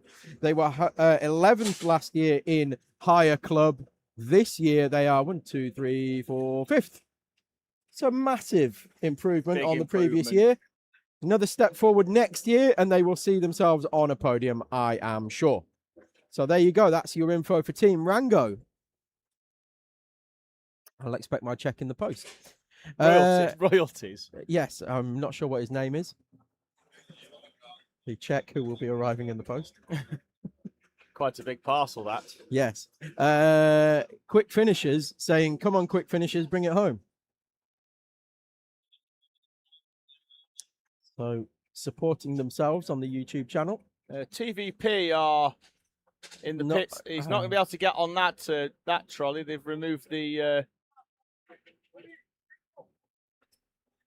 stands on that one, so we're down to one mechanic stand it's now. It's kind of heartbreaking for TVP because they have spent so long in the pit garage this weekend. Still going though. I have a feeling they may be well in line for our most sporting team award. They're certainly going to be in the nominations. Yeah, they'll be in the mix. We'll have some chats post race. But the fact that they've just kept going, they've not kicked off at any point. There's been no anger, no arguments. It's just been told what the mechanics have been told what the problem is, and they've got on with it. So yes, definitely my nomination for most sporting team. We shall see what David and the other team members of Teesside think. We'll come to some agreements, and then and look at this, David. The cart's broken. Do you know what they're doing? There's half an hour to go. They're going to stick a panel on another cart and take it to the checker. Yeah. The easiest thing to do there is to pick your panel up and just not. I'm giving them a round of applause when they go out. Just wrap it up and start packing down. Yeah. With a bit of time to go. That's what we like to see. Yeah. Amazing effort. It genuinely, it's getting me emotional watching this because they're so desperate to get back out there as quick as they can. With essentially nothing to fight for. Yeah. But they're just doing it anyway. They're in 39th place at TVP. Big fan of that. Just getting a panel on. James is going to come over and have a little bit of a chat with James, us. James, big congratulations, mate. Well done. Keep it going, mate. Let's really get that check. Get it to the end, mate. Harry Gurney, Tim Rollins, Alistair Coder, Gary Mead, James Bink. They were on the podium in higher club last year, Tom, in third place, finished 9th overall. A very different experience for TVP this weekend. I've just seen that bird that sent Amy Morris off. It's sat in the middle of the infield. Look, it's there. Yeah. Le Mans Magpie. Isn't that Amy's nickname? Oh, that's a tight one. Curb. There's Clinton Bell in second place. He's not going to appreciate the fact that that's all going on in front of him. Well done, guys.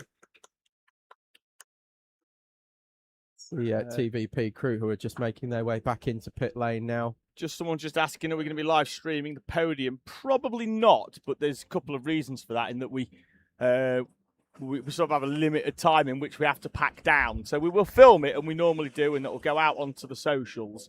Particularly the champagne spraying will go up. Yeah, after we've sent the usual disclaimer that if you do spray the photographer and his very expensive equipment, you will be buying more expensive equipment. You will be drop kicked in the knees.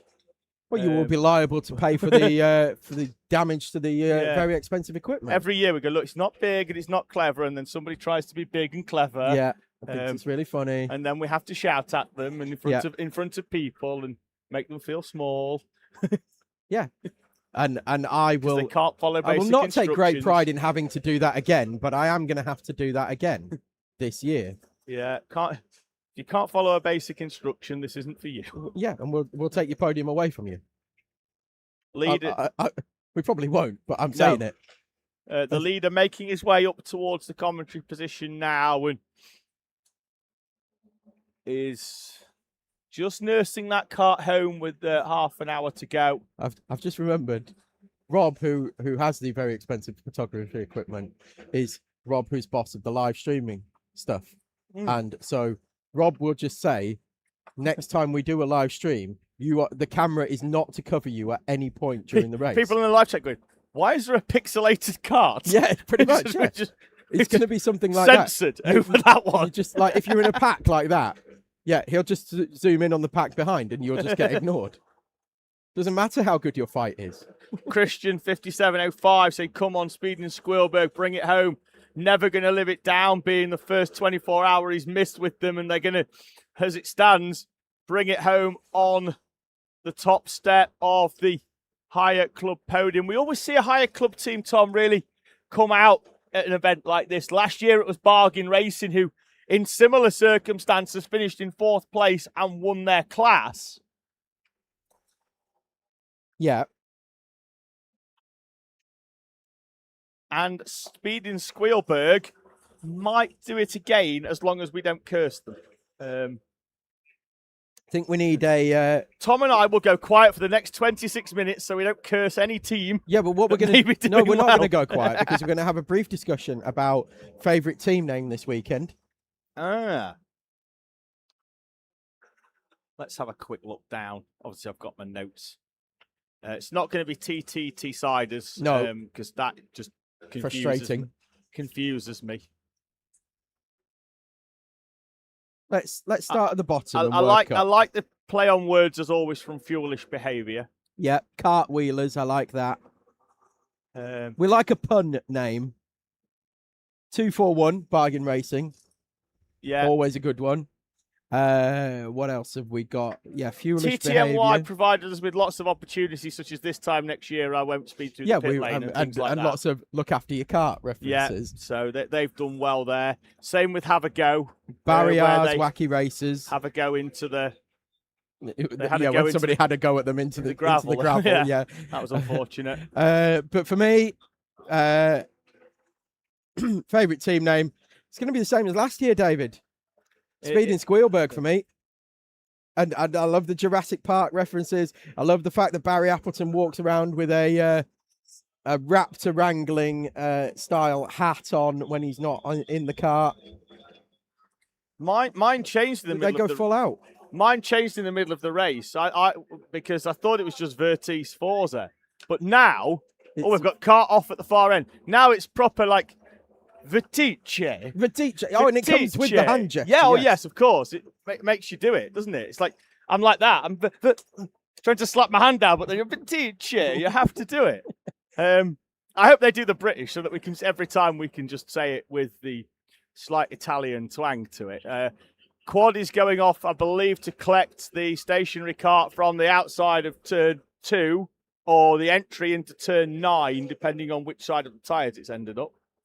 It's behind that tyre wall there. Yeah, it's gone a long way off. Yeah, I don't know whether they've just pulled off with a problem down that far end, but I think it could be DNH Fast and Furious because they are showing with a little red square, which suggests that they are not doing the lap time the computer system expected. Yes. They've been sent. Oh, there they go through the tyre wall, and they are again going to rejoin. And whether that's on one motor or not to get round, because it's not going particularly rapid. They are going again. Yeah, it's the number 5, isn't it? Yeah, it is the 5 heading up into pit lane. It looks like it's fighting the handling. Is that radio chatter saying the chain? We had a lot of chains off this year. What we haven't had is quite as many gravel cleanups. No, we have had several gravel cleanups, but we haven't had as many as we have had in years gone by. Last year, they were just sporadically thrown when the circuit just decided they were going to clean up the gravel.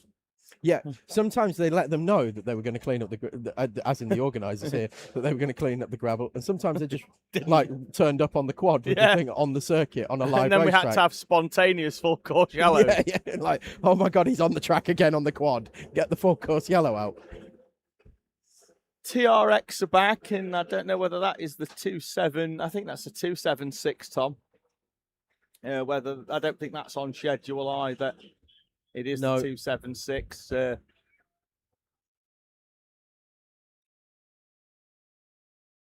Going to have to get the temporary stand out, I think. They are, and they're going to lift that one up.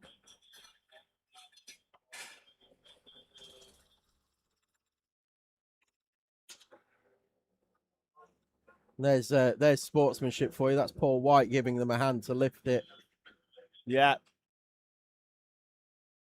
Had nothing to do with that incident other than the fact that he was milling around the pit lane and said, do you know what, I'll just give you a hand.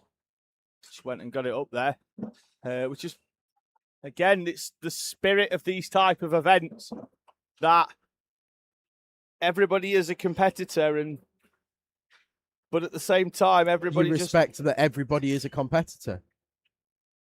I think is the best way to put it. You know, everybody is a competitor, but you respect that the other people who are out there racing are also competitors, and you try and help them where you can. I mean, we've seen it for years. Like Adam Nichols is a prime example. He will help absolutely anybody in the pit lane. Well, we saw it that year when Jake Brooker rolled it coming out of Howells before it was named Howells. It was Paddock Bend at the time at Teesside, and I think the first two people down was Adam Nichols, and the name of the second person escapes me, but they were on different teams, different chassis, battling for the victory. And they were the first two drivers down there, and they dragged the cart the wrong way back up the pit lane at Teesside to the waiting team. And without them, they'd have probably lost 4 or 5 laps. 4 or 5 laps. You know, and it got a rival back out onto track. You know, but instinct kicked in for them just to go and help another team. Yeah. And that for me is racing karma, because they would want somebody to do that for them if it was them. Yes. And that's the way to go racing. That's the right racing way to go spirit racing. of Le Mans. Don't get that reference, then probably don't watch much motorsport. Quick finishers in the live chat, just answering a question from Debbie Johnson saying that Lewis Ashworth is in the quick finishers cart and to the end. Yeah, currently P2 in class. Been a good weekend for them so far. I mean, we've still got 20 minutes to go, and we've seen in the past. In fact, we've look, you can see right now there's 2 in the mechanic bay. Yeah. It's not over until it's over. No, you've got to be moving at the checker. We've seen teams before, Tom, that have had a problem with 2 or 3 laps to go. They just take the panel off, put it on another cart to go out, and just get to the checker. Now, that won't work for the leader, Core Blimey Racing. Under 20 minutes now. There they are on screen, or they were. That's the pit lane as it looks at the moment.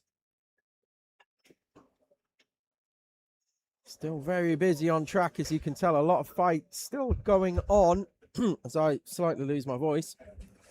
Be expected. We've done, nearly 16 hours of commentary. We've been at the track for the best part of 4 days. Yeah, I didn't expect to be here at 3:30 on Saturday morning, but times change and parameters placed upon us. And as I pointed out yesterday, there's no place I would rather be sunstroked. All right, Jess and Glynn. He's exhausted. Yeah, I suddenly went a little bit Harry Kane then. And you're like, all right, Jess Glynn. I thought it was like a Jet 2 advert. There's no place I'd rather be. That's what you said.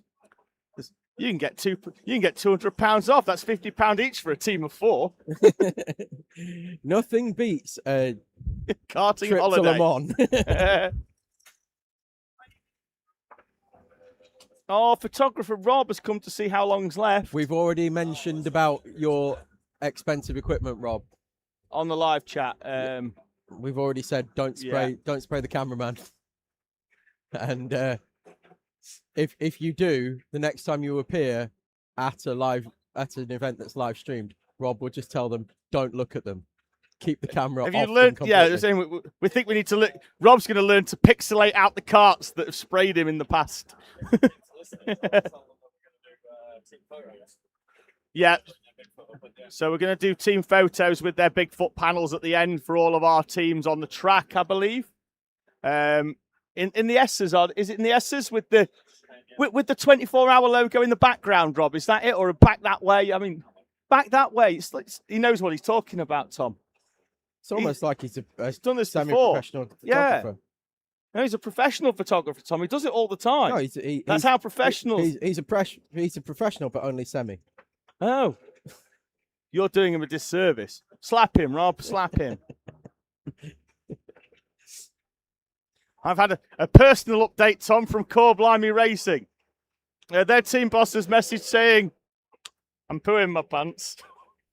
He's a bit nervous. This has never been kind to them, this event. No. Well, it's better than Speed and Squealburg, who have had we in the seat. 16 minutes to go.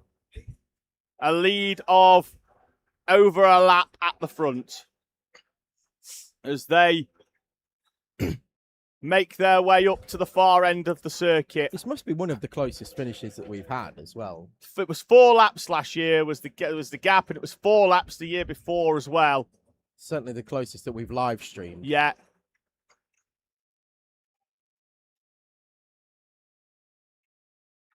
Core Blimey Racing tripped the timing beam. Newmarket Hornets are almost exactly 2 laps behind Speed and Squealburg. Just to give you an idea as well, we'd probably do about 55 laps an hour, Tom. Yep. Maybe a little more than that. Well, it's 1 minute and 2 a lap, so maybe 58 to 59 laps an hour. This time last year, We'll be millionaires. Not the team. We did 24 hours and we did 1,1313 laps. We're probably going to get over 1,250 laps in here.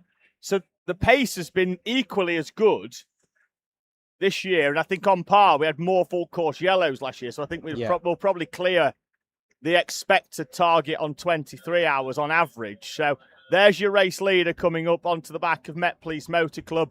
Doesn't need to rush through and staying away from every single one of them curbs.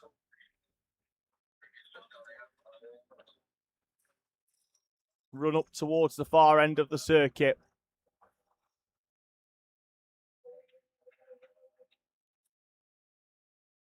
Got a marshal just crossing at turn 1. I don't know if we've got some debris that requires. It might be a chain. There was a chain was put in the messages as being lost between turn 5 and 6 and has been recovered, it looks like. Yeah, there we go. Cleared off the racing line whilst red hot as well, picking that up. Pardon? It'll be red hot, will that change? Well, that's why he tried to kick it first and then picked it up. So, yeah, metal and sun and heat just don't. That's a conductor, isn't it? Oh, yes. We're going to go a bit tight out of the exit of 9, and there's going to be a lot of traffic running up towards the S's.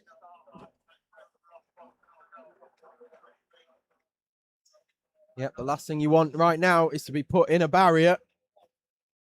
A barrier? 13 minutes to go. I mean, you don't want to be put in a barrier at any point during the 24-hour race. No. At any point during any race. But 13 minutes to go, 24-hour race is not the one.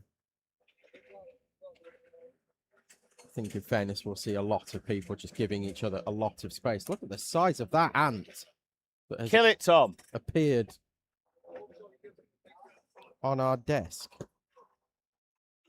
Oh, I put the sun cream down. Oh, that's a shame. Poor auntie. It's my auntie, that.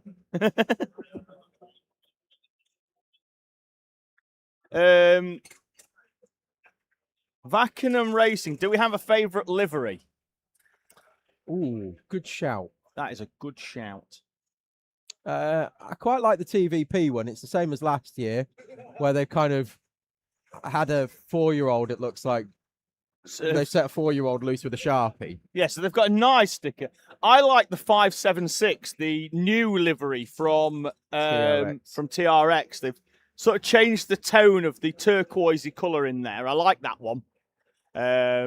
I like the 666 for Tiche as well. Barriers Wacky Races has got a bit of a Valentino Rossi sort of theme to it. Bit of a shout out to Fuelish Behaviour because they've decided, whether through luck or judgment, to be the only team with a gold-coloured Nassau, which makes them easy to spot. Yeah, anybody chrome. Is it Team Skivo that have got the glitter with the flames? Yes, that's almost like a... There. Yes, that's like a bronzy... I like that one. Yes, I'm going with that one as well. Yes. It's cherry and bronze. Yeah, and it's glittered all the way through it as well. And it pops in the sunlight. Really does. Leader has got a huge amount of clear track in front of him at the moment there. Heading up the start-finish straight. Favourite name for me, Speed in Squilberg. Favourite livery is going to Team Skivo, 44th overall. Although the Speed in Squilberg livery is good as well, with the Jurassic Park logo on it. It needs a bit chrome and some glitter. Yeah, maybe next year. Treat yourself to some glitter and some chrome. Well, they've kept it original, haven't they? Yes. Just distracted there by a fast-moving Porsche.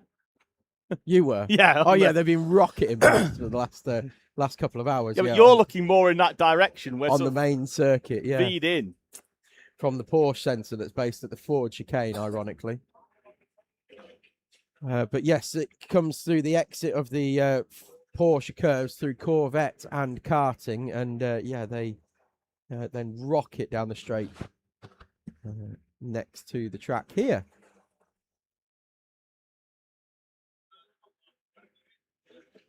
Just quickly, Tom, before we head right to the end of this stream, as the viewers start to come for the final few moments, but please do give that little thumbs up button next to the thumbs down button that we don't want you to press.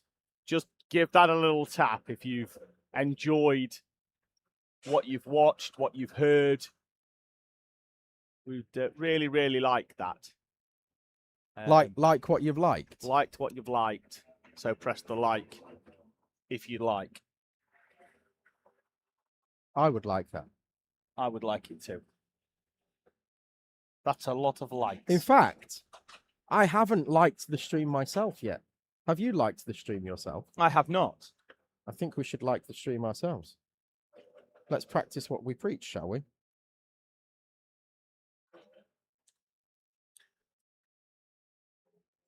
So far, we have 25 likes, Tom. There you go. I have liked. Nearest race number to 25 likes is the number 26 of JJH Racing. So I'm going to give them a shout out. Okay, let's go for it. They've just got lucky there with that one. They are currently, I give the little search box, in P30 JJH, 17 seconds off Bargain Racing in Higher Pro.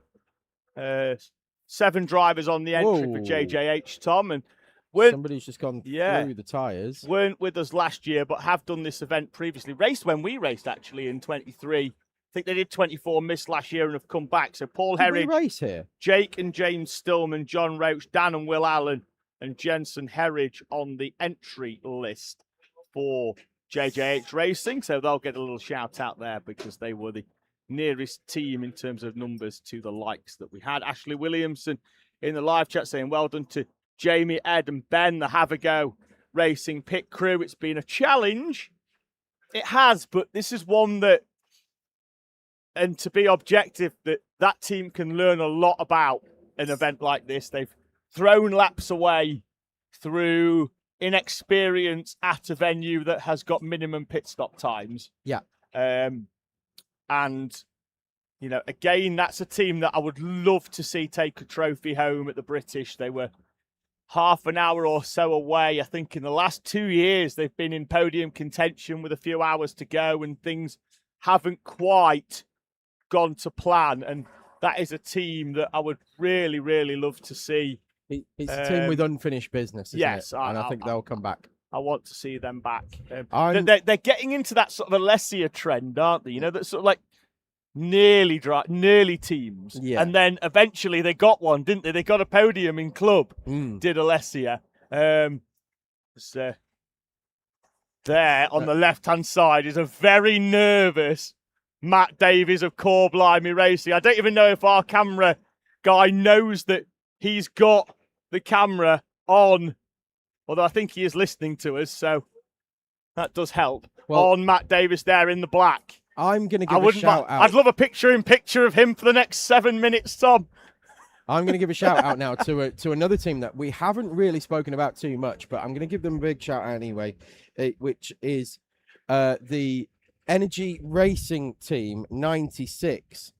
They were running inside the top 10 as the service window came through. They are going to finish, if it carries on like this, 4th in club class. In the higher club class. I'm going to give them a shout out. James Egerton, James Ollier, Tommy Austin, Tom Owens, and Jake Horan.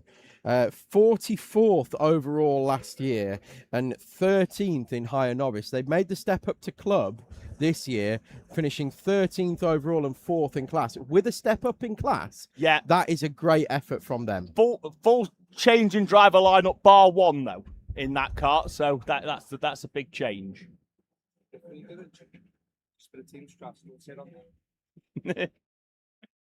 We're getting some behind the scenes from one of the teams. I'm fairly sure he said don't tell anyone, but he's gone far enough away that we probably can. He just went, if something falls off now, we're just going to keep going around slowly. But we didn't say which team it was. Well, they get the mechanical flag, won't they? I don't know. I missed it.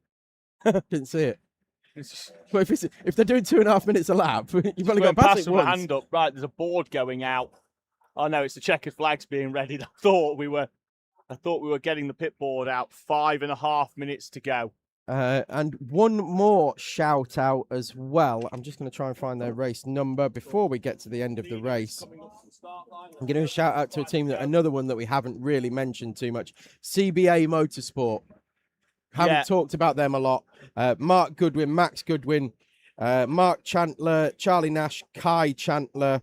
Overall in 2025, they were 31st. They are currently also 31st. So consistency there. They were 13th in the subclass, and they're about that again. 1, 2, 3,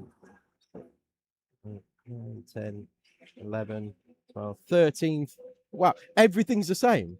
Yeah. They finished 31st and 13th in class, and they're doing the same this year. I want to give a shout out to Bargain Racing as well. They were 4th last year and won in club. They've gone up to pro. They've had a tough weekend, but every time I've seen that team walk past, having been to the mechanics, there's been a smile and a hello to Tom and I in the commentary position. They're very much one that have embraced the sometimes it's your day and sometimes it's not. 4 minutes to go. The longest 4 minutes of Core Blimey Racing's life. They've won the British 24-hour before.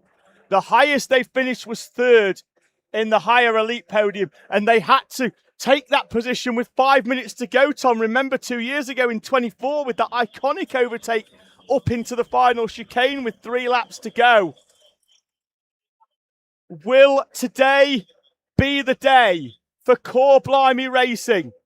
Will the long, hard slog, the many visits to Le Mans? Oh, why is Nigel running? We've got a team with a problem. Why? Team with a problem, and Nigel's getting the spare cart ready to get a team to the checker. 3.5 minutes to go. He's going to drive it round. They're going to put the Bigfoot panel on it. Who have we got? Where? Who is it, and where have we got going slowly? I can't see anybody. Who's coming up? In the gravel at it's not the 9. leader. It's not the leader. They'll be pleased. 3 to go. There are engines running on that car. Yeah, we're just going to chuck some. We're going to stick a panel on it. Yellow flags out at turn 2.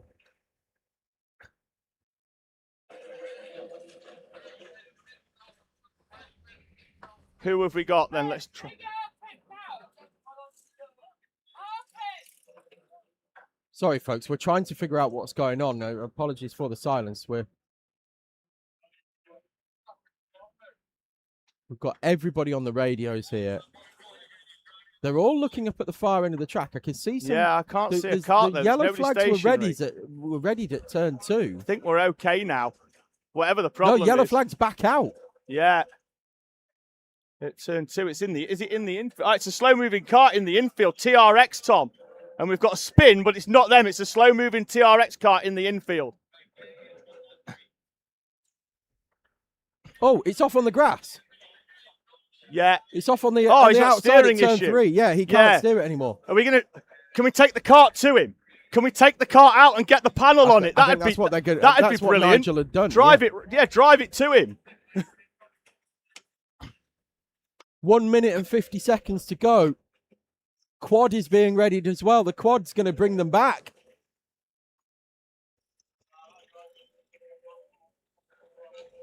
Might not get that cart back, which will be gutting, unfortunately, because we are a minute and 35 away. The thing is, it was going to need recovering anyway. Even Yeah. if we took another car out Yeah. to it, it was still going to need recovering. Get the- Meanwhile, there is your leader. 1 minute 20 to go. Expect this to be the final lap board. It's being readied. Oh, and somebody come off at the start-finish line as well. Cart with a problem. Who's that with the green helmet? It dropped an engine. Don't know. Now it's restarted. Last lap board Not out has because been readied, but it hasn't gone out. No, they've not. And the leader's just gone across the line. Yeah, well, we still had a minute and 2 or 3 on the clock, so they're going to cross with a few seconds to go to get the last lap board. Who's 2 laps to go. The drama continues. The nerves rise. But who's The left it weight. really tight on fuel where an extra lap Yeah. might cost them? Well, they came in early, didn't they? Core Blimey Racing. Going to have to be coasting it home now. Well, they've got a 1 lap advantage. Technically, even if it finished now, as long as they cross the line one more time, if the checker flag comes out, they'd still be given. You've got to move given it. the You've got to victory. be. Surely you've got to be moving to see the checker. Down to turn 9 for what we think will be the penultimate time for Core Blimey Racing.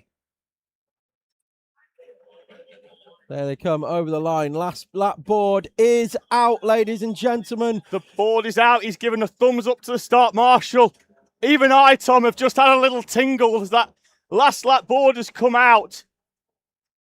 My sort of Le Mans journey starts at the start of April when I start my notes, and it's become a tradition that the first person I contact is Core Blimey Racing, because the first year that we did Le Mans, they were the first team to come back to me, and I've maintained that tradition of starting my notes by collecting the information from Core Blimey Racing. They're half a lap away from history.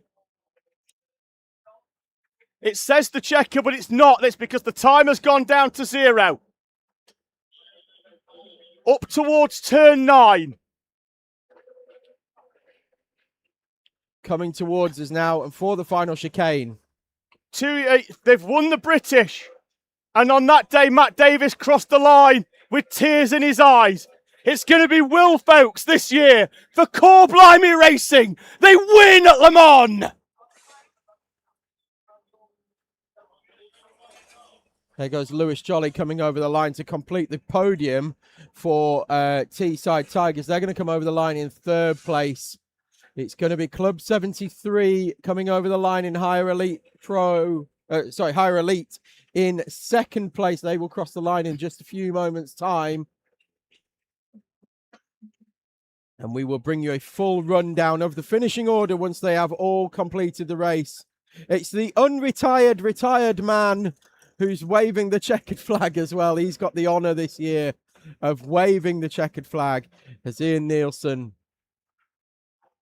Because of the way the timing worked and everybody was shown as it went to 0 as a checker, we're not 100% sure when other teams have crossed the checkered flag, but Speeding Squealberg, the highest non-elite runner, will finish in P4 and winning Clubman. A superb effort from the 450. Newmarket Hornets winning Pro.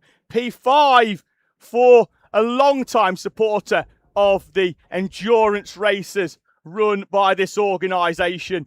And a silence falls on the circuit. as everybody backs the pace down. Behind And the Will leader, who will stop on the start line. and pick up a checkered flag.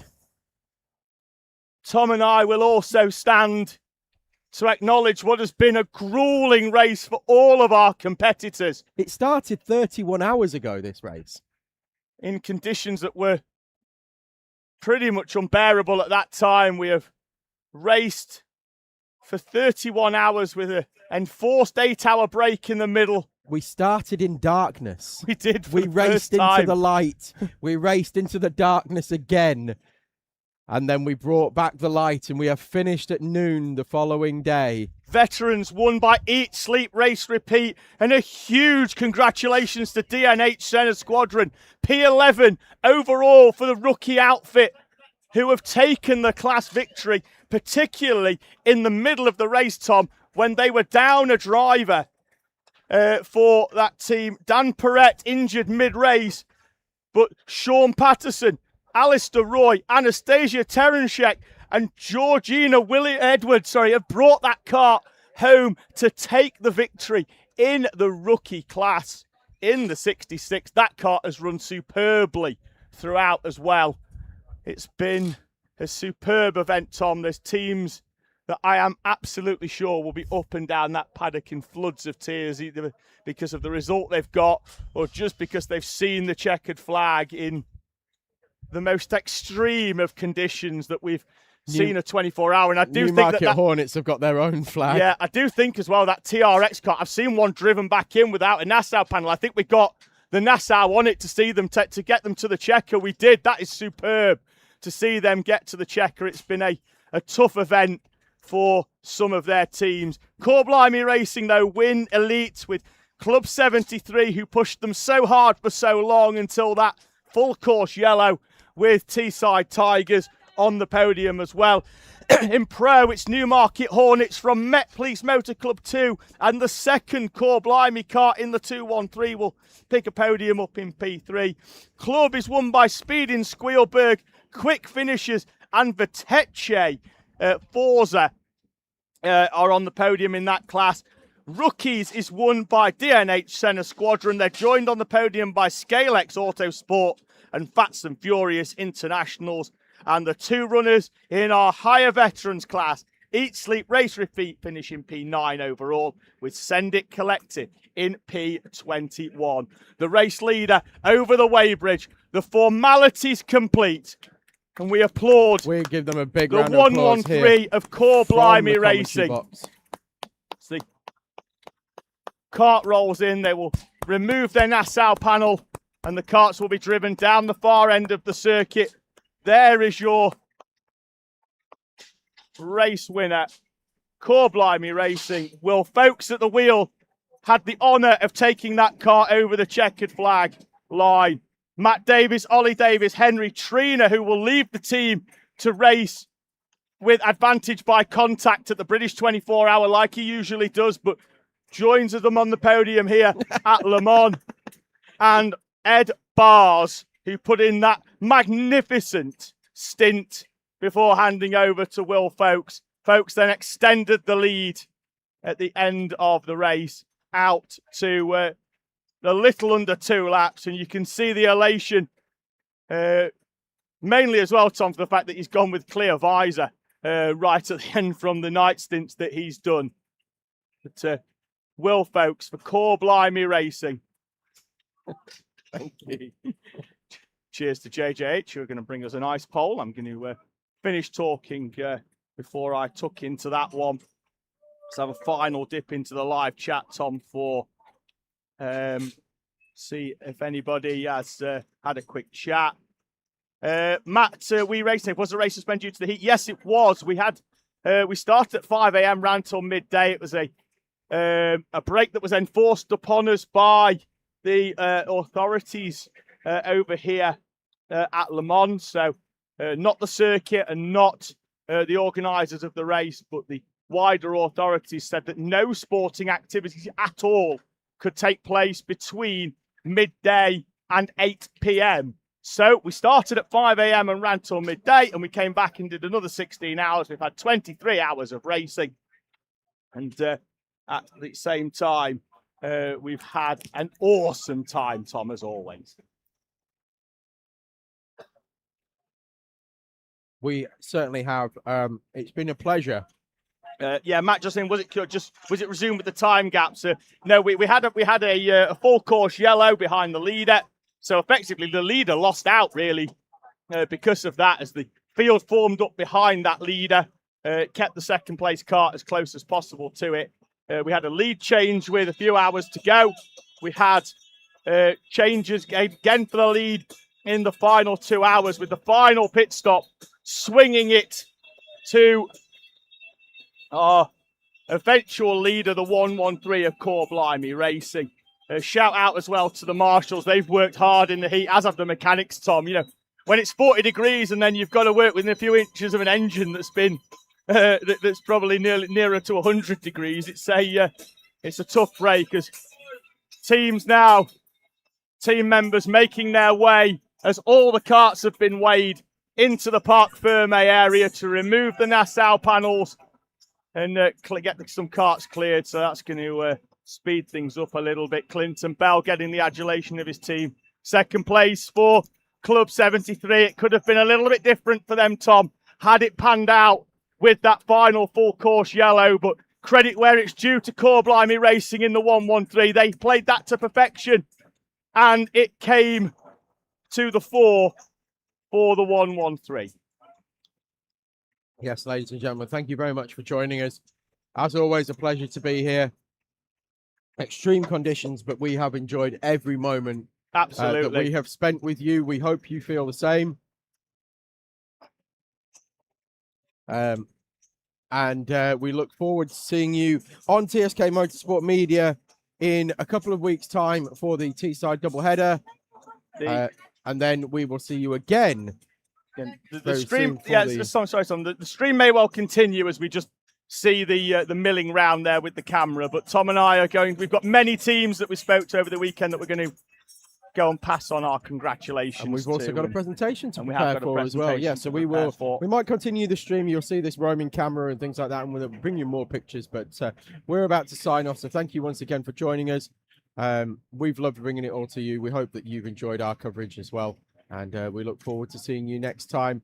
And this time next year. This time next year, Tom. There'll be another 24-hour race in a month's time for the British 24-hour, the largest event that this organisation puts on and that we cover as TSK Motorsport Media. But until then, we're going to sign off. We've got a sprint event in between then. So if you've enjoyed this racing, I'm sure you'll enjoy that as well. He's been Tom Butterworth. I've been David Sullivan. Thank you for spending your time with us over the last 31 hours as we sign off from the 2026 Le Mans 24-hour race. Congratulations to our class winners, Core Blimey Racing, Newmarket Hornets and Speeding Squealberg, Eat, Sleep, Race, Repeat and DNH Senna Squadron. Congratulations, you are the winners of the 2026 Le Mans 24-hour kart race.